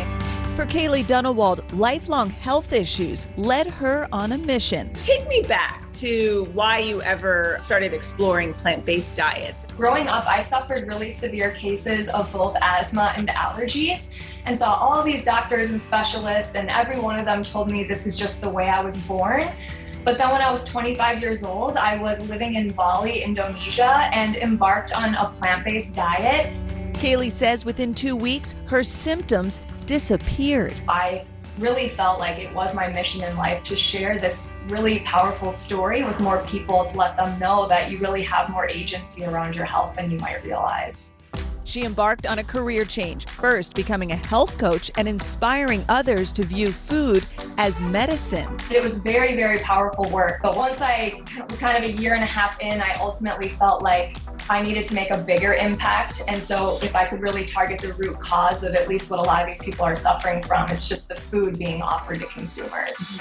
And she did, targeting a rather unexpected food. How did you decide ice cream was this niche area that you wanted to focus on? I thought that that would be a really powerful place to start, because proving that you can do that in a nutrient-dense way really shows that you can do it pretty much anywhere. In 2017, Kaylee launched Sacred Serve, a plant-based gelato made with young coconut meat and packed with superfoods and nutrition. In a thing of ice cream, we've got activated charcoal, tiger nut flour, and mucuna purines. It sounds healthy, but I don't know what they are.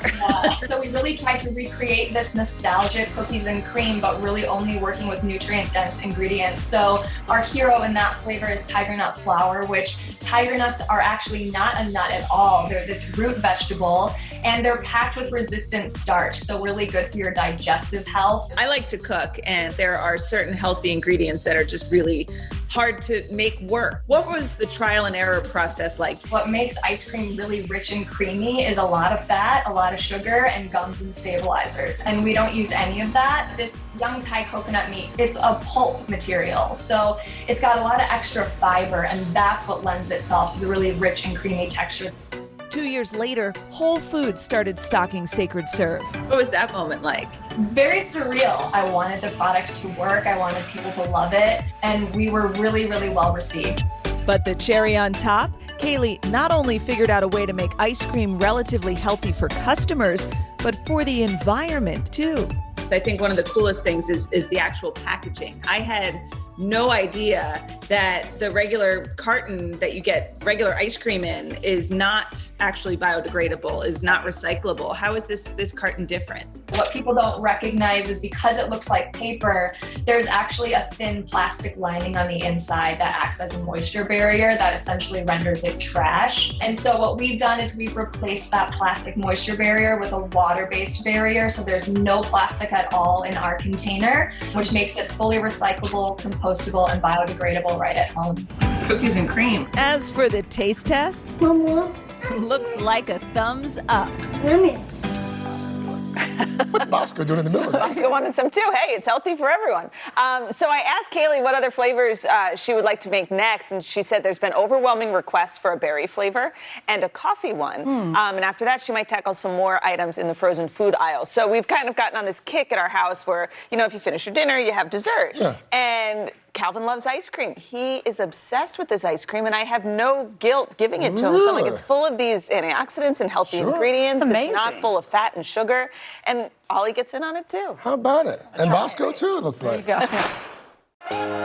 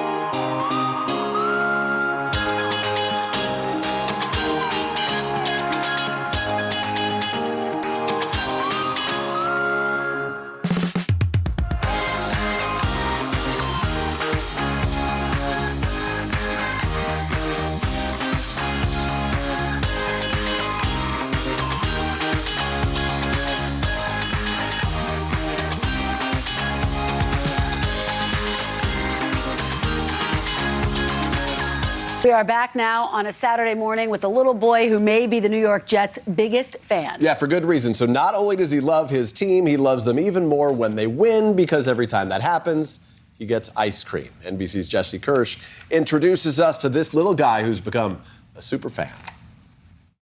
Incomplete, and the Jets will win it. Every time we see this,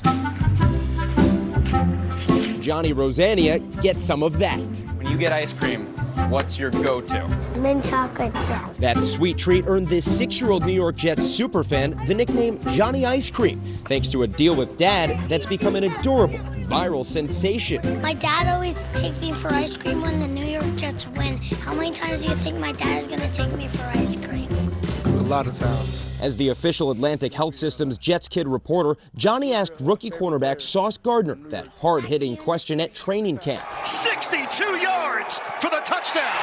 Touchdown. Turns out Gardner was spot on. 6 wins already this year, every one followed by a video of Johnny tackling ice cream. Oh, that's a good bite.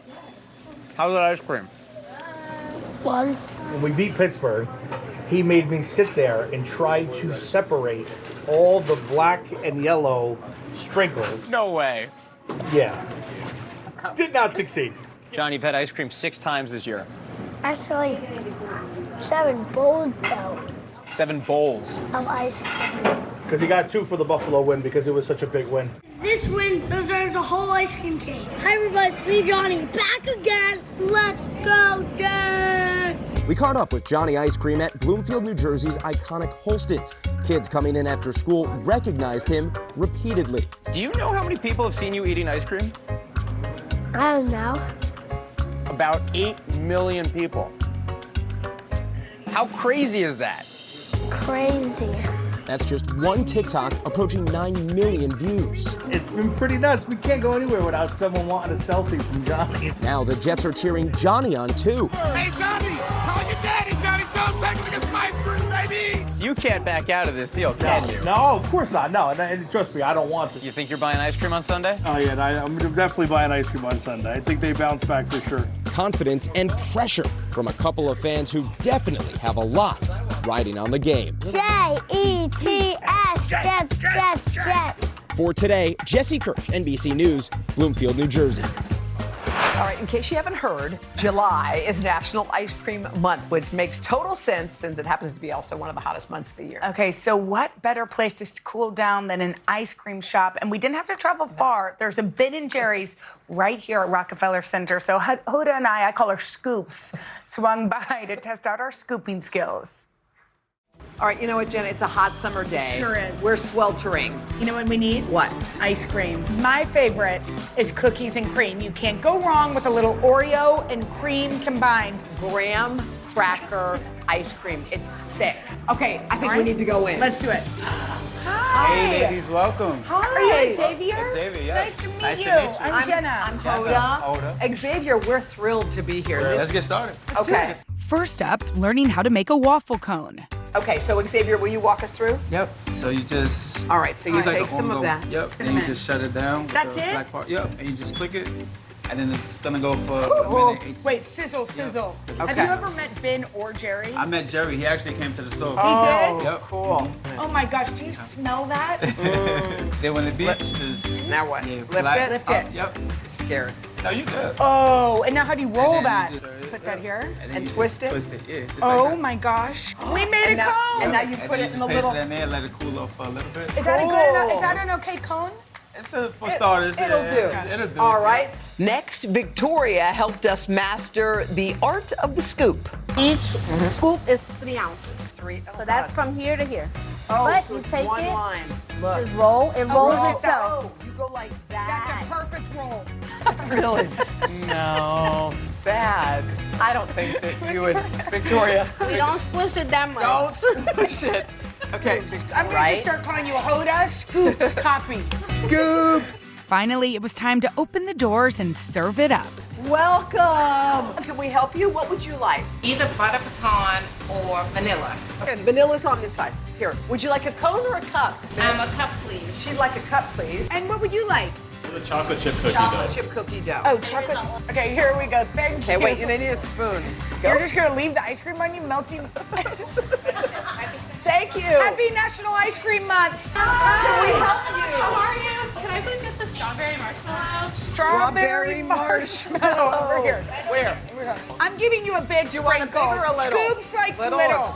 She wants little. Chocolate chip cookie dough? Yes, please. Yep. Hold on. I mean, look at that scoop. That's as perfect as it can be. Thank you so much. Have a great day. We're open. Hey, ladies. We're Where are you excited. from? Texas. I knew it. Let's see whose is better. Ready? Have a bite. Delicious. Mine's better. Oh! Wait, Okay, what do you can we want? get you? Can I just get strawberry? What would you like? I'll have chocolate chip cookie dough. Okay. Wait. I want to show you what a perfect scoop looks like. Here, try to look at it. No scoop. I'm trying to. Oh, wait. You guys, thank you for coming. Is this so fun? So awesome to see you guys. You saw our scooping techniques. We didn't make you 1 penny. We feel bad. But how did we do? Is it good? We did? Yes. What For do we first need to- timers, yeah. Thank you guys. Oh my God, I'm so happy. Oh my God, that's so good. Cheers. Bye. Bye.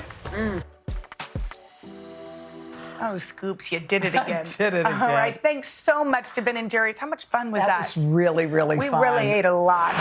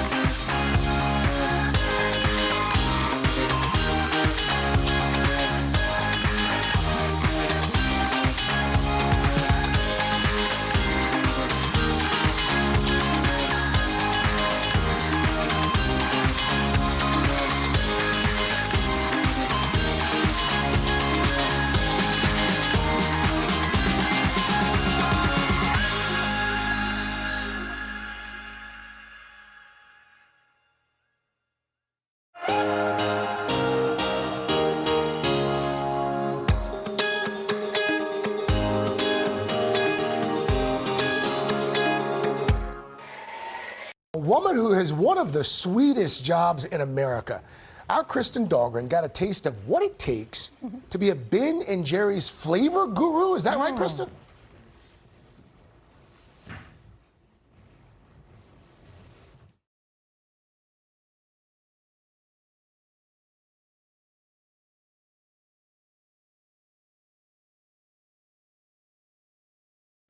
If you're an ice cream aficionado, you for sure cracked into a pint of Ben & Jerry's, perhaps the country's most famous ice cream, with iconic flavors like half-baked and cherry Garcia. So we decided to get a taste of what it's like to work here. Are you ready to make ice cream? I am ready. Come in. Natalia Butler is known as the concoctor of concoctions, one of their 14 flavor gurus. That means she makes and tastes a lot of ice cream. Did you even know this was a job? No. So, fun fact, I'm originally from Puerto Rico. I did my bachelor's in chemistry, and literally I saw this building that said food science, and I was like, wait a minute, is this even real life? My classes range from food microbiology, food processing, food analytics, food chemistry. We go deep diving in like the world of ice crystals, which is essentially what ice cream is.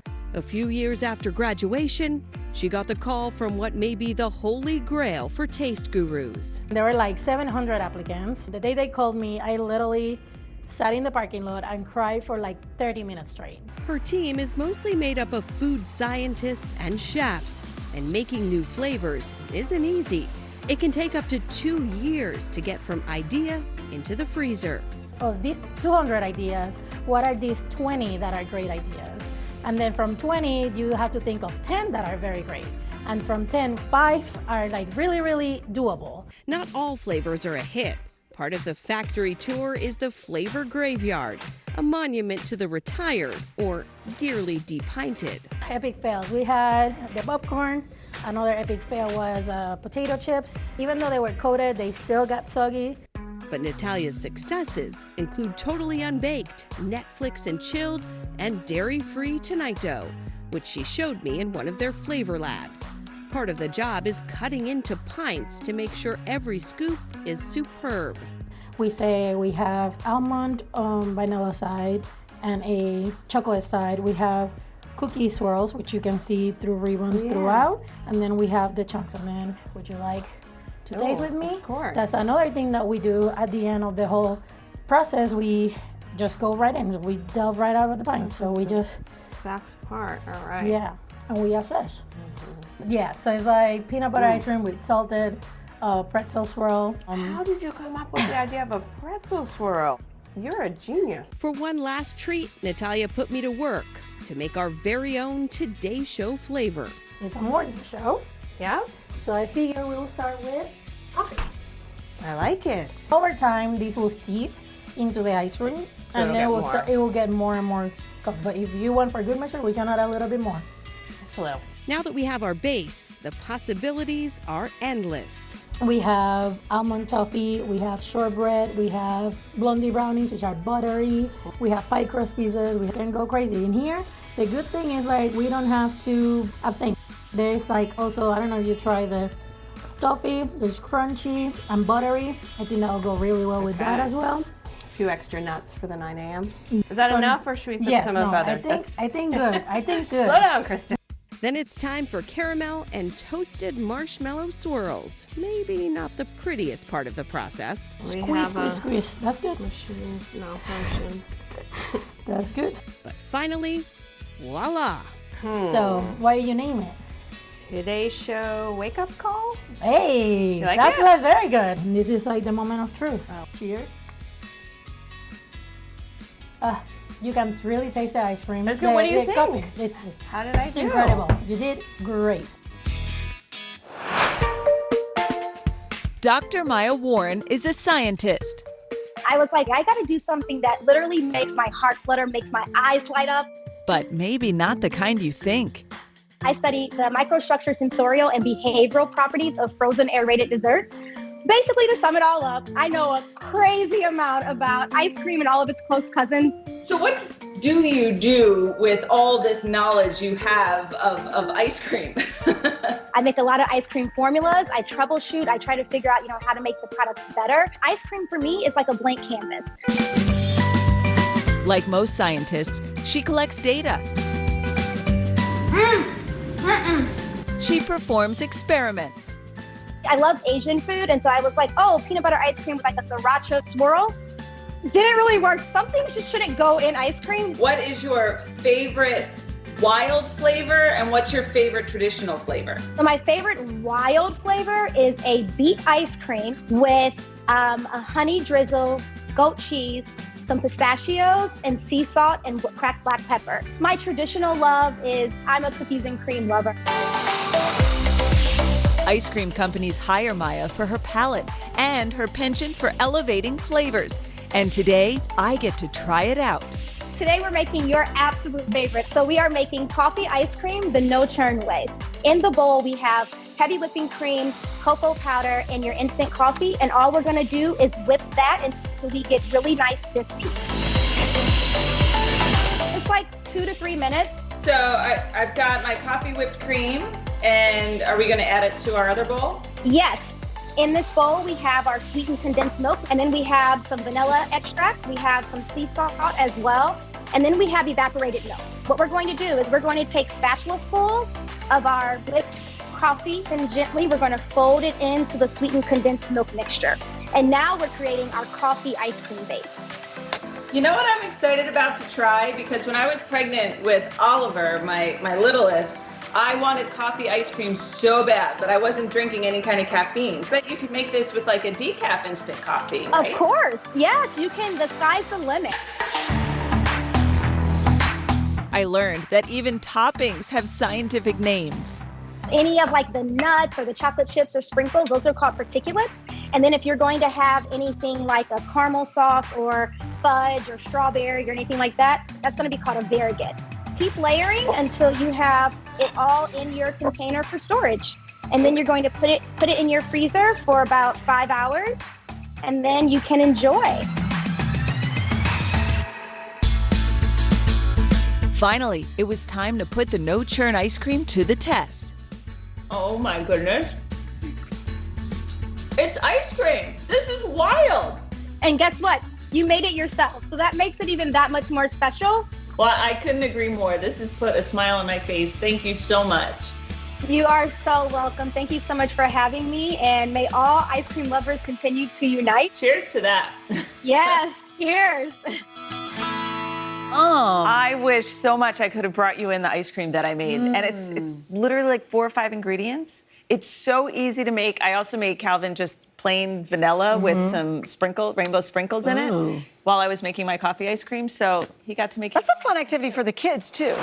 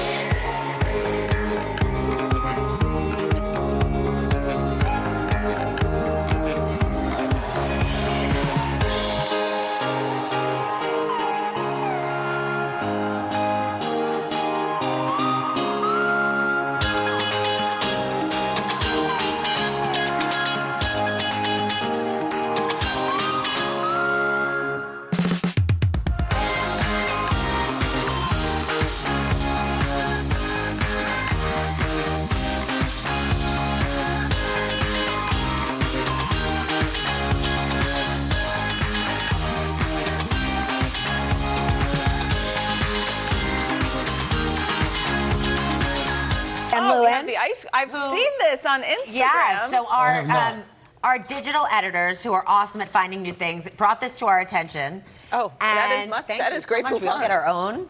See, because of...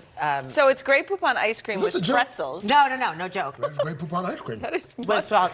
That is mustard and ice cream. Salted pretzel, Allie just said. I will say the ice cream part's very good. I don't know why we need mustard in it. I will tell you, I think as a society, we have reached the point where we've done everything we can do with ice cream.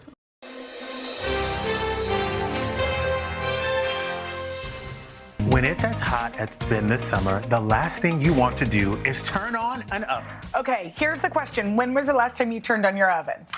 It's been a while. Okay, that's what I thought. So we've got you a cool summer treat thanks to one of our favorites, Chef Alex Guarnaschelli. She's the host of Food Network's Alex versus America. This woman can take on the entire